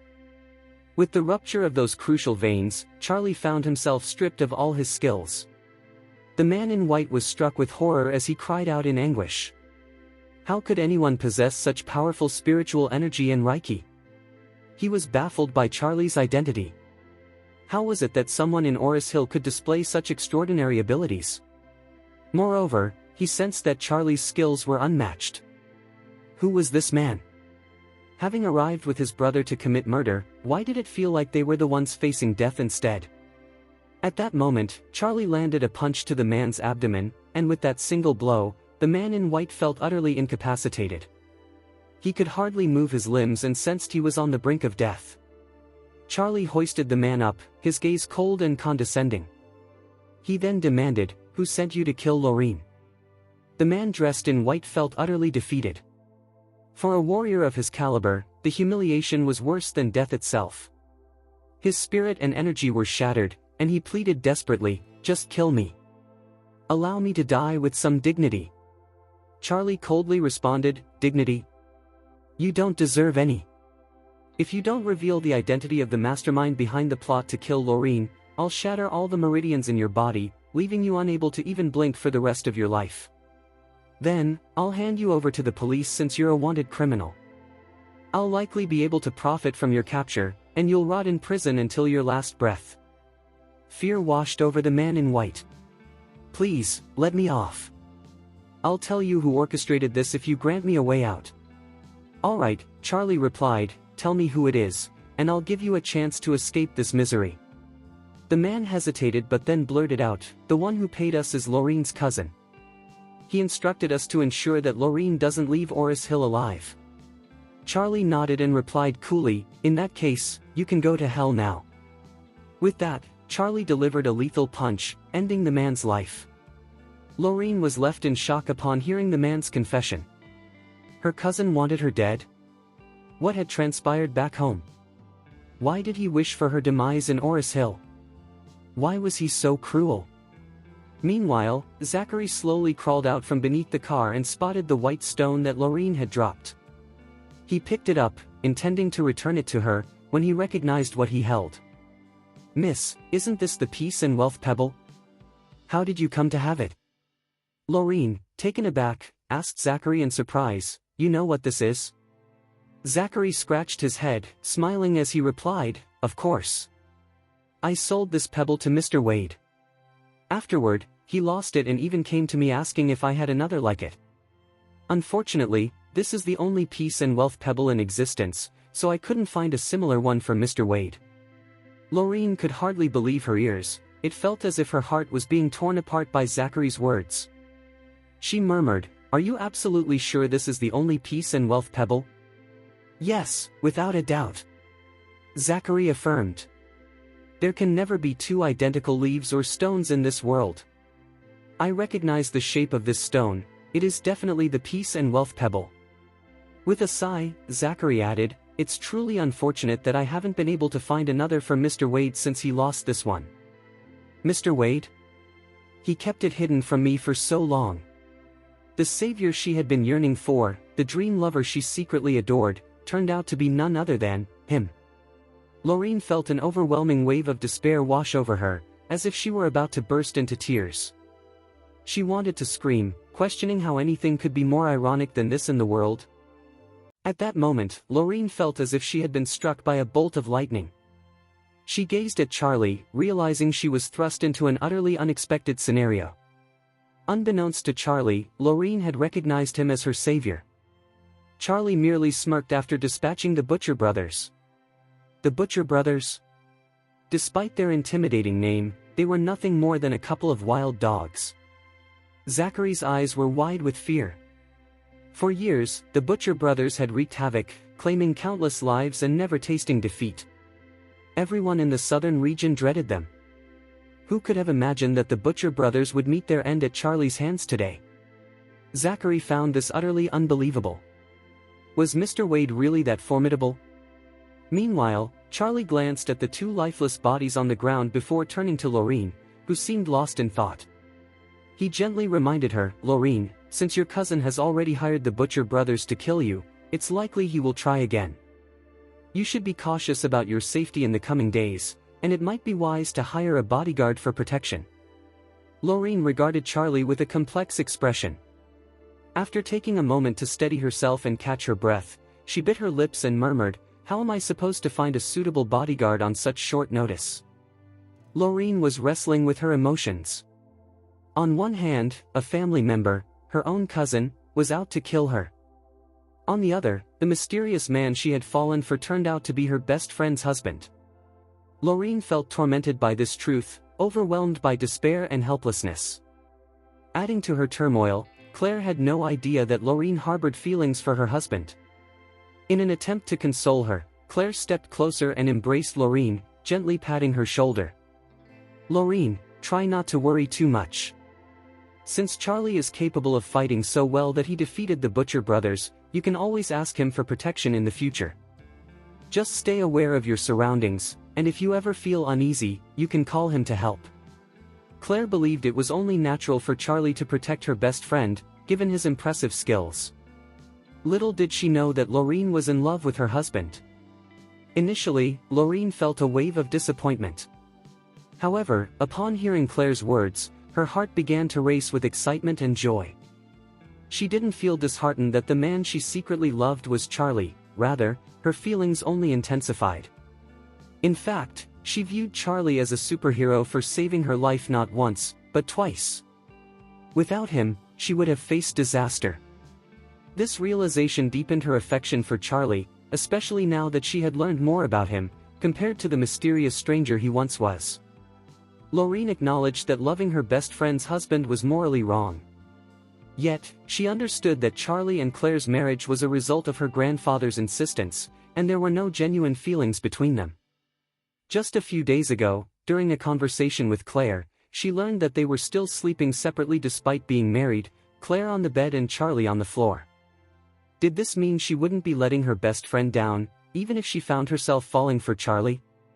Perhaps her best friend would even feel relieved if she ended up with Charlie in the long run. As these thoughts raced through her mind, Lorene quickly turned to Charlie and exclaimed, "Let me thank you in advance for the trouble, Charlie."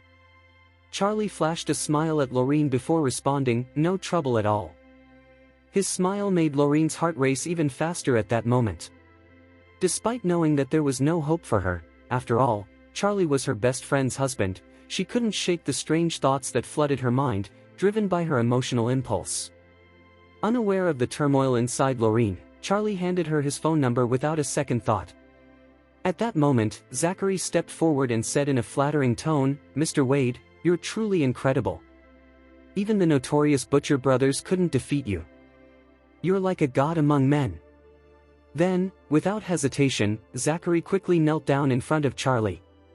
Charlie regarded Zachary with a cool demeanor and asked, "So, Zachary, did you think of running away earlier because you doubted I could handle the Butcher brothers?" "No. No," Zachary replied, his face turning pale. He hurriedly explained, "Mr. Wade, you've misunderstood. Why would I ever doubt your strength? I was just confused earlier, please don't take it to heart." After finishing his explanation, Zachary trembled as he added, "Mr. Wade, I truly believe you're a god. I admit it now. From this moment on, I'll worship you alone and not any deities from the heavens or the earth." Claire could only shake her head in disbelief as she watched Zachary. She then turned to Charlie, asking, "What should we do now? You've dealt with the Butcher brothers. Should we involve the police?" Charlie pondered for a moment before answering, "Why don't you all get in the car first? I'll handle this situation right away." Claire nodded and climbed into the car alongside Lorene and Zachary. After watching the three of them settle inside the vehicle, Charlie pulled out his cell phone and called Isaac, the spokesperson for the Wade family and the manager of Shangri-La. Once the call connected, Isaac greeted Charlie respectfully, "Mr. Wade, how can I assist you?" Charlie replied calmly, "I had an encounter with the Butcher brothers. They tried to attack me, and now they're dead, their bodies left by a secluded road. I want to avoid any trouble, so could you send someone to take care of this for me?" Isaac gasped in shock upon hearing Charlie's words. "Mr. Wade, you took out the infamous Butcher brothers? They're well-known robbers in the southern region, ruthless and cruel, and no one has ever managed to defeat them." Excitedly, Isaac continued, "Mr. Wade, this is incredible. If the Wade family learns of your strength, it will surely create a huge sensation." Charlie, maintaining his calm demeanor, replied, "Just be glad you know. I don't want the Wade family to find out about this. If they do, I won't forgive you." Isaac respected Charlie's wishes and replied earnestly, "Understood, Mr. Wade. You can trust me to keep this confidential. I'll send someone to handle it right away." Content with Isaac's response, Charlie hung up and made his way back to the car. Once he got into the driver's seat, Charlie started the car with a calm composure, as if nothing had happened. Meanwhile, Lorene, seated in the back, couldn't help but stare at Charlie's profile. The more she looked at him, the stronger her feelings grew. She realized she was completely in love with him.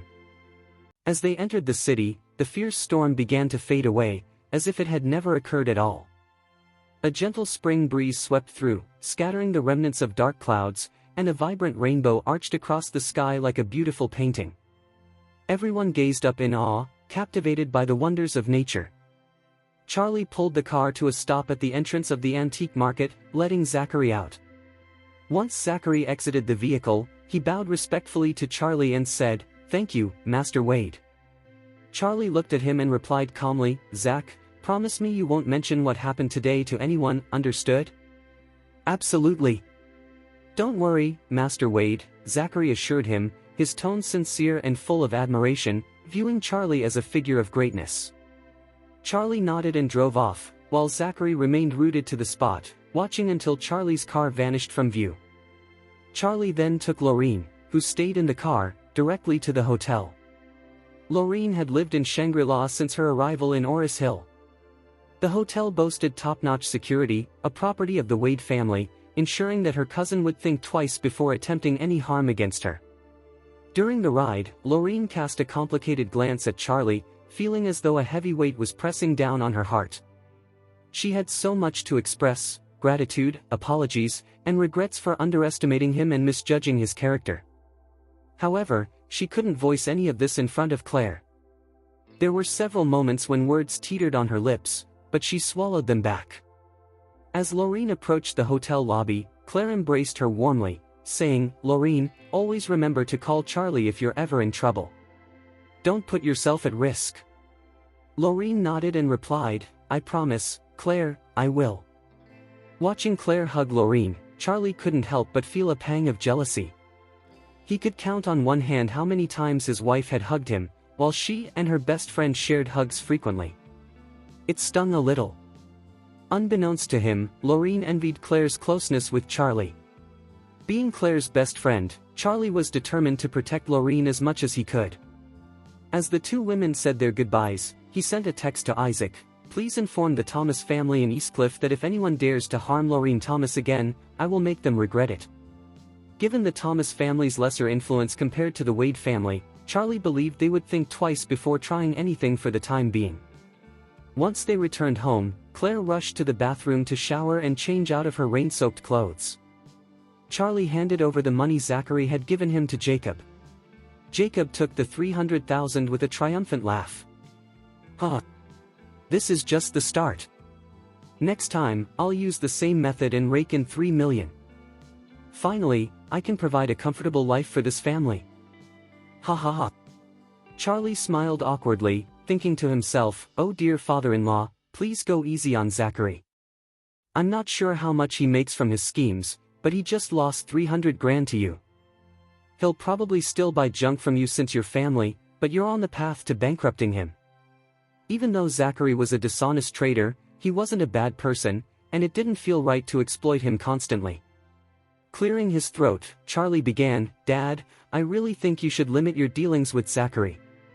He's quite unscrupulous, and if you keep engaging with him, you might end up with the short end of the stick." Jacob scoffed dismissively. "Hush. What do you know? You're out there fortune-telling for those folks, which is a scam. We're running a serious antique business here. Mind your own business." IAS Jacob walked down a path of no return. His condescending demeanor prompted Charlie to shake his head in disappointment before retreating to his room. Meanwhile, Claire had just finished her shower and slipped into her lavender silk spaghetti pajamas. The delicate fabric exposed her shoulders, and her skin felt as smooth as the silk itself. The pajamas clung to her figure, leaving her back mostly bare. Tonight, Charlie found himself unusually captivated by Claire, his throat tightening as he gazed at her. She was lounging sideways on the bed, the thin, silky material hugging her graceful curves like a second skin. The hem of her pajama top rested gently over her thighs, while her long, fair legs stretched out lazily on the bed. Noticing Charlie's intense stare, Claire blushed and playfully scolded him, "Stop looking at me like that, it's not like you haven't seen it before." Charlie flashed a sheepish grin. "Darling, you're so beautiful that it's never enough to just look." Claire rolled her eyes at his playful compliment, but a glimmer of joy sparkled in her gaze. Charlie had truly surprised her today. She had always thought he had some basic skills in fortune-telling and martial arts, but she never imagined he possessed such remarkable power. He had even saved her best friend's life in a critical moment, an extraordinary feat. Unable to contain her curiosity, she asked, "Charlie, how did you become so powerful all of a sudden? You handled the Butcher brothers with such ease." With a smug grin, Charlie replied, "It's a secret, but I'll share it if you let me kiss you." Claire smacked her lips in playful annoyance and blushed, saying, "Dream on." Charlie, momentarily distracted by Claire's alluring posture, quickly turned to the closet to fetch a quilt but was taken aback by what he saw. The closet was empty, and the quilt he usually used to sleep on the floor was missing. "Darling, where's my quilt?" he inquired. Claire gasped as if a thought struck her, exclaiming, "I threw it into the washing machine." Charlie was left speechless, realizing he had nothing to lay on the floor for the night. He sighed, "I can't sleep on the floor without my quilt. I guess I'll sleep on the sofa instead." "Idiot," Claire teased. She opened her closet, pulled out her quilt, and handed it to him. "Use mine." As Charlie held the quilt, a subtle fragrance wafted from it. Excitedly, he said, "Dear, you're so sweet to me." Claire gave him a teasing glance and huffed, "Let's just get some sleep." Nodding, Charlie hugged Claire's quilt, inhaling the faint scent that made him feel jittery and thrilled. If things continued like this, he thought, he might soon be sharing a bed with his wife. Then Claire added, "Oh, by the way, I'll be busy with my studio for the next couple of days. I've set up the office, and now it's time to tackle some projects. Please stay home and keep Dad company. Make sure he doesn't go to Antique Street and buy useless things, okay? Why don't I help you at your studio? You don't have to pay me, I can handle tasks like wiping tables, vacuuming, and making coffee." Claire smiled. "You don't need to worry about that. There won't be much for you to do at the studio, and if there is, it'll mostly be me sketching and drafting designs. It's better if you stay home and take care of the household chores if you're clueless, and just watch how it unfolds." Claire arrived at her new office bright and early the following morning. At the same time, Charlie zipped his electric scooter toward the wet market. Knowing Claire had been swamped with work lately, he had specifically chosen to buy some nutritious ingredients to whip up delicious meals for her. Once he completed his shopping, Charlie stepped out of the market and unexpectedly ran into Laureen. "Charlie!" Laureen exclaimed, her excitement evident. Charlie was taken aback. "Hey, Laureen! What a surprise!" Laureen looked at him, stumbling over her words. "Yes, no, I..." Charlie tilted his head in confusion. "Take your time. Have you been dealing with any issues lately?" Laureen's cheeks flushed a bright shade of red. In reality, she had been waiting for him outside Claire's house that morning and had followed him all the way to the market.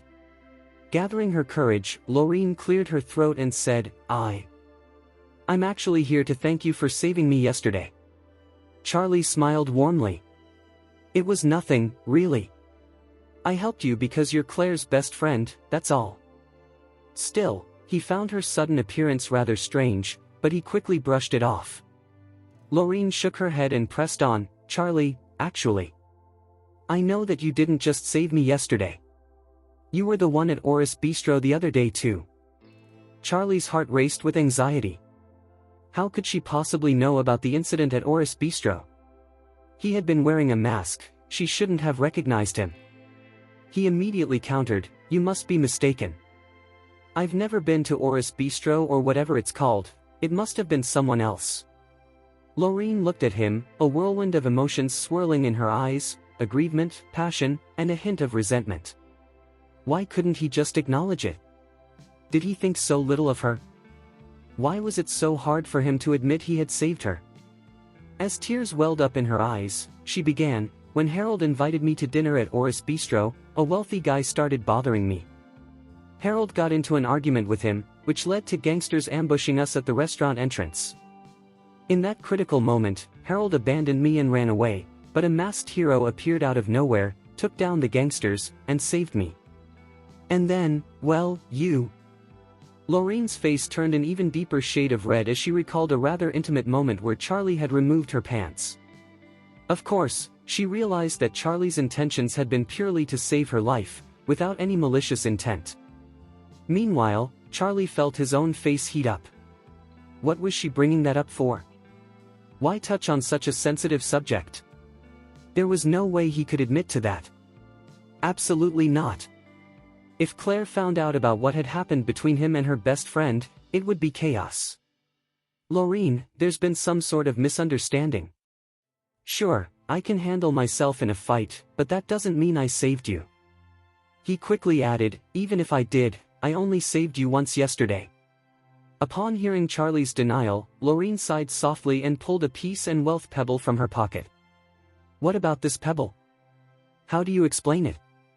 Charlie stared at the pebble in disbelief. Wasn't that the very pebble he had lost some time ago? How did it end up with Lorene? Could it be that he dropped it when he rescued her at Oris Bistro and she picked it up?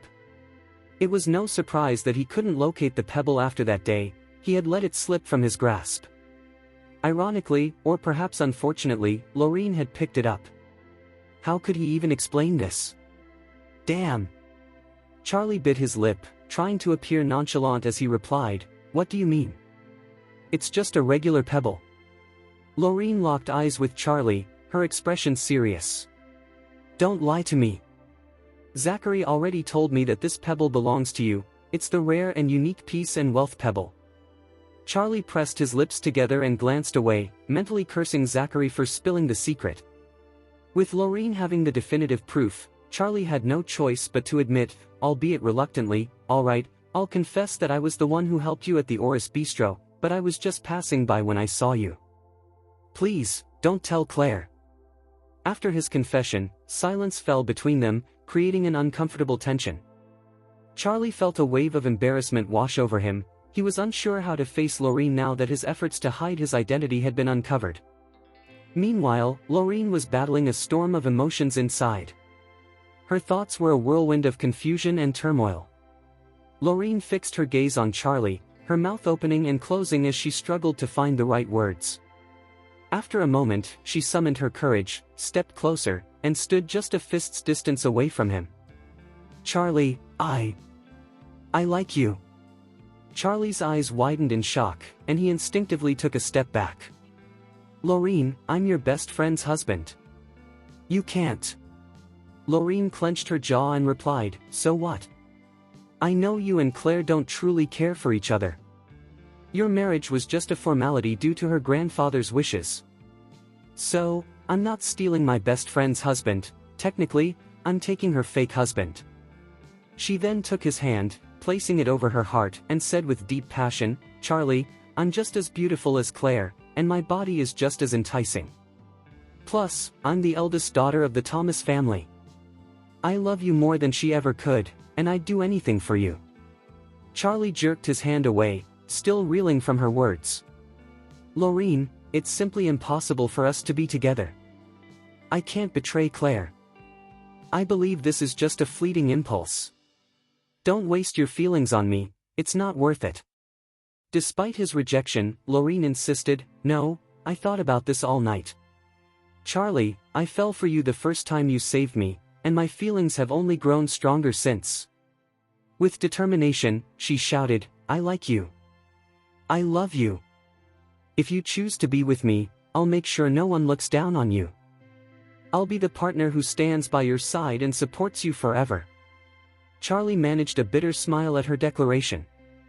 What Lorene didn't realize was that he was not just her savior, he was also the chairman of Grand Group and the young master of Eastcliffe's Wade family. If he wanted to avoid being looked down upon, he could easily reveal his identity, and the world would bow before him. Yet, that kind of life was the last thing he desired. Moreover, he couldn't voice his true self without causing Lorene unnecessary pain or risking unintentional exposure. Lorene held a steadfast and affectionate gaze, saying, "Even if you reject me now, I won't give up. I'll show you through my actions that I love you more than Claire, and I'm a more suitable partner.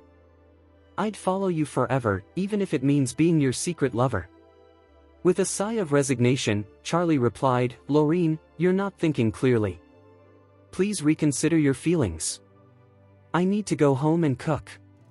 Goodbye." He swiftly hopped on his electric scooter and sped away, as if escaping from a dangerous situation. He figured that Lorene was still reeling from the recent traumatic events, which might have clouded her judgment.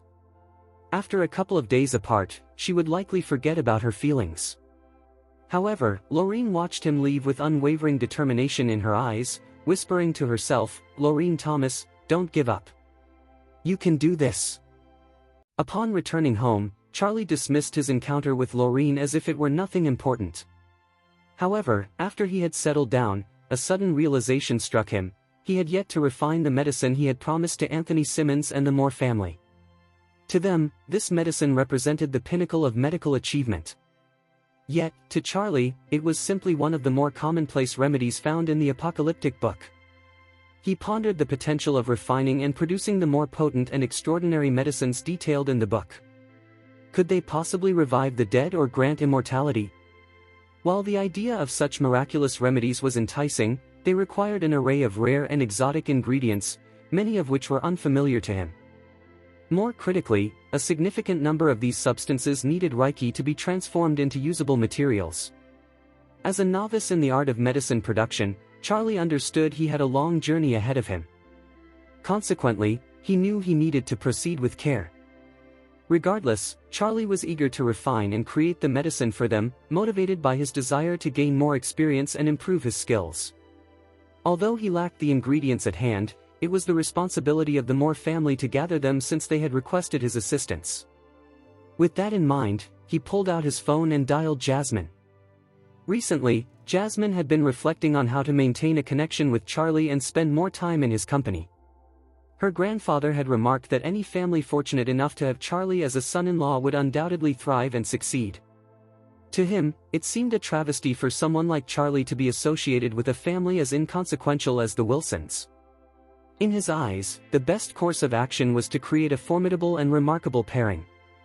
Only the most prominent families in society deserved a son-in-law as exceptional as Charlie.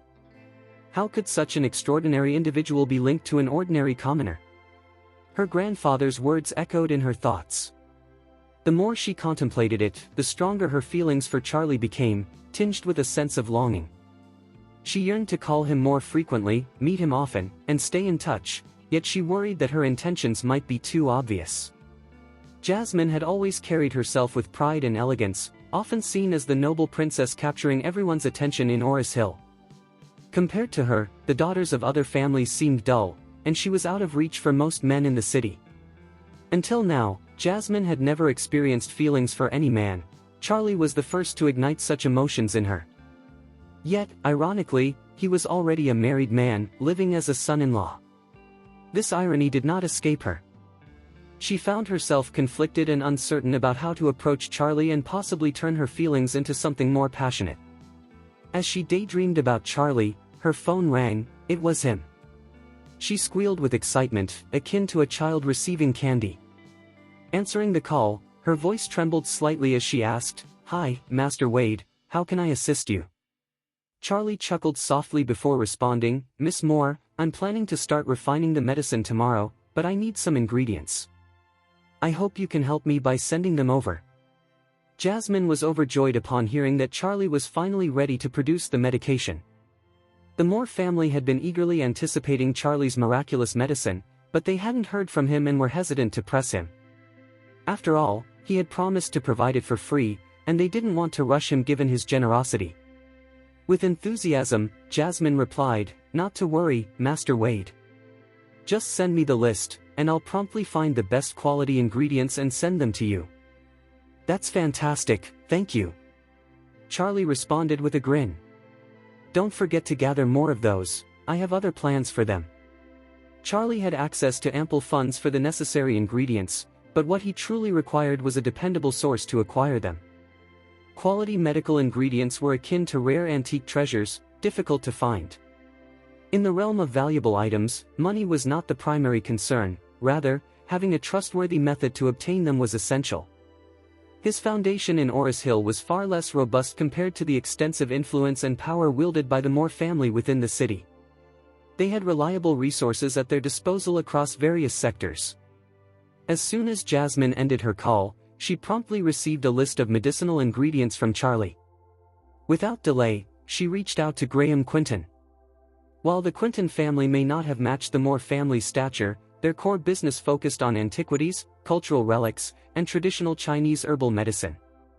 Unbeknownst to Charlie, Graham was actually the largest supplier of medicinal ingredients in the entire southern region. This was largely due to Graham's preference for working directly with major pharmaceutical companies and chain pharmacies, opting for wholesale transactions rather than retail sales. As Jasmine recited the list of ingredients over the phone, she inquired, "Mr. Quinton, do you think you can procure these for me? I'm looking for the highest quality in bulk." A thought crossed Graham's mind as he processed the items she requested. He asked, "Miss Moore, may I inquire if these ingredients are intended for Master Wade?" "Yes," Jasmine replied candidly, considering their friendly relationship. "Mr. Quentin, you must have heard about how Master Wade saved my grandfather's life recently. He generously provided our family with some miraculous medicine, so I'm gathering the ingredients for him. Mr. Quentin, I think it might not be appropriate for you to send the items to him. Miss Moore, since we are friends, I'll be straightforward. I'd also like to request a miraculous elixir from Master Wade for emergencies, and I wish to do so while delivering the ingredients." Jasmine contemplated his words. Even if she didn't permit Graham to deliver the items personally, he would likely visit Charlie for the medicine, so she figured it might be better to help him out with the delivery. She chuckled and said, "Oh, I see. Of course, I have no objections, but Mr. Quentin, please double-check everything before handing the ingredients over to Master Wade. I want to avoid any mistakes." "Haha, definitely, Miss Moore. I'll ensure that only the best reaches Master Wade." "Okay then. Please get the materials ready and deliver them to Master Wade." "Thank you so much." Graham nearly squealed with delight when he ended the call. His daughter, Aurora, a strikingly beautiful young woman, curiously asked as she noticed her father's cheerful demeanor, "Dad, what's going on? You're acting a bit strange." Graham chuckled heartily. "I have great news." "What is it?" "It's about Master Wade." Graham was so thrilled he stumbled over his words. Aurora's heart raced. "Master Wade? The incredible Master Wade?" she asked, her cheeks slightly flushed. "Dad, what about Master Wade?" Graham excitedly exclaimed, "Master Wade is going to create a miraculous elixir. Miss Moore requested that I prepare medicinal ingredients for him. I'm planning to ask him for one as well." Since the lesson Charlie had taught her, Aurora had come to understand the importance of humility and modesty, realizing that there would always be someone more capable than herself. As she discovered Charlie's extraordinary abilities, feelings of admiration and embarrassment began to blossom within her. She felt embarrassed for wanting to challenge him, completely unaware of the true strength he possessed. However, vibrant and spirited girls like Aurora often found themselves drawn to men who were significantly stronger, as only such men could effectively temper their fiery nature. From that moment on, Aurora saw Charlie as her greatest idol and source of inspiration. When she learned that he planned to create a magical elixir, she couldn't help but exclaim, "Wow, I had no idea Master Wade could even make medicine. That's amazing." Graham let out a sigh. "Honestly, I can't even begin to comprehend how powerful Master Wade truly is. We've only glimpsed a fraction of his abilities. I heard that just a few days ago, the renowned Dr. Anthony Simmons sought out Master Wade for his medical expertise. Thanks to his medicine, Anthony's long-standing injury has shown remarkable improvement." "Oh my goodness!" Aurora's eyes widened in disbelief, her jaw almost dropping in astonishment. Having some knowledge of traditional Chinese medicine due to her family's involvement in the medicinal ingredients industry, she knew that Anthony Simmons was among the top masters in the field. Booking an appointment with him was notoriously difficult, even for high-ranking officials and wealthy tycoons. She never imagined that the young Master Wade was not only talented but also recognized by a seasoned expert like Anthony. Aurora felt her heart swell with admiration for Charlie once more. A man with such remarkable abilities was the kind of partner women dreamed of, especially for someone as headstrong and influential as herself. She could only willingly submit to a man of his caliber. Her heart raced at the very thought of him.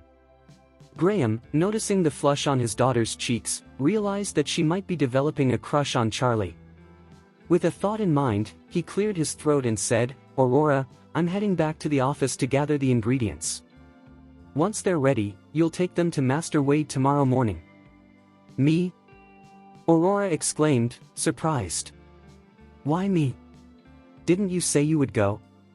Graham chuckled. "You're about the same age as Master Wade, so it'll be easier for you young folks to connect than it would be for me." He paused for a moment before adding, "To be honest, even though Master Wade is incredibly powerful and skilled, he tends to be quite low-key and has been living as the son-in-law of the Wilson family for several years." Aurora nodded in understanding. "Yes, I've heard that too, but I don't quite get it. Why would he settle for being a live-in son-in-law if he's so capable? If they're in love, why not just marry normally? Why would he lower himself to join their family? Graham sighed, saying, "That's what makes Master Wade so unpredictable and mysterious. If their love is genuine, then there's nothing wrong with it. However, I've heard whispers that he and Claire Wilson have never consummated their marriage. People say he can't even share a bed with her, he has to sleep on the floor." "What?" Aurora gasped. "They make Master Wade sleep on the floor? That's outrageous. It's because they don't recognize Master Wade's true worth. Personally, I believe this could be part of his method for cultivating his abilities. Many individuals practice asceticism for various reasons." "Oh, I see." Aurora nodded. "Master Wade is truly remarkable." Graham wore a serious expression and spoke with conviction. "Darling, soon enough, Master Wade will achieve such great success that he'll take flight like a majestic eagle. Until that time comes, families in Oris Hill, and even those from all over the country, will be eager to win his favor. They'll send their most beautiful and charming daughters to win his attention. You must seize this opportunity when you deliver the materials to him." "Ha!" Aurora felt her cheeks flush a soft pink. "Dad, what are you talking about? I don't understand. What opportunity?" "Come on, keep up the act." Graham squinted at her with a teasing smile. "It's clear that you admire him quite a bit, don't you?" Aurora, feeling shy, lowered her gaze, her face turning as red as a cherry tomato. She nodded slightly in acknowledgement. Graham pressed on, "I have a feeling that someone as talented as Master Wade won't remain tied to the Wilson family for long. One day, he'll move on. So, you need to act quickly. Establish a solid relationship with him now. You can even start to lay the groundwork for your feelings." He then gazed up at the sky and sighed. "If our family can secure such an exceptional son-in-law as Master Wade, our fortunes will thrive for generations to come. We'll fulfill our ancestors' dreams and elevate the Quinton family to the pinnacle of success in the country. Just imagine how proud they would be of our achievements." Aurora shivered at her father's determination and brushed aside her shyness. He was right, this was about more than just love and romance. This was a chance for their family to break free from the chains of misfortune and transform their destiny. It was an invaluable opportunity for their family to change their fortunes. Countless families had risen and fallen within a century, yet many had endured without making any real progress. The Quinton family belonged to the latter group. If they could seize this moment and ride the wave of Charlie's success, they could transform into a powerhouse family. This was truly a rare opportunity that might not come again for another 100 years. Remarkably, the chance seemed to be presenting itself directly to them. If Aurora could marry Charlie and welcome him as a son-in-law, the Quinton family could flourish like never before. Wow! The strong sense of purpose inspired her to rush towards Charlie immediately. "Dad, please start preparing the ingredients. I'll make sure to deliver them to Master Wade tomorrow." Graham nodded, a knowing smile on his face. "Wear a lovely dress and do a little makeup. While my daughter may not be Aphrodite, you're certainly a stunning woman. You'll look even more radiant when you dress up." Aurora felt her cheeks warm again, but this time she responded earnestly, "Dad, don't worry, I won't let you down. Tomorrow, when you meet Master Wade, assure him that the Quinton family holds him in high regard and is always ready to assist him whenever he needs. Also, mention that we have been in the medicinal ingredient business for nearly a century. If he requires anything, he can simply let us know, and we'll make it happen. And please, don't forget to ask him about a magical elixir. We would be incredibly grateful for it. I'm sure he won't turn down your request when you mention it." Early the next morning, Charlie was getting ready to head out to the market when his phone rang. It was Aurora, the fiery hot pepper from the Quinton family. Aurora's playful voice came through the line. "Master Wade, are you at home right now?" "Yes, I am. What can I do for you?" Charlie replied. "My dad asked me to deliver some medicinal ingredients to you, and he mentioned it's for Miss Moore. Is this a good time for me to come over? I can swing by if it's convenient for you." With Claire busy with her new office and Jacob out with Elaine at the Thompson First Mansion to oversee the renovation progress, Charlie was alone at home. He responded, "Sure, come on over." "Great. I'll be there shortly," Aurora chirped back. Just a few minutes later, Charlie heard a knock at the door. He opened the door to find Aurora standing there, looking stunning in a beige dress. Her long wavy hair flowed gracefully over her shoulder, and a soft pink blush adorned her cheeks. She carried a large piece of luggage, adding to her striking appearance. "Moss. Master Wade, hi. I'm Aurora Quinton. Do you remember me?" she stammered, clearly nervous. Aurora had tossed and turned all night, her father's words about Master Wade's importance to their family's future echoing in her mind. Charlie was the only person she could think about. As a young woman, she found herself drawn to the idea of a handsome, wealthy, and capable husband, qualities she believed Charlie possessed in abundance. Looking around, she realized that no one compared to him. He was truly the ideal candidate for a husband. Even without her father's encouragement, Aurora was already captivated by Charlie. Charlie, on the other hand, was puzzled by her nervousness. The last time they met, she had been the bold and fiery young lady eager to challenge him. Now, it was as if the spirited hot pepper had transformed into a gentle and delicate cucumber. Curiously, he asked, "What's with you today? You seem so different from your usual self." Aurora shyly replied, "Master Wade, I'm really sorry for being so arrogant and ignorant last time. I hope you can forgive me." Charlie smiled, "Wow, impressive." He then turned and added, "Don't just stand there, come inside." Aurora nodded, her anxiety palpable as she carefully dragged the heavy luggage into the house. Charlie was surprised to see her struggling with the load. Despite being fit and athletic, it was clear that the luggage was quite heavy. "What's in there? Why is it so heavy?" he asked, genuinely curious. "These are the medicinal ingredients my father prepared for you. They're top quality and impossible to find anywhere else in the world," she explained.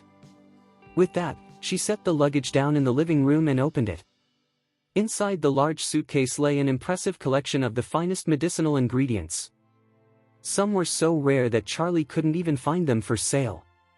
Confused, Charlie turned to Aurora and asked, "How did your father manage to gather so many incredible ingredients?" "Well, to be honest, our family operates a variety of businesses, one of which focuses on medicinal materials. Our ancestors have been in the medicinal trade since the late 19th century. We even have our own delivery team that collects the finest medicinal materials from across the country to sell to the wealthy and influential in the city. This business has been in our family for generations." Then, she quickly added, "Oh, and my father wants you to know that if you ever need any medicinal materials or ingredients in the future, just let us know, and we'll do our best to help." Once again, Charlie felt astonished. Ever since he stumbled upon the apocalyptic book, he had been captivated by its fascinating and enigmatic contents. The book contained numerous methods and recipes for medicine refinement, but many of the required medicinal materials were completely unfamiliar to him. He was facing a real challenge, and he never anticipated that the Quinton family would have such a rich legacy in the medicinal trade. This was truly a stroke of luck. With a beaming smile, he exclaimed, "Fantastic. With your family's support, refining medicine will be so much easier for me." However, when Charlie mentioned the medicine refining, Aurora bit her lip and hesitated for a moment. Then, summoning her courage, she suddenly knelt on the floor with a thud. Startled, Charlie asked, "Hey, what are you doing?" Aurora clasped her hands together and implored, "Master Wade. My father has heard that you'll be creating a magical elixir, and he's been longing for it. He keeps reminding me to ask you if you could. Aurora stumbled over her words, struggling to finish her request. Having been raised in a loving and privileged environment, she had always been admired and cherished, never having to beg for anything. This made it particularly difficult for her to express her needs, leaving her feeling quite embarrassed. Intrigued, Charlie observed the once proud young woman now appearing so shy and timid, yet he had a strong inkling of what she was trying to convey. With a gentle smile, he said, "Is your father interested in the medicine as well?" Aurora nodded vigorously, like a bobblehead, and added, "But we completely understand if you don't want to." "No pressure." Charlie chuckled softly. The medicine he planned to refine for Anthony and the Moore family was nothing more than basic remedies from the apocalyptic book. It wasn't nearly as extraordinary as they imagined. Refining the medicine would be a breeze as long as he had the right raw materials. In fact, it would be easier than baking. Since all the Quinton family was asking for was some medicine, he felt he couldn't possibly refuse. Moreover, he would rely on them to source medicinal materials for him. If he could bring them on board as his disciples, acquiring those materials would be a piece of cake. With that in mind, he smiled at Aurora, whose cheeks were flushed with shyness, helped her to her feet and said, "I can certainly provide your father with the medicine." "Really?" Aurora exclaimed, her voice filled with excitement. "Absolutely. Even if it weren't for your father, I couldn't refuse such a charming face." Charlie intended it as a light-hearted joke to lighten the mood, but Aurora turned an even deeper shade of red at his words. Her heart raced with excitement. To keep things friendly, Charlie added, "All right then. Since our destinies seem intertwined, I'll make sure to give your family 2 doses once I produce it." Whether it was Graham or Aurora, there was one extraordinary potion from Charlie that they could only dream of. It represented their greatest opportunity. This magical elixir had the power to bring back family members who were hovering at the threshold of the afterlife, which meant everything to a wealthy and influential family like theirs. However, they were completely unprepared for Charlie's astonishing generosity when he offered them not 1, but 2 elixirs. Aurora stared in disbelief, as if Charlie's words were a bolt of lightning that had hit her directly.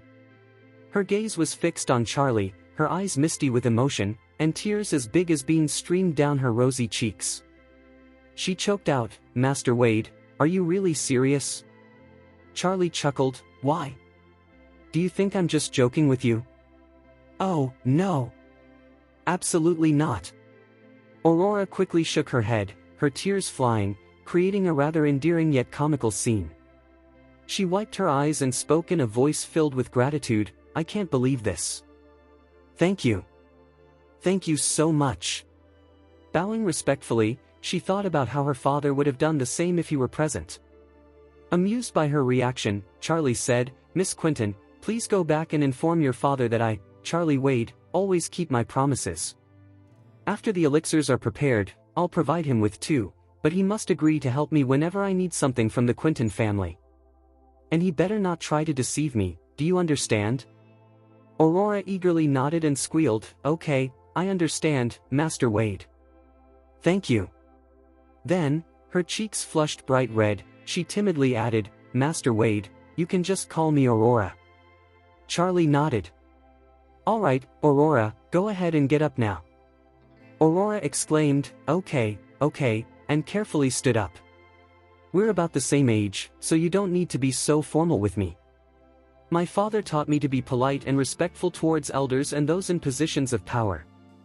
Master Wade, you possess such extraordinary abilities, and my formality is my way of showing respect." "Huh. During our previous encounters, you seemed so fiery and headstrong, like a spoiled rich girl. I never imagined you had such a refined and respectful side. I'm genuinely impressed." Aurora felt a flutter of embarrassment inside, akin to a shy deer. Truthfully, she was neither refined nor particularly knowledgeable. Before this day, she had been the same unruly and spirited girl, prone to arguments and clashes with anyone. But in Charlie's presence, she felt a deep sense of humility and respect, coupled with her father's high expectations of her. Unconsciously, she wanted to present herself as a well-behaved and endearing kitten around him. Glancing at his watch, Charlie said, "Aurora, I appreciate the materials, but I need to head to the market now. Let's go." Aurora realized she was taking up Charlie's precious time and nodded profusely, saying, "I'm sorry for holding you up, Master Wade." With a chuckle, Charlie shook his head. "Don't worry about it.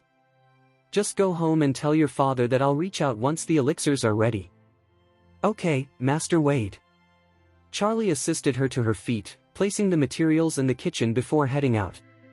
At the community gate, Aurora continued to bow and express her gratitude before reluctantly getting into her car and driving away. As for Charlie, he returned to his usual unassuming appearance, toting a small cart for grocery shopping, a complimentary item from a detergent brand, as he walked to the nearby wet market close to his home. With her heart still racing and beating wildly, Aurora arrived home, overwhelmed with excitement and joy. Back at the Quinton family villa, Graham awaited her return, filled with anxiety. He found himself wondering if Charlie would agree to his request for the magical elixir. Although the Quinton family held a slightly higher social rank than Zeke White's family, they were nothing compared to Jasmine Moore's family. Graham feared that Charlie might regard his family with disdain, despite his pledge to be a loyal supporter. Even if the Moore family sought to curry favor with Charlie, would he have an opportunity to shine alongside them? As he paced back and forth, consumed by worry, Aurora finally returned. He rushed outside as soon as she parked her car in the villa's courtyard. "Aurora, how did it go? Did Master Wade agree to our request?" Tears welled in Aurora's eyes as she nodded vigorously. "Yes, Dad. He agreed to our request." "That's fantastic!" Graham exclaimed, his laughter ringing out. "Dad, Master Wade said he'll give us 2. "What?" Graham's laughter suddenly halted, replaced by astonishment. 2? He wants to give us 2. Master Wade wants to give us 2 magical elixirs. Are you certain? Graham felt as though he had momentarily lost his breath. Aurora nodded once more, saying earnestly, "Yes, he wants to give us 2 magical elixirs." "I heard him correctly." "Oh my God." Tears filled Graham's eyes as well. "Does this mean he wants to assist our family too?" "Yes." Master Wade expressed that he desires our full cooperation whenever he needs medicinal materials in the future. "That's incredible, Aurora. This is amazing news. Master Wade wants to help our family. With his support, our family will thrive and reach new heights." Then, he asked curiously, "By the way, when he saw you, did he make any special requests?"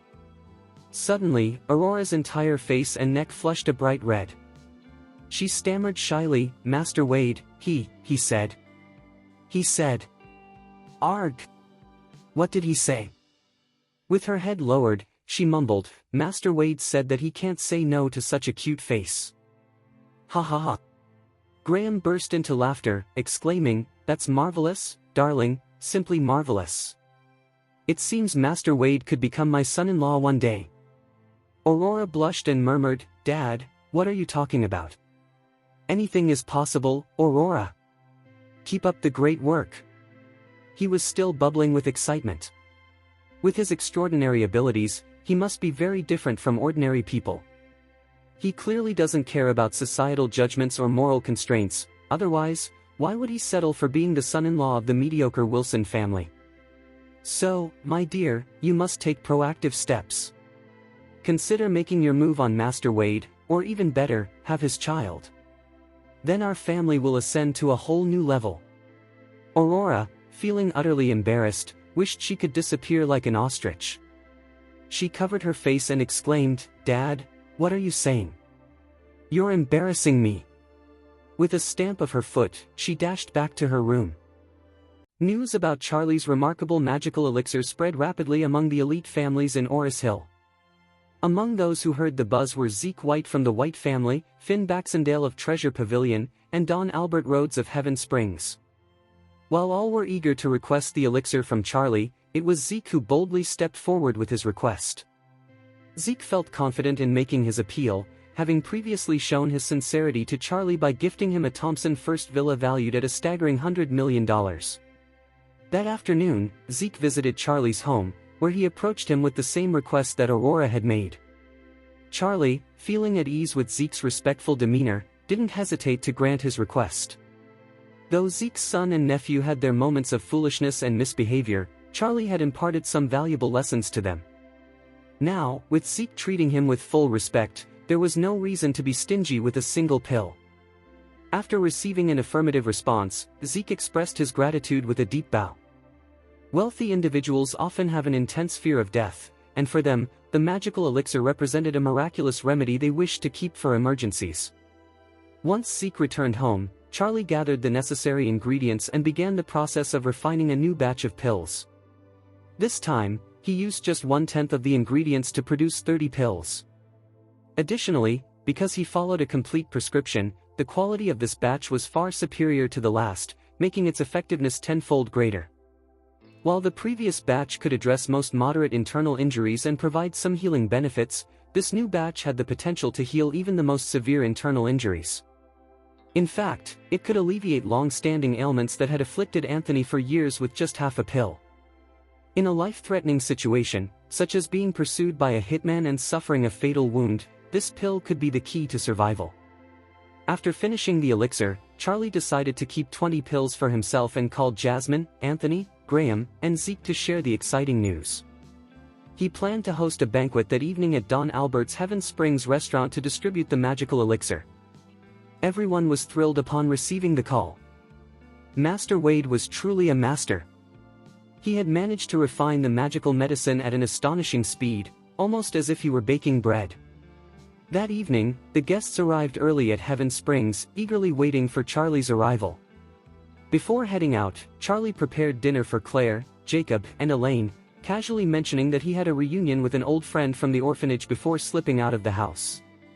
Upon arriving at Heaven Springs, he was warmly greeted at the entrance by Zeke, Graham and his daughter Aurora, Jasmine, Anthony and his granddaughter Zyla, along with Don Albert. Heaven Springs had been closed to the public for the day, reserved solely for Charlie's gathering. As Charlie arrived, everyone quickly tidied themselves up and welcomed him with respect. "Welcome, Master Wade," they said in unison.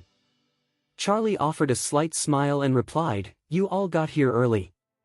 What time did you arrive?" Jasmine, with a polite smile, responded, "Master Wade, it's a rare and special occasion for you to host such a dinner. We wanted to arrive early to show our respect."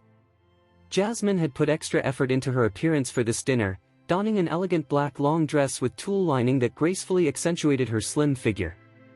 The outfit was neither overly revealing nor seductive, yet it exuded a unique charm and allure. Combined with her striking facial features, she radiated confidence and elegance. Charlie couldn't resist stealing a few glances at Jasmine, who looked absolutely stunning tonight. When he compared her to Claire, he noticed that their appearances and figures were nearly identical. However, in terms of temperament, Jasmine was clearly a cut above Claire. After all, Jasmine hailed from the esteemed Moore family, which undoubtedly contributed to her more refined demeanor compared to an average woman. At that moment, Aurora approached Charlie and shyly bowed her head, a blush creeping onto her cheeks once again.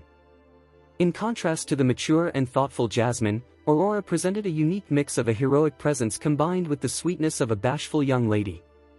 Aurora's light makeup enhanced her natural beauty, and she exuded a vibe that was both cool and captivating, much like a snow lotus blooming on an icy peak.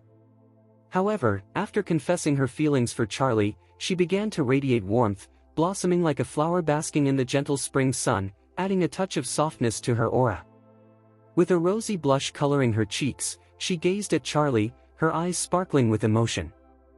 Meanwhile, Jasmine's expression shifted, a flicker of concern glimmering in her eyes. A woman's instinct made her perceive Aurora as a potential rival. She pondered, could it be that Aurora Quinton has feelings for Master Wade? Her grandfather had advised her to capture Master Wade's attention and secure him as the Moore family's future son-in-law, a prospect that intrigued her. Did Aurora entertain the same ambition?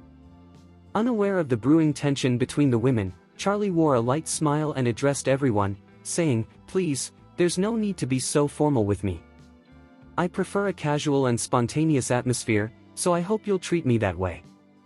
The guests quickly shook their heads, expressing their disagreement. Graham spoke first, his tone respectful. "Given your status and influence, Master Wade, we must treat you with the utmost honor and respect. It's simply the rule." Zeke added, "Master Wade, you are the esteemed leader of Newton and our savior. We would gladly wait for you, even for an entire day." Anthony clasped his hands together, saying, "Master Wade, your clinical and medicinal prowess is unparalleled. Anyone in the field would admire and revere your exceptional skills." Charlie nodded reluctantly and replied, "All right then, let's not linger here. Shall we go inside?" Jasmine flashed a gentle smile. "This way, please, Master Wade." Charlie led the way, and the others followed at a respectful distance. As they entered the Diamond Suite at Heaven Springs, they were greeted by a lavish spread laid out on the table. Charlie had invited several esteemed guests tonight, all of whom were significant figures in Oris Hill.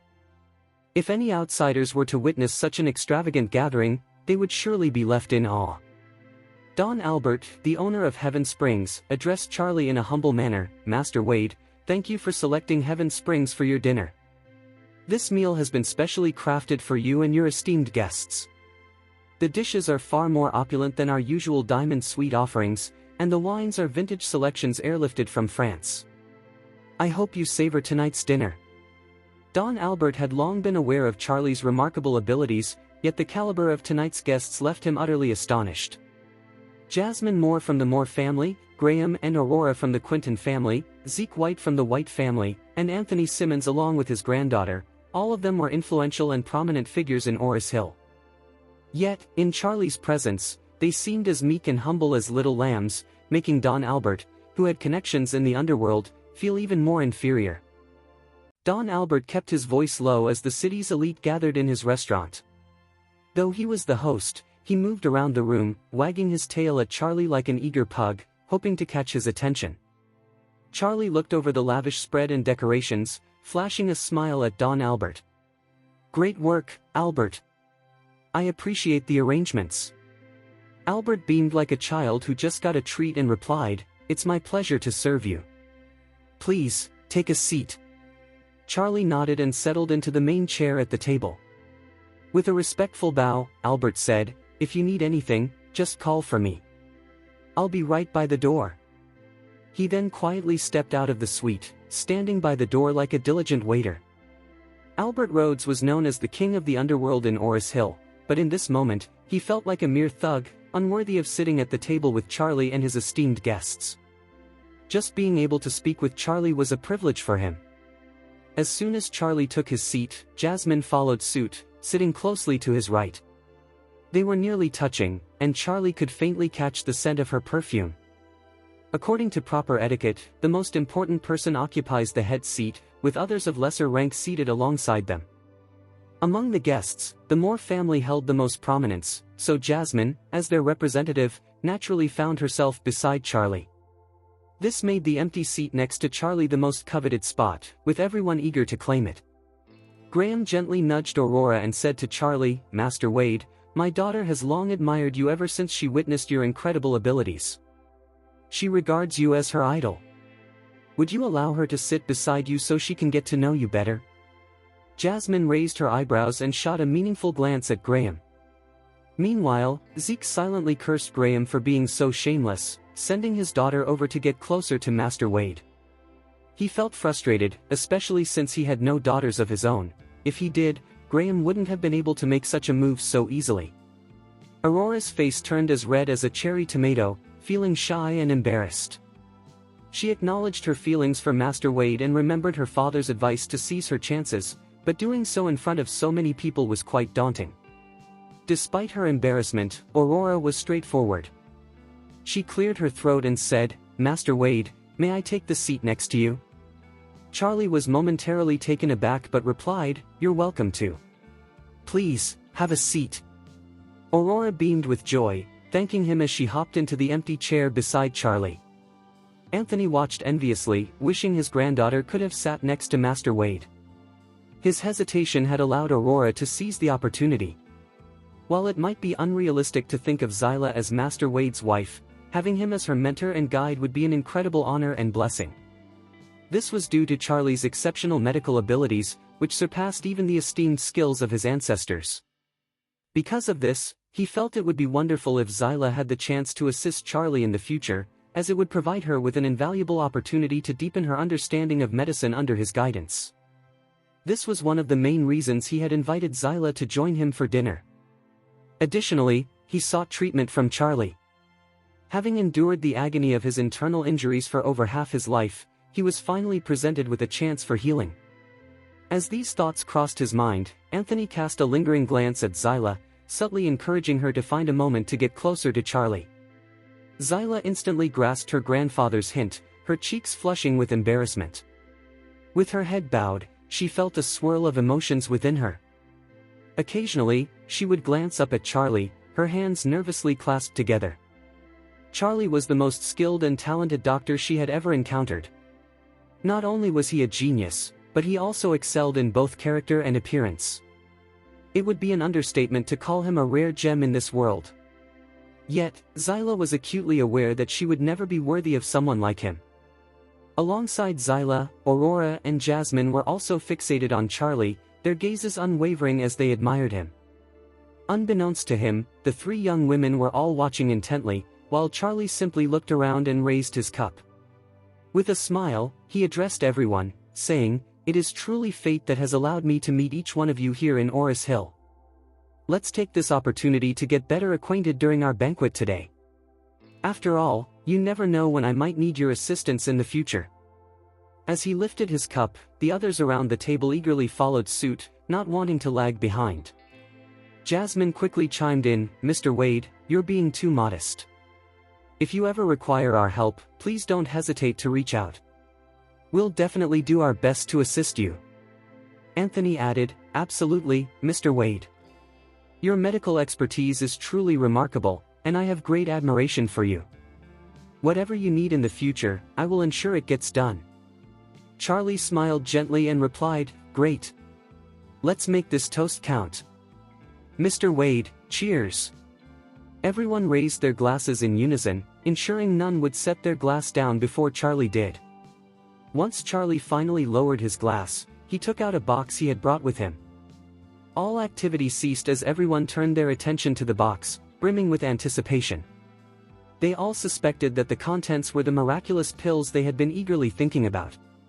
Charlie scanned the crowd before announcing, "This is the medicine I have prepared this time." Just as they had hoped. The excitement in the room was palpable as everyone leaned in, eager to see what Charlie had concocted this time. Slowly opening the box, Charlie revealed 10 pills nestled inside. He remarked, "These pills are at least 10 times more effective than the previous ones." 10 times, the crowd gasped in disbelief. They would have been more than satisfied with the same miraculous pill as before, yet here was Charlie presenting a version that was 10 times more potent. Charlie continued, "I wouldn't claim that this medicine can bring the dead back to life or grant immortality, but I assure you it will enhance your physical health, extend your life, and treat ailments.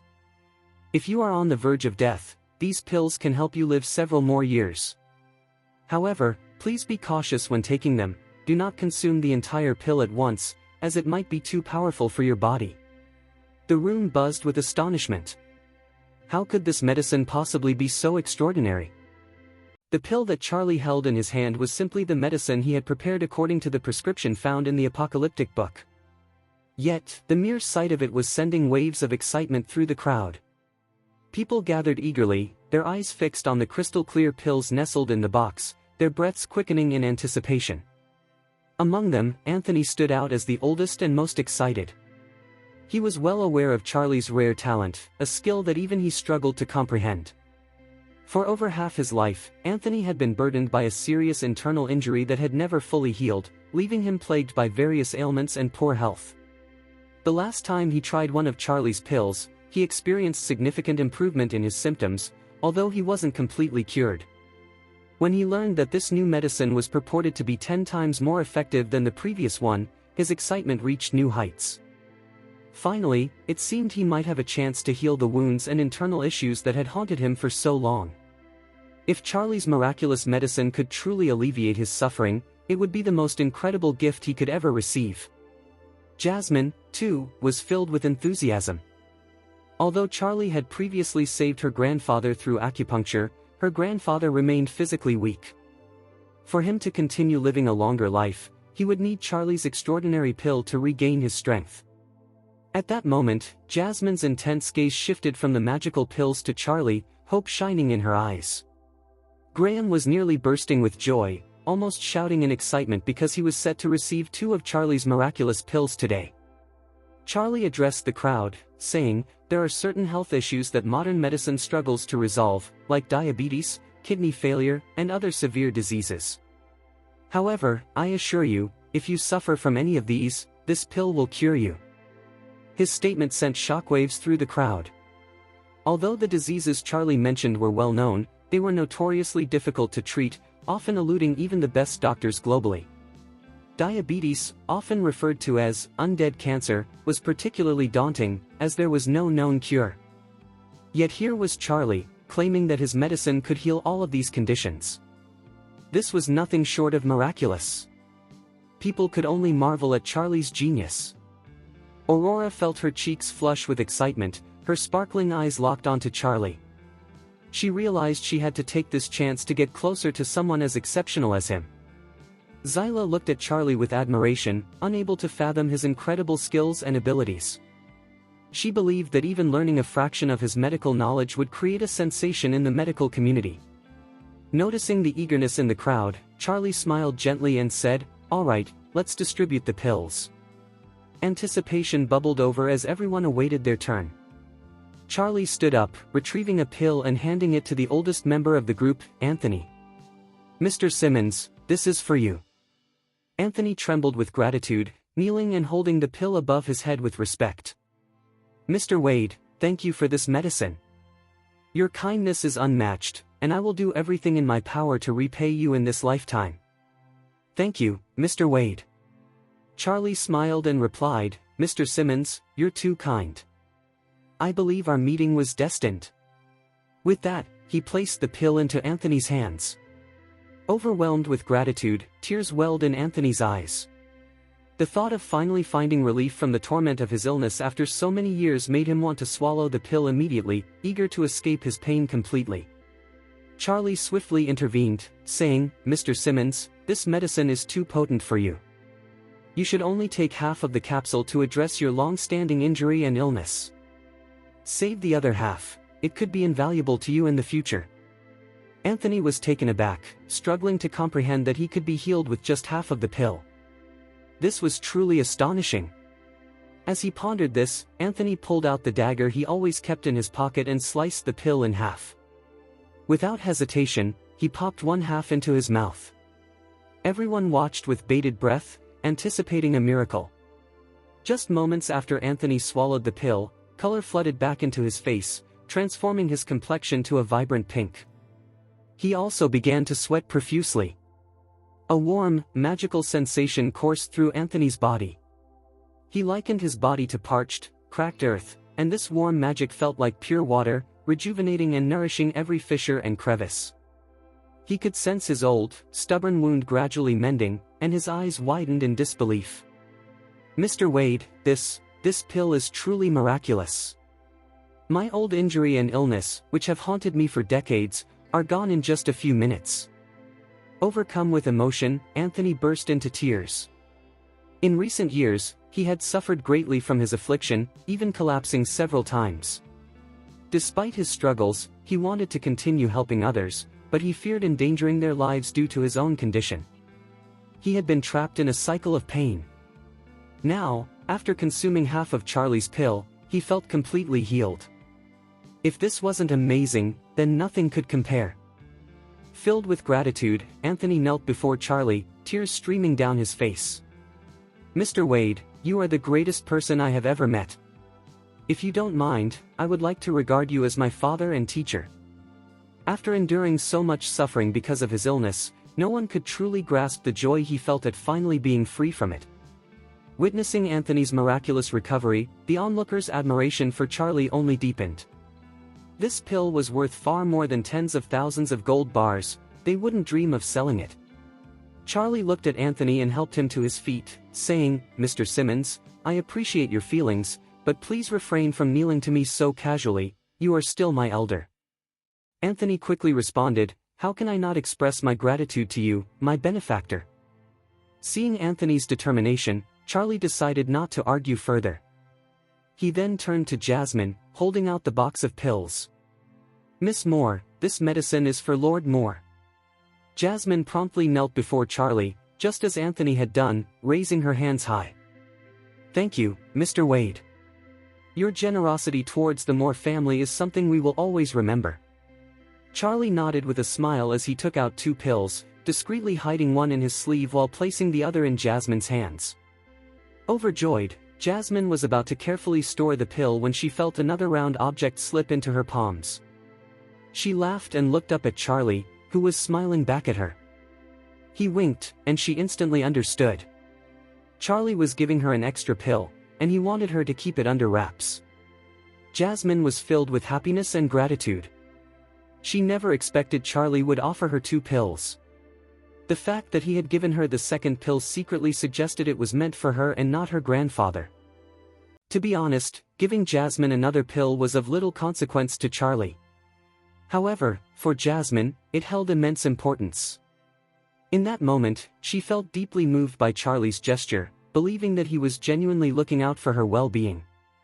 As Jasmine continued to gaze at Charlie, he approached Zeke and extended a pill towards him. "Mr. White, this pill is for you."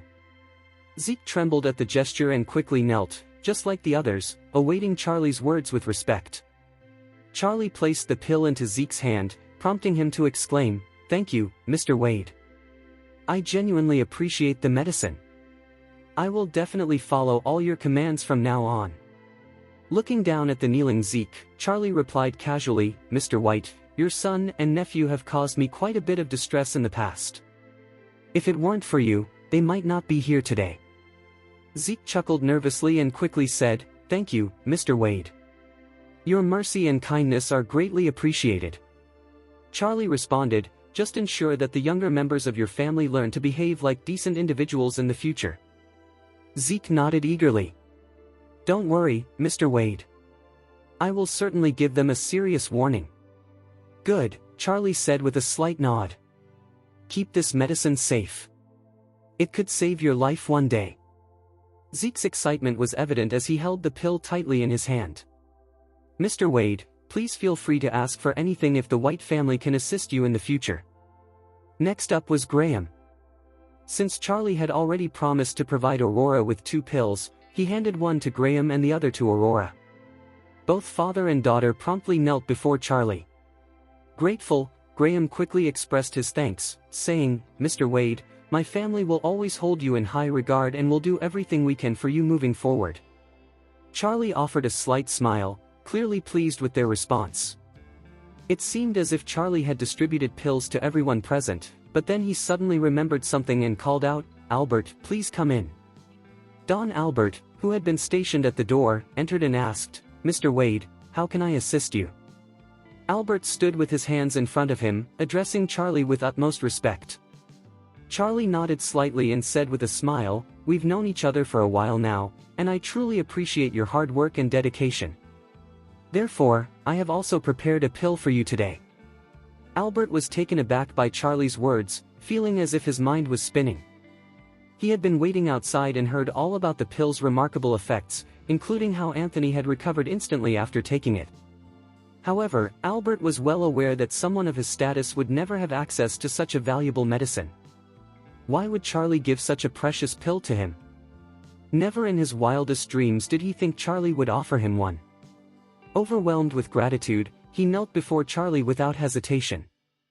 "Mr. Wade, I may not be eloquent in speech, but I promise to serve you for the rest of my life, and I would walk through fire for you." Albert was so moved that he repeatedly knelt and thanked Charlie as he accepted the pill with the utmost respect, treating it like a priceless treasure. Charlie waved his hand reassuringly and said, "No need to worry.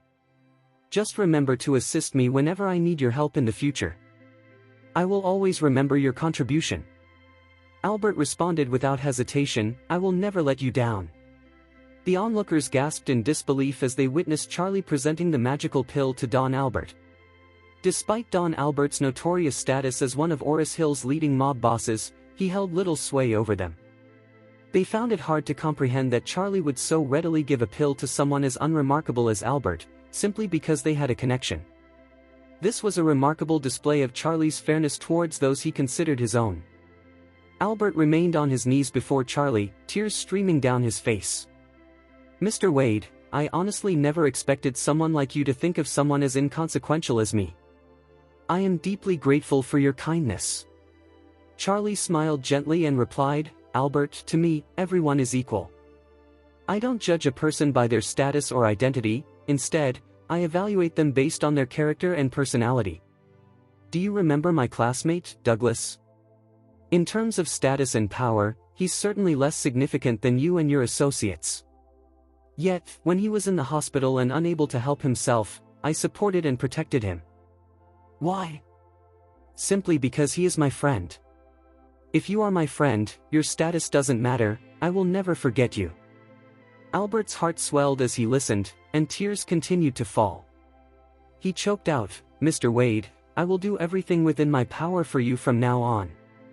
Charlie placed the pill in Albert's hand and said, "If you choose to follow me, remember, you don't need to be the most powerful person in the country. As long as you act sincerely and wholeheartedly for me, I will always protect and look out for you for life." Charlie's sincerity was evident. He possessed immense wealth, tens of billions in cash and a company valued in the hundreds of billions of dollars. Moreover, Charlie had extraordinary skills and strength at his disposal. Thus, as long as Albert remained loyal, he would not suffer under Charlie's wing. Charlie's words only deepened the admiration and respect everyone felt for him. They were all determined to follow Charlie wholeheartedly. At that moment, Zeke produced a smart bracelet key and presented it to Charlie. "Mr. Wade, this is the key to the Bugatti Veyron Hermes Special Edition that I've ordered for you. You can pick it up at the auto showroom when it launches tomorrow. The standard Bugatti Veyron costs $26 million, while the Hermes edition is valued at $40 million. Before Charlie could respond, Graham hurriedly revealed another smart bracelet key, saying, "What a coincidence, Mr. Wade. I also ordered a sports car for you, and it's ready for collection at the showroom. I got you a limited edition 1-77 Aston Martin. The Aston Martin 1-77 is also priced at $40 million. Neither Zeke nor Graham anticipated such a coincidence. Zeke shot Graham an annoyed look and exclaimed, "Graham, why did you get Mr. Wade a sports car too? Are you trying to copy me?" Graham replied confidently, "I'm not copying you. I just thought Mr. Wade should drive the best sports car available, which is why I specifically ordered the Aston Martin 1-77. Seeing both of them presenting gifts to Charlie one after another, Anthony quickly brought out a yellow sandalwood box and placed it before Charlie. Upon opening it, a stunning pair of porcelain wine glasses was revealed. Anthony told Charlie, "Mr. Wade, these wine glasses have been in my family since the Ming dynasty, and they are one of my prized antiques. I want to gift them to you today, and I hope you enjoy using them." Not wanting to be outdone, Jasmine quickly retrieved her checkbook and wrote a cash check, offering it to Charlie. "Mr. Wade, this check is for $100 million. Please accept it as a small token of my appreciation."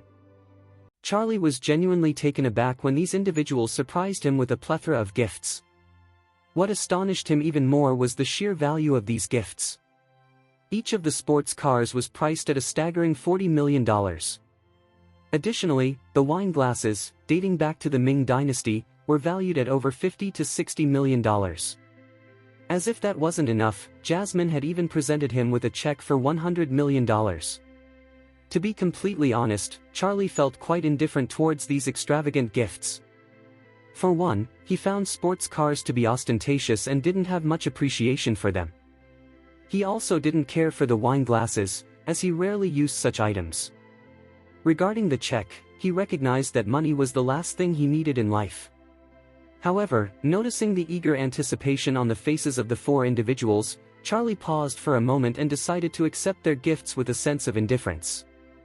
"All right, I will accept these gifts." "Thank you," he said. Since they wanted to express their gratitude and follow in his footsteps, it seemed appropriate for him to accept.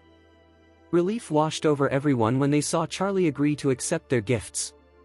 Charlie casually tucked the $100 million check and the two smart bracelet keys into his pocket, setting aside the box of wine glasses.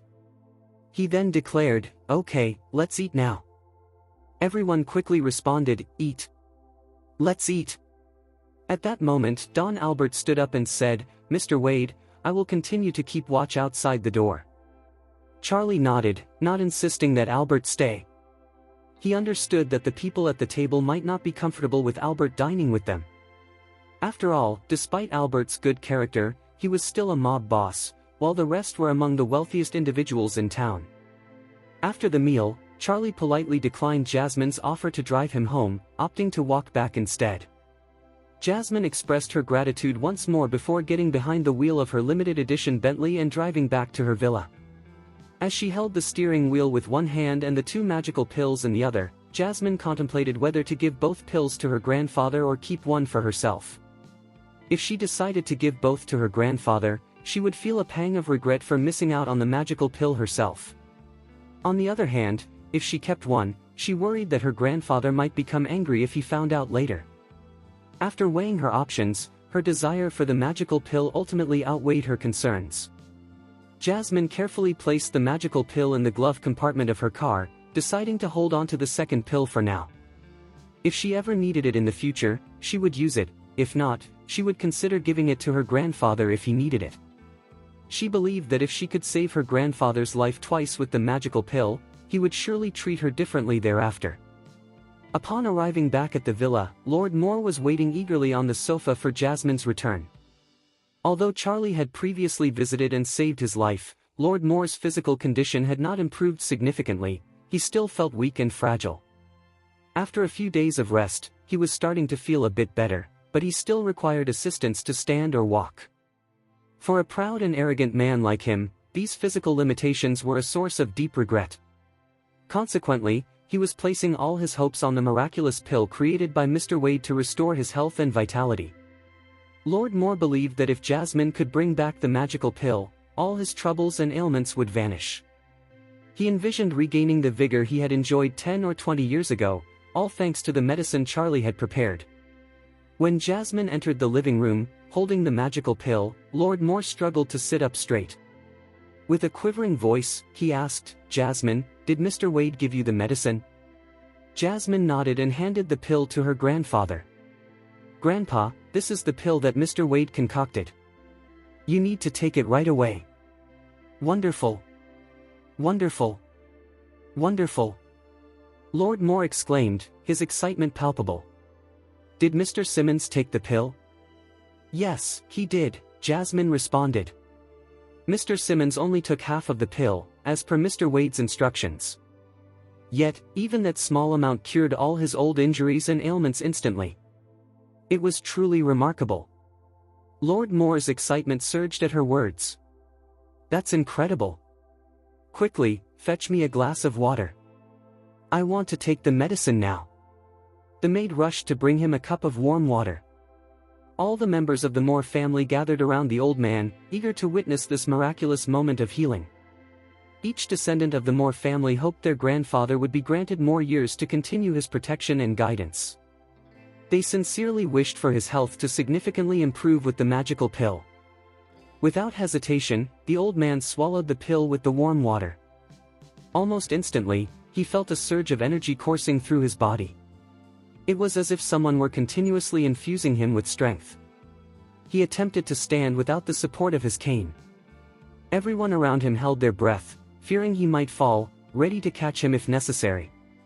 To their astonishment, Lord Moore stood up effortlessly. He rose without any strain, stable and steady. Feeling newfound power in his legs, he confidently took his first step forward. No rush, no panic, no exhaustion, no trembling, and no breathlessness at all. The onlookers were stunned. Just days ago, he had seemed on the brink of death, yet now he appeared as vibrant as a middle-aged man. With his strength returning, Lord Moore eagerly took a few more steps, each one firm and quick. Overjoyed, he exclaimed, "This is incredible. Simply incredible. Mr. Wade is truly a miracle worker." Then, turning to Jasmine, he declared earnestly, "Jasmine, if I could have a son-in-law like Mr. Wade, I could easily live to 100. Your father, uncle, brother, and you would also enjoy long, healthy lives. If our family can thrive for 3 generations, all reaching a century, we will be an unshakable powerhouse."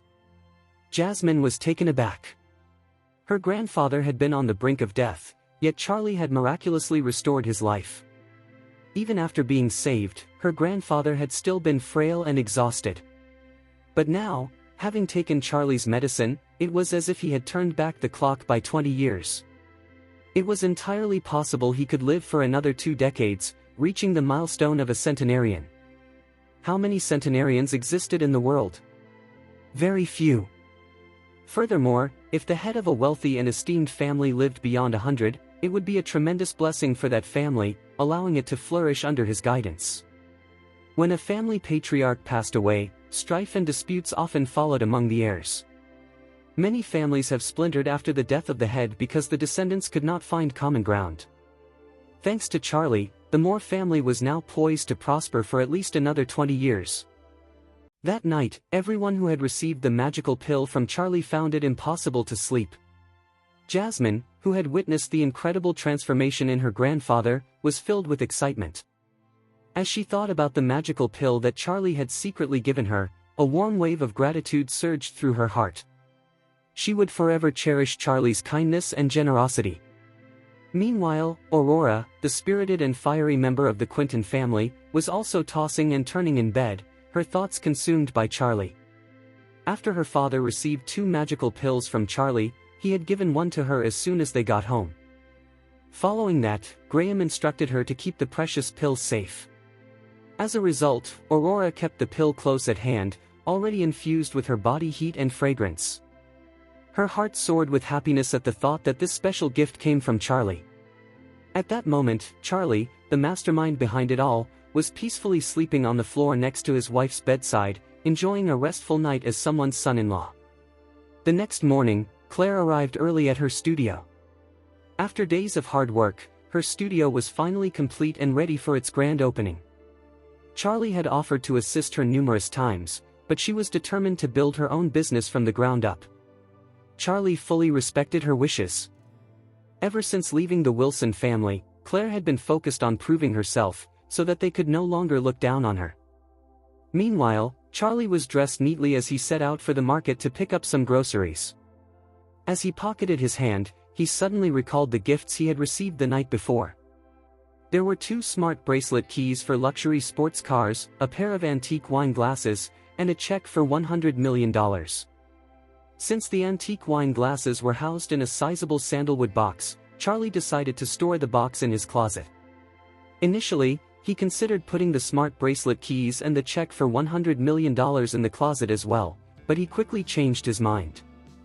This was because he knew his mother-in-law often poked around their bedroom when she was bored. The last time Graham gifted him a jade bracelet, Elaine had taken it and worn it herself before Claire could even lay claim to it. If his mother-in-law were to stumble upon the check for $100 million and the smart bracelet keys for the 2 luxury cars, she would undoubtedly try to claim them as her own.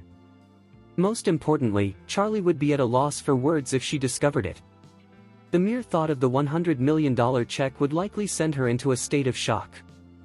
Thus, Charlie decided to take the smart bracelet keys and the check with him to the vegetable market. As he made his way to the market, Graham called him and asked, "Mr. Wade, did you like the sports car I gave you?" "Oh," Charlie replied, "I haven't seen it yet." Graham quickly responded, "The car is at the Oris Hill Convention and Exhibition Center. If it's not convenient for you to go there, I can have someone deliver it to your house." Charlie replied, "No, please don't send it to my house. I'll find time to check it out at the exhibition center." The neighborhood where Charlie lived was quite ordinary, with houses valued at only $2 to $3 million. Having 2 sports cars each worth over $40 million parked in the area would certainly attract attention. Therefore, Charlie thought it best to keep the sports cars at the villa in Thompson first, where they had private basement parking and wouldn't draw any unwanted attention. Upon arriving at the vegetable market, Charlie received a call from his good friend from university, Douglas. Douglas inquired, "Charlie, where are you?" Charlie replied, "I'm at the vegetable market."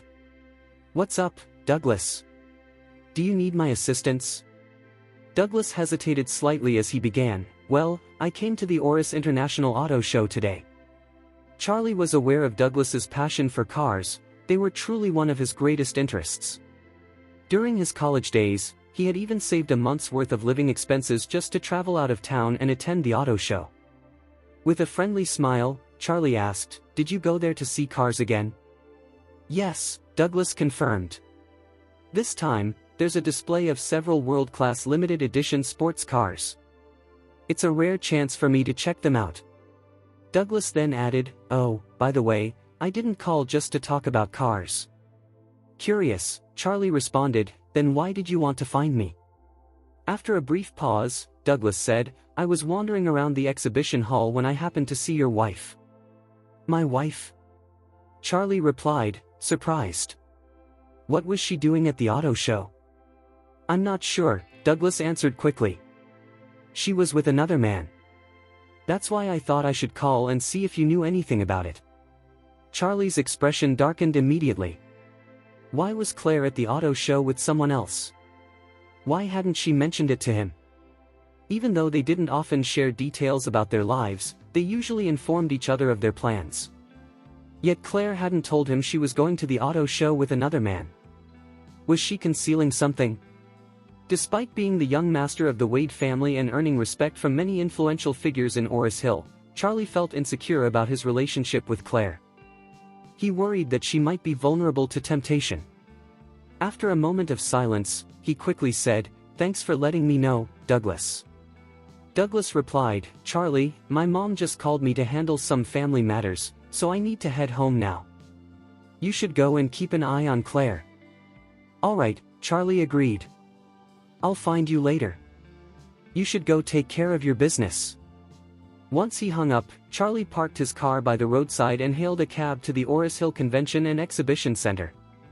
The Oris Hill Convention and Exhibition Center was a major venue for various exhibitions, hosting most of the significant events in Oris Hill. Upon entering the exhibition hall, Charlie took a look around, noticing that he was surrounded by numerous ordinary citizens eager to see the cars. The platforms were filled with a variety of luxury vehicles. The first car that caught Charlie's eye was the Audi A8, alongside many other luxury models, including high-end sports cars like Lamborghini and Ferrari. At the center of the hall, the highest platform displayed a striking red and sleek black sports car. These two impressive vehicles had been gifted to Charlie by Zeke and Graham. One was an Aston Martin 1-77, and the other was a Bugatti Veyron Hermes edition. These extraordinary cars were the centerpiece of the auto show, attracting a crowd of onlookers and reporters. Two sturdy security guards stood watch beside the cars, positioned at the front and back to prevent anyone from touching the luxurious models. As the host began the introduction, he announced, these two cars have already been sold. They are personal items, so while you can look at them and take pictures, touching them is not permitted. Thank you for your cooperation. A reporter then inquired, the auto show has barely started, and both cars have already been sold? Can you share who the buyers are?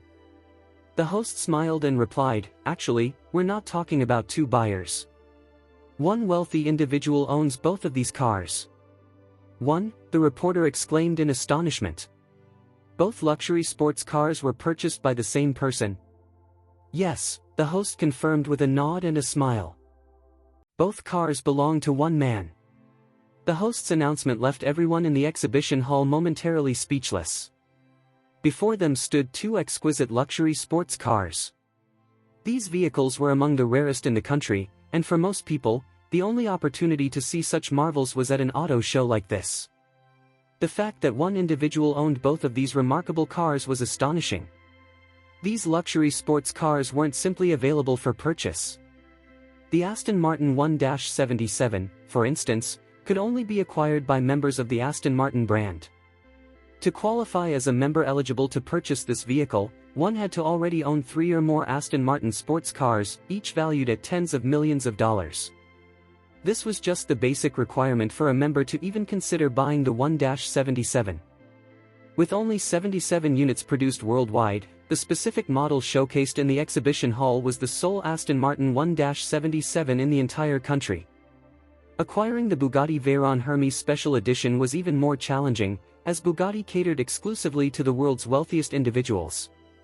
This particular sports car, being a special collaboration with Hermes, was not only pricier but also more limited.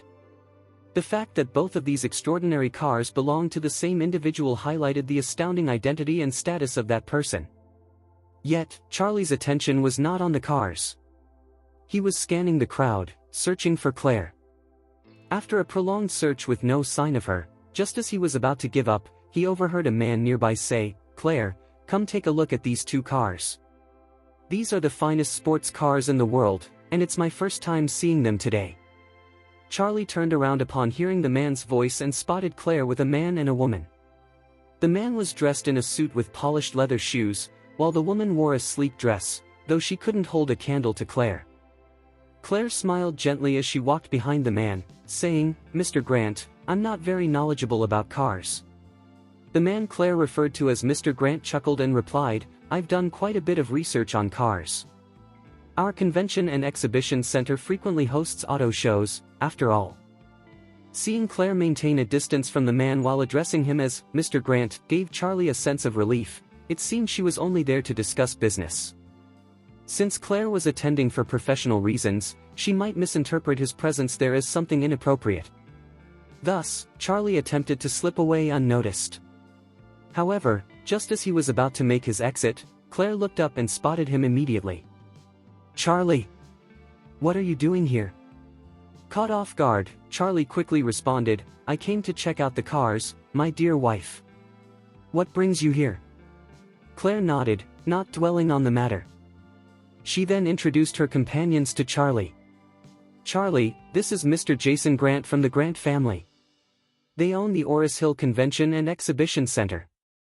They used to be partners with the Wilson Group but have since ceased all collaborations. Mr. Grant invited me here to discuss a potential partnership ahead of the upcoming renovations at the Oris Hill Convention and Exhibition Hall." Next, Claire introduced the woman beside Jason to Charlie. "This is Jessica Zanders, my former high school classmate, who now works as Mr. Grant's secretary." At that moment, Jessica looked at Charlie with a stunned expression and remarked, "Claire, I heard from some of our high school classmates that you married a useless man who is a live-in son-in-law. I see now that he truly is quite ordinary." Jason smiled subtly but cast a hostile glance at Charlie, though he managed to mask it well. Jason had always held a keen interest in Claire, and while he was aware of Charlie's presence, he had never encountered him in person until now. Upon realizing that the man before him was Claire's husband, Jason looked at Charlie and feigned curiosity, asking, "So, what are you up to these days, Charlie?" Charlie replied simply, "I'm a vagrant now." As soon as Jason heard this, a flicker of disdain crossed his eyes. In truth, he had always admired Claire, especially during her time at the Wilson Group. He had intentionally reached out to her after learning she started her own business. In fact, it was Jason who had placed the order for the refurbishment of the Convention and Exhibition Center, specifically to invite Claire to this event today. Feeling the need to assert his status in front of Charlie, Jason looked at him and smiled, saying, "Charlie, I don't think it's wise for you to be here today. The attendees at the auto show are all prominent and wealthy individuals from Oris Hill. Aren't you concerned about embarrassing Claire by showing up? Join Telegram group. Telegram group. Join now." Claire's expression shifted immediately upon hearing Jason's remarks, as she hadn't anticipated him mocking Charlie. She began to feel uneasy. Before Claire could respond, Charlie's demeanor turned icy. He replied coolly, "Do you really think this auto show is that impressive? I wouldn't even be here if it weren't for my car." "Your car? Do you even know your place?" Jessica interjected, glaring at Charlie with disdain. "Don't you realize that every luxury vehicle here is valued at several $1,000,000? I doubt you could even afford a single wheel of any of them." Jason chuckled haughtily and said, "Charlie, I recognize people like you. You're just a typical live-in son-in-law, relying on your wife and her family. Are you hoping Claire will buy you a car to boost your ego?"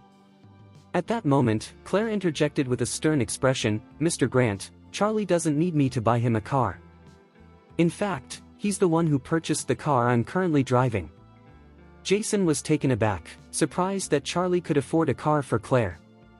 Jessica continued to look at Charlie with skepticism, sneering, "Are you really sure you could buy Claire a car?" She then turned to Claire and asked, "Claire, what kind of car did your husband buy for you? Is it a Cherry QQ?" Claire promptly replied, "Charlie bought two cars for our family, a BMW 520 for me and a BMW 530 for my father." Jessica appeared slightly taken aback. I honestly didn't expect your husband to be able to buy you a car. Meanwhile, Jason shook his head with a condescending smile. A BMW 520? That's what the servants in my house drive. How could that be suitable for someone like Claire? He then turned to Charlie and remarked, a BMW 520 is a relatively inexpensive car. You only need to put down $100,000 and can finance the rest. However, the luxury cars here are worth millions. If you can only afford a 5 Series, you really shouldn't be at this auto show. You should check out those 2 lavish sports cars on display, so you understand your standing. Charlie smiled nonchalantly and gestured towards the 2 luxury cars perched on the highest platform in the exhibition hall. He asked, you mentioned I wouldn't be able to afford any luxury cars here. Let me ask you this, can you afford those 2 cars? Jason scoffed, I can buy any luxury car at this auto show, except for those 2. How about you? Even if you wanted any of the luxury cars here, I'm sure you wouldn't be able to afford even one. After finishing his criticism of Charlie, Jason turned his attention to Claire. Claire, I value our collaboration immensely. To show my sincerity, I invite you to choose any luxury car here today, except for the 2 in the center of the showroom. It's time for you to upgrade from that old BMW 520 you're driving. What do you think about the Audi RS8? It's a powerful vehicle and would suit you perfectly.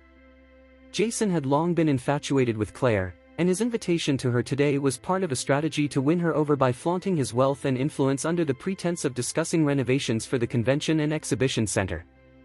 Jessica was aware of Jason's interest in Claire, so she quickly interjected, Claire, this is a generous gesture from Mr. Grant. You really shouldn't turn down his kind offer. However, Claire promptly declined, saying, thank you, Mr. Grant, but I cannot accept such an extravagant gift from you. Jason chuckled and replied, the Audi RS8 is only $2 million. To me, that's just pocket change. If you like it, I'll buy it for you right now. Charlie shot Jason an icy look and said, no thanks. We already have our own cars, and even if Claire wanted a new one, she wouldn't accept it from you. Jason, with a sarcastic tone, retorted, so, are you planning to buy her a new car instead? Let's be real, what car could you afford in this showroom today? Charlie grinned as he gestured towards the Aston Martin 1-77 and the limited edition Bugatti Veyron on the highest platform. How about those 2 cars that you can't afford? Oh, come on. Jason assumed Charlie was mocking him for lacking the funds to buy those cars. He replied coldly, don't be so arrogant, young man. I can buy any car in this exhibition hall, except for those 2. Can you say the same? Charlie smiled and said, if I were to gift Claire a new car, it would definitely be one of those 2. Ha ha ha. Jason burst into laughter, saying, do you even know what those sports cars are? You're just talking nonsense. I'm not belittling you, but those cars are under strict security. You wouldn't even get near them, let alone buy one. Charlie replied with a confident grin, I think you're the one who wouldn't be able to get close to those cars. You can't touch them, right? Jason immediately sneered. The Oris Hill Convention and Exhibition Center is owned by my family. Do you really think I lack the influence to get close to those cars? The security guards would certainly grant me access. Charlie shrugged and replied, I believe we're both in the same situation. If I can't touch the cars, neither can you. Jason's anger flared at Charlie's words. Gritting his teeth, he said, do you really think you're worthy of being compared to me? Charlie nodded confidently, absolutely.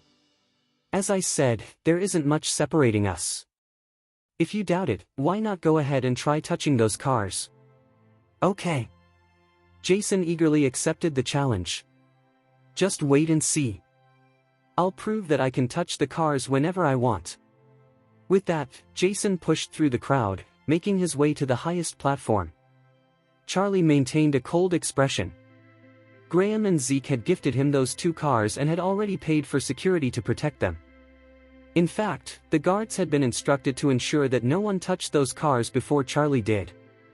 If Jason succeeded in reaching the cars today, Charlie would definitely confront Graham and Zeke later. They would have to face consequences for their negligence. But even if Jason managed to touch the cars, so what? Charlie could simply pull out the smart bracelet keys from his pocket and take a seat in one of them. He wondered how Jason would react to that scenario. Jason pushed through the throng of onlookers and approached the security guard, stating, "Brother, I'm the Deputy General Manager of the Oris Hill Convention and Exhibition Center. My family owns this venue. Could you please let me get a closer look at the two cars?" "No," replied a recently retired Army security guard with a firm tone. "Our boss has instructed us to ensure that only the car owners can approach them." Jason felt a surge of anger and frustration wash over him. How could he not touch the cars at all?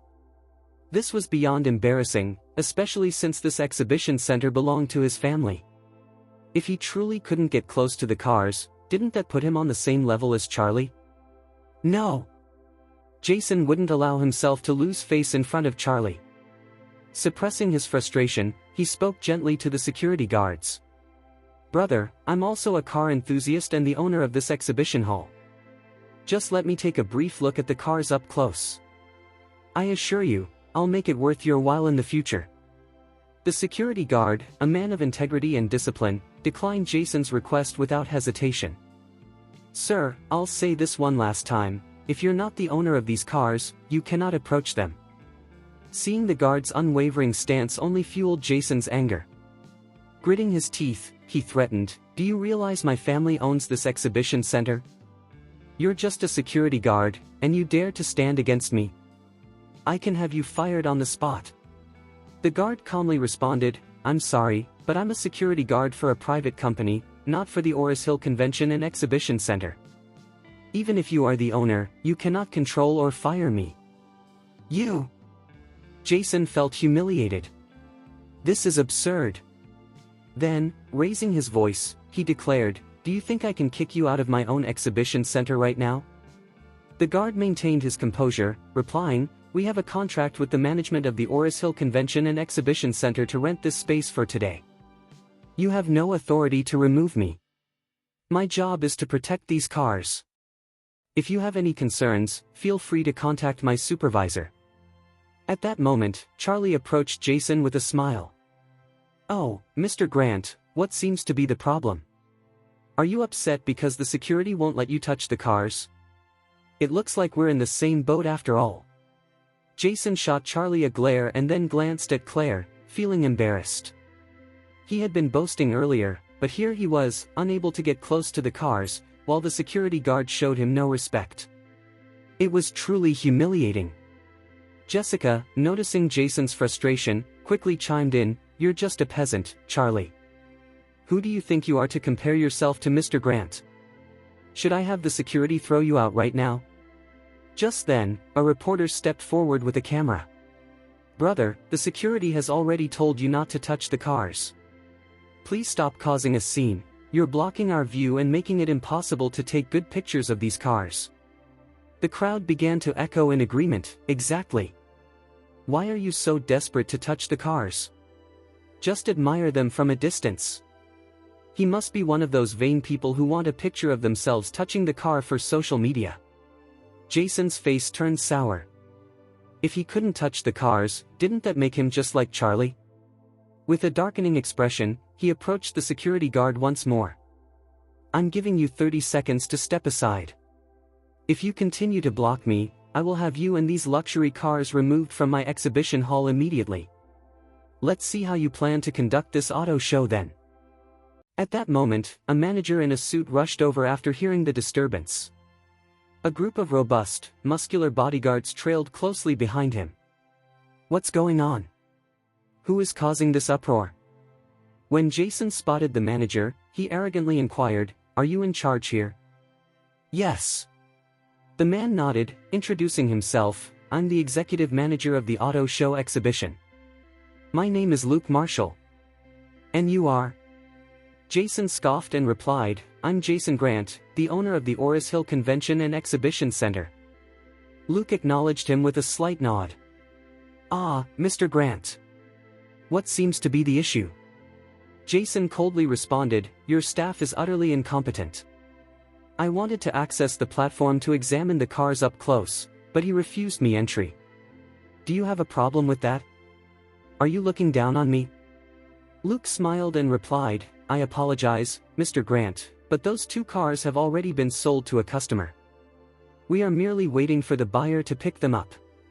Given their rarity and value, we cannot allow anyone else to touch them unless they are the owner. Jason frowned and retorted, so, you're saying you won't give me the courtesy I deserve? I truly apologize, Mr. Grant, Luke responded promptly. I cannot make exceptions in this case. We have very clear instructions that no one is permitted to touch those 2 cars unless they are the rightful owner. Jason was infuriated. He couldn't believe Luke would reject his request in front of everyone, especially with Claire present. His anger boiled over. Fine. If you think you're so important, then I guess our little exhibition center is too insignificant for you. Please remove all your cars from the exhibition hall at once. Jason shouted furiously. Luke replied, Mr. Grant, don't you think that's excessive?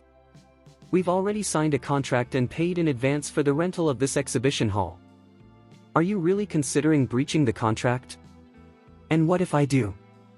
Jason shot back, irritated. I'd rather pay you the penalties than deal with you any longer. At that moment, Jessica quickly interjected in a low tone, Mr. Grant, if we breach the contract, we'll have to pay 3 times what the other party has already paid for the rental. The chairman will definitely be furious if he finds out. Jason paused, taken aback. Charlie chuckled and said, Mr. Grant, are you really suggesting that someone of your stature can't even touch those 2 cars? Is it truly that difficult for you? It's quite embarrassing for the general manager of the Oris Hill Convention and Exhibition Center. Jason shot back angrily, who said I can't touch those cars? With that, he turned and shoved Luke aside, declaring, I'm touching those 2 cars today, no matter what. If you don't want trouble, you'd better step aside. Otherwise, I assure you, I'll teach you a lesson. Seeing Jason rush toward the limited edition Aston Martin 1-77, Luke panicked and quickly called for the security guards to intervene. Jason was taken aback when the security guards actually attempted to stop him. He then yelled, I want all security personnel in the exhibition center to come to me immediately. Even though the guards at the cars were from an external agency, many security staff were employed by the exhibition center itself. Who was afraid of whom? As Luke noticed the exhibition center's security rushing over, he quickly called Graham, anxious about the potential for conflict. Mr. Quinton, there's a Mr. Grant from the Oris Hill Convention and Exhibition Center who is insisting on touching the Aston Martin 1-77. There's a commotion happening right now. What should I do? Graham was taken aback, responding immediately with frustration, I bought that car for Mr. Wade. It doesn't matter who wants to touch it. No one besides Mr. Wade is permitted to lay a hand on it. If anyone tries, I want the security to break his hand. Luke quickly interjected, Mr. Quinton, the Oris Hill Convention and Exhibition Center is owned by the Grant family. Wouldn't that be a bit excessive? So what? Who cares about the Grant family? Graham shouted vehemently over the phone. They mean nothing to me. I'm giving you a direct order. If that Grant kid dares to touch the car I bought, you'd better leave Oris Hill, and pray I never see you again.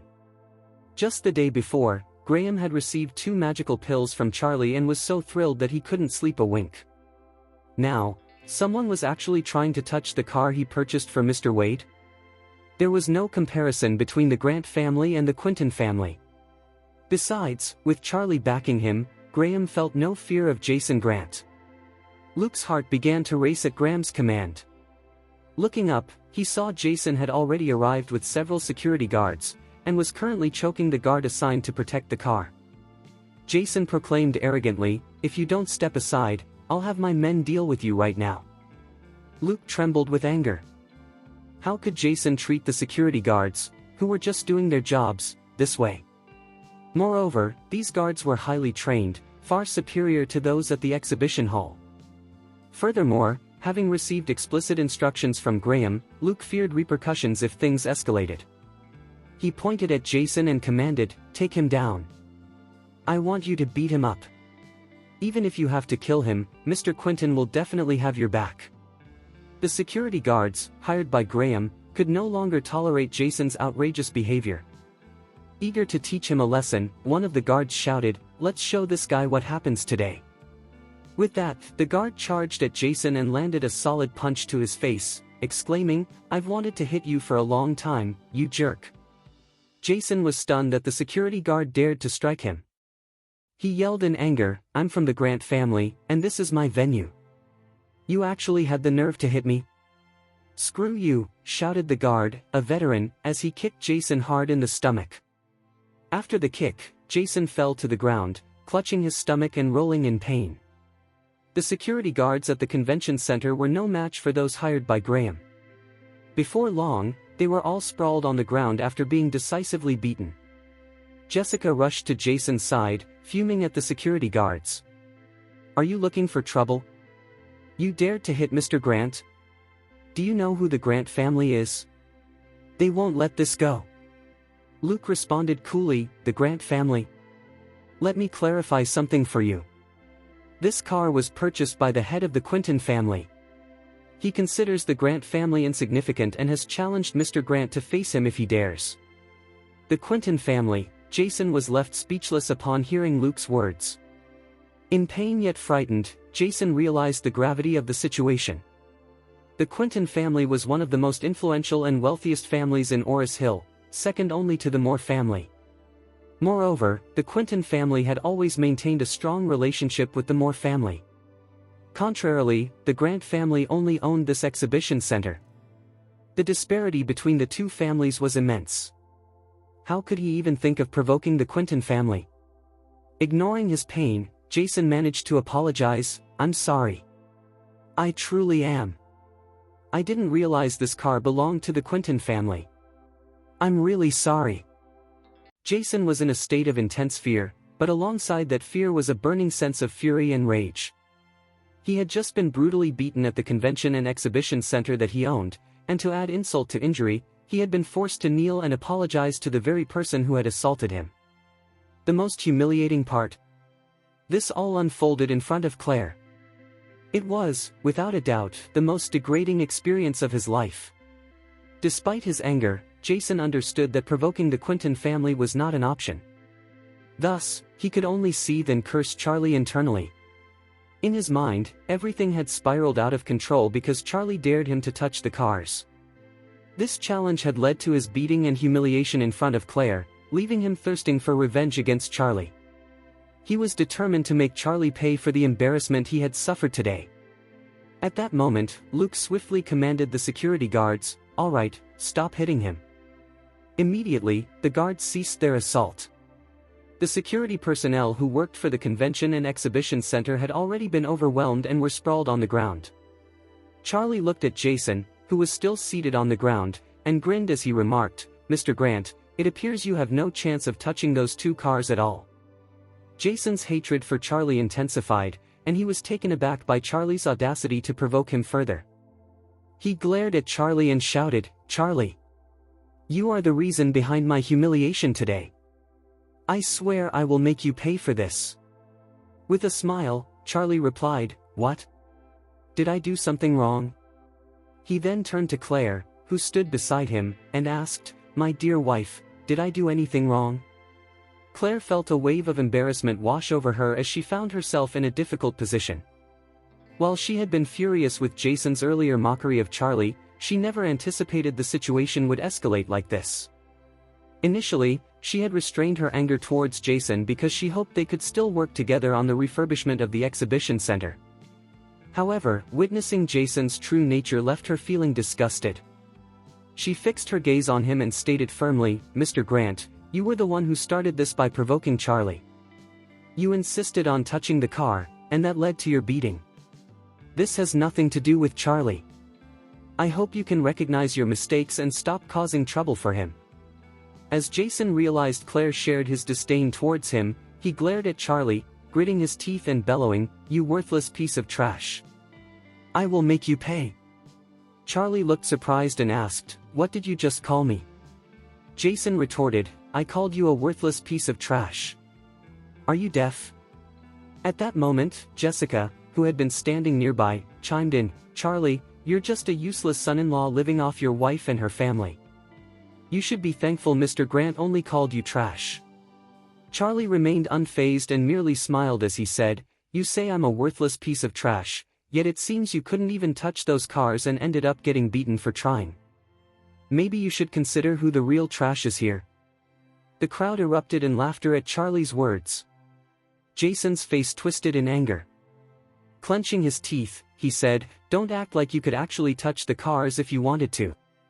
Why don't you show me if you can?"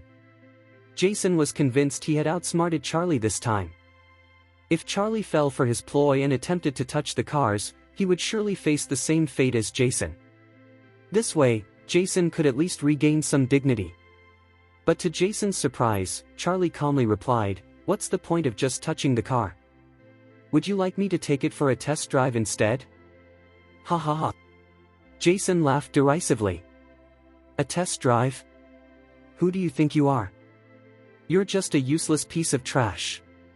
You really think you can test drive those cars today? If you can even touch the doorknobs, I'll admit defeat." Feeling bold, Jason was unafraid of challenging Charlie since Luke and his men were watching over the cars. If Charlie attempted to touch them, he would undoubtedly be beaten too. Charlie smiled and pointed at the Aston Martin 1-77 before him, asking Claire, "Wife, would you like to take this car for a drive? If you're interested, I can take you for a spin right now." Upon hearing Charlie's words, Claire quickly pulled him aside and whispered, "Charlie, what are you doing? Are you really trying to let Mr. Grant win?" Meanwhile, Jason struggled to his feet, sneering at Charlie. "Charlie, what are you trying to prove? Do you even know anything about this car? There are only 77 of these in the world, and none are for sale. You're dreaming if you think you can drive it when my dad hasn't even sat in it." Charlie simply shrugged and replied, "This is my car. Why can't I take it for a drive?" Jason erupted in laughter upon hearing Charlie's remarks. "Charlie, are you seriously addicted to lying? Do you even recognize your own status? Do you honestly believe you have what it takes to ride in this car?" Jessica chimed in with a sneer, "Claire, I must say I'm truly disappointed that you married someone as useless as him, who just loves to brag." At that moment, Claire felt utterly helpless, staring at Charlie with a look of deep disappointment. Was this guy genuinely mentally challenged? Did he really not grasp the implications of his actions, especially in a situation like this? Charlie couldn't be bothered to defend himself. Instead, he pulled out 2 smart bracelet keys from his pocket and waved them in front of Luke, the man overseeing the auto show. With a casual tone, he asked, "Have you ever seen these before?" Luke's eyes widened in surprise when he noticed the smart bracelet keys in Charlie's hand. Suddenly, he recalled a conversation with Graham over the phone. Oh my goodness! Was this young man Mr. Wade? It seemed that way. Everyone referred to him as Charlie Wade. Without hesitation, Luke quickly bowed and said respectfully, "Hello, Mr. Wade. I apologize for not recognizing you earlier." Once he finished speaking, he pointed to the 2 cars behind him and added, "Mr. Wade, you can take these cars at any time. If you'd prefer not to drive them yourself, we can arrange for a transport company to deliver them to your home." The onlookers were left speechless by the scene unfolding before them. Jason looked so astonished that his eyes nearly bulged out of his head, while Jessica stood frozen in disbelief. Luke had shown no hesitation in ordering someone to confront Jason, yet here he was, bowing and greeting Charlie as if he were a revered elder. Even more astonishing was Luke's implication that these 2 high-end sports cars actually belonged to Charlie. What was happening here? Claire was equally shocked and confused. However, a faint realization began to dawn on her as she remembered that Zeke had gifted Charlie the villa at Thompson First. Charlie must have been out there providing feng shui advice to wealthy clients again. Just then, Jason rushed over to Luke, saying, "Mr. Marshall, this must be a mistake. Charlie is known as the poor son-in-law of the Wilson family. He isn't who you think he is." Jessica added, glaring at Luke, "Yes. Mr. Marshall, just take a look at Charlie. He's clearly poor. How could he ever afford these luxurious sports cars? He probably just bought those 2 bracelet keys online and brought them here to pretend they were his. Don't be fooled by him. Charlie scoffed before, leading Claire toward the Aston Martin 1-77. The security guards, who had been firmly guarding the cars, stepped aside when they saw Luke's respectful demeanor towards Charlie. Holding Claire's hand, Charlie guided her to the driver's seat. As they approached the car, a beeping sound suddenly pierced the air. The headlights, resembling shark eyes, illuminated instantly. At the same time, the car's LCD screen and ambient lights flickered to life. In that moment, the Aston Martin 177's signature scissor doors rose automatically. Everyone present was taken aback when Charlie unlocked the Aston Martin 1-77 using his smart bracelet key. In their minds, they could only think, Charlie actually owns the Aston Martin 1-77. Jason stood there, utterly baffled. What on earth was happening? Wasn't Charlie just a broke son-in-law? How could he even afford such an extravagant vehicle? Jessica was equally shocked. This is unbelievable. How could this man afford an Aston Martin 1-77 when he's been seen as poor and useless? Then, Charlie gestured for Claire to join him in the passenger seat and smiled, saying, "My dear wife, why don't you hop in? I want to take you for a drive." Claire looked at Charlie with a puzzled expression, asking, "Charlie, is this car really yours?" Charlie nodded affirmatively. "Absolutely. The key is right here in my hand. Why would I lie to you?" He then leaned in closer and whispered, "Wife, the truth is that Graham lent me this car so I could experience it for a bit. I pretended it was mine earlier because Jason was provoking me. Please don't expose me in front of him." In reality, Charlie wasn't particularly interested in flashy cars like this one. If Douglas hadn't mentioned that Claire was here today, he wouldn't have bothered coming to pick up the vehicles at all. Moreover, Charlie knew Claire's personality. She would never want to drive something so ostentatious on a daily basis. This was why he fabricated the story.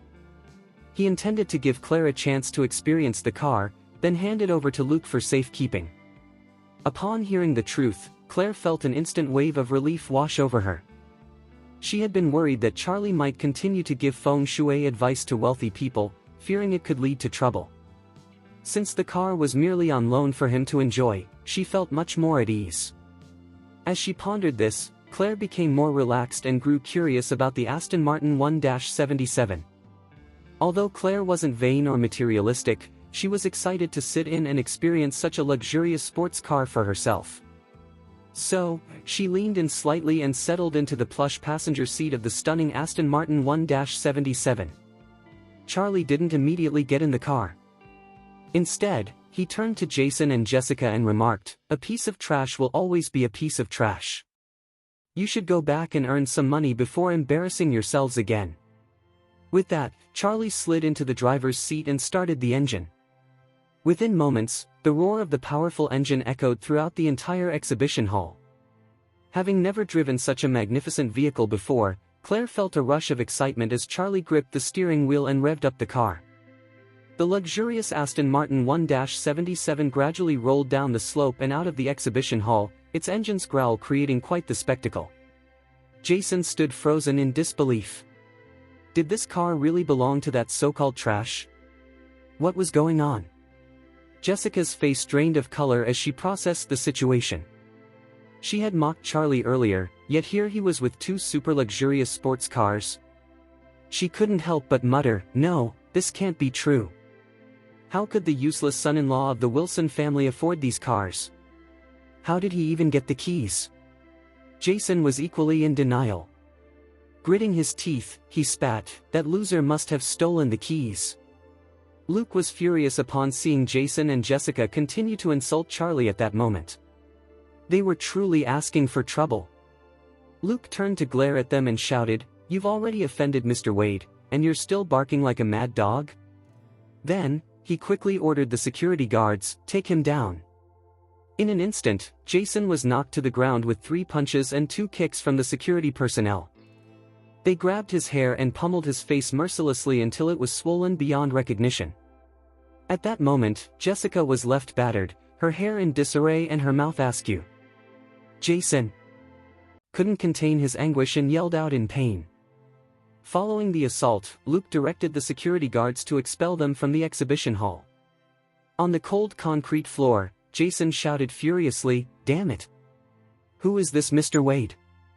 Jessica, equally incensed, retorted, "He's just the son-in-law of the Wilson family. I bet he's nothing more than a driver. What status could he possibly have?"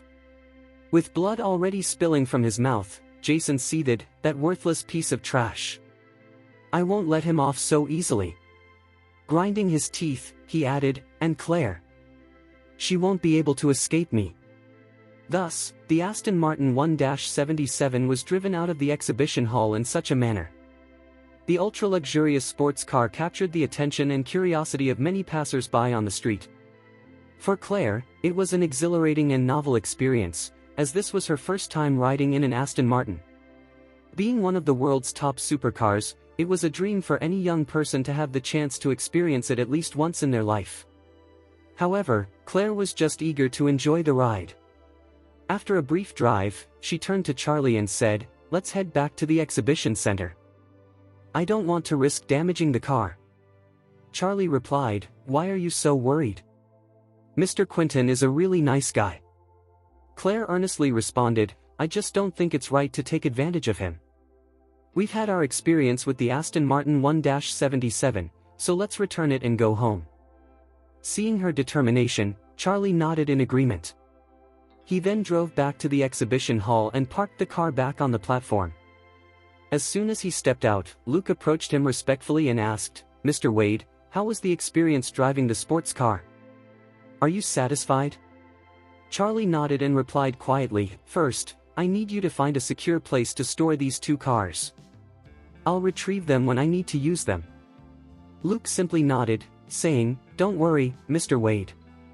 I'll ensure these cars are kept safe." Charlie smiled, feeling pleased. "Then I'll head home with my wife now. Allow me to drive you home, Mr. Wade." "No need." On their way back, Claire sighed. "I initially thought I could negotiate a partnership with the Oris Hill Convention and Exhibition Center, so I could invite them to my opening ceremony tomorrow. But it seems that's no longer possible." Charlie asked, "Dear wife, are you officially opening your studio tomorrow?" "Yes, that's correct," Claire replied quickly. "After all the preparation, I feel ready to officially launch my studio." With a hint of melancholy, Claire added, "It's such a shame I can't invite anyone reputable to my opening ceremony. I've only invited a few classmates, you, and my parents." Charlie nodded, but internally he thought, "Who said you can't invite anyone of stature? Your husband will take care of that." Doris from M Grand Group, Jasmine from the Moore family, Graham from the Quinton family, Zeke from the White family, mob boss Don Albert, and Finn from Treasure Pavilion were among the most influential individuals in Oris Hill, all of whom regarded him as their master. With a simple request, they would undoubtedly make an appearance at his wife's studio opening, ensuring her business would create quite a stir in Oris Hill. With this in mind, Charlie quickly sent out a few text messages from his phone. "My wife's studio will officially open tomorrow. Please make time to join us for the opening ceremony. The address is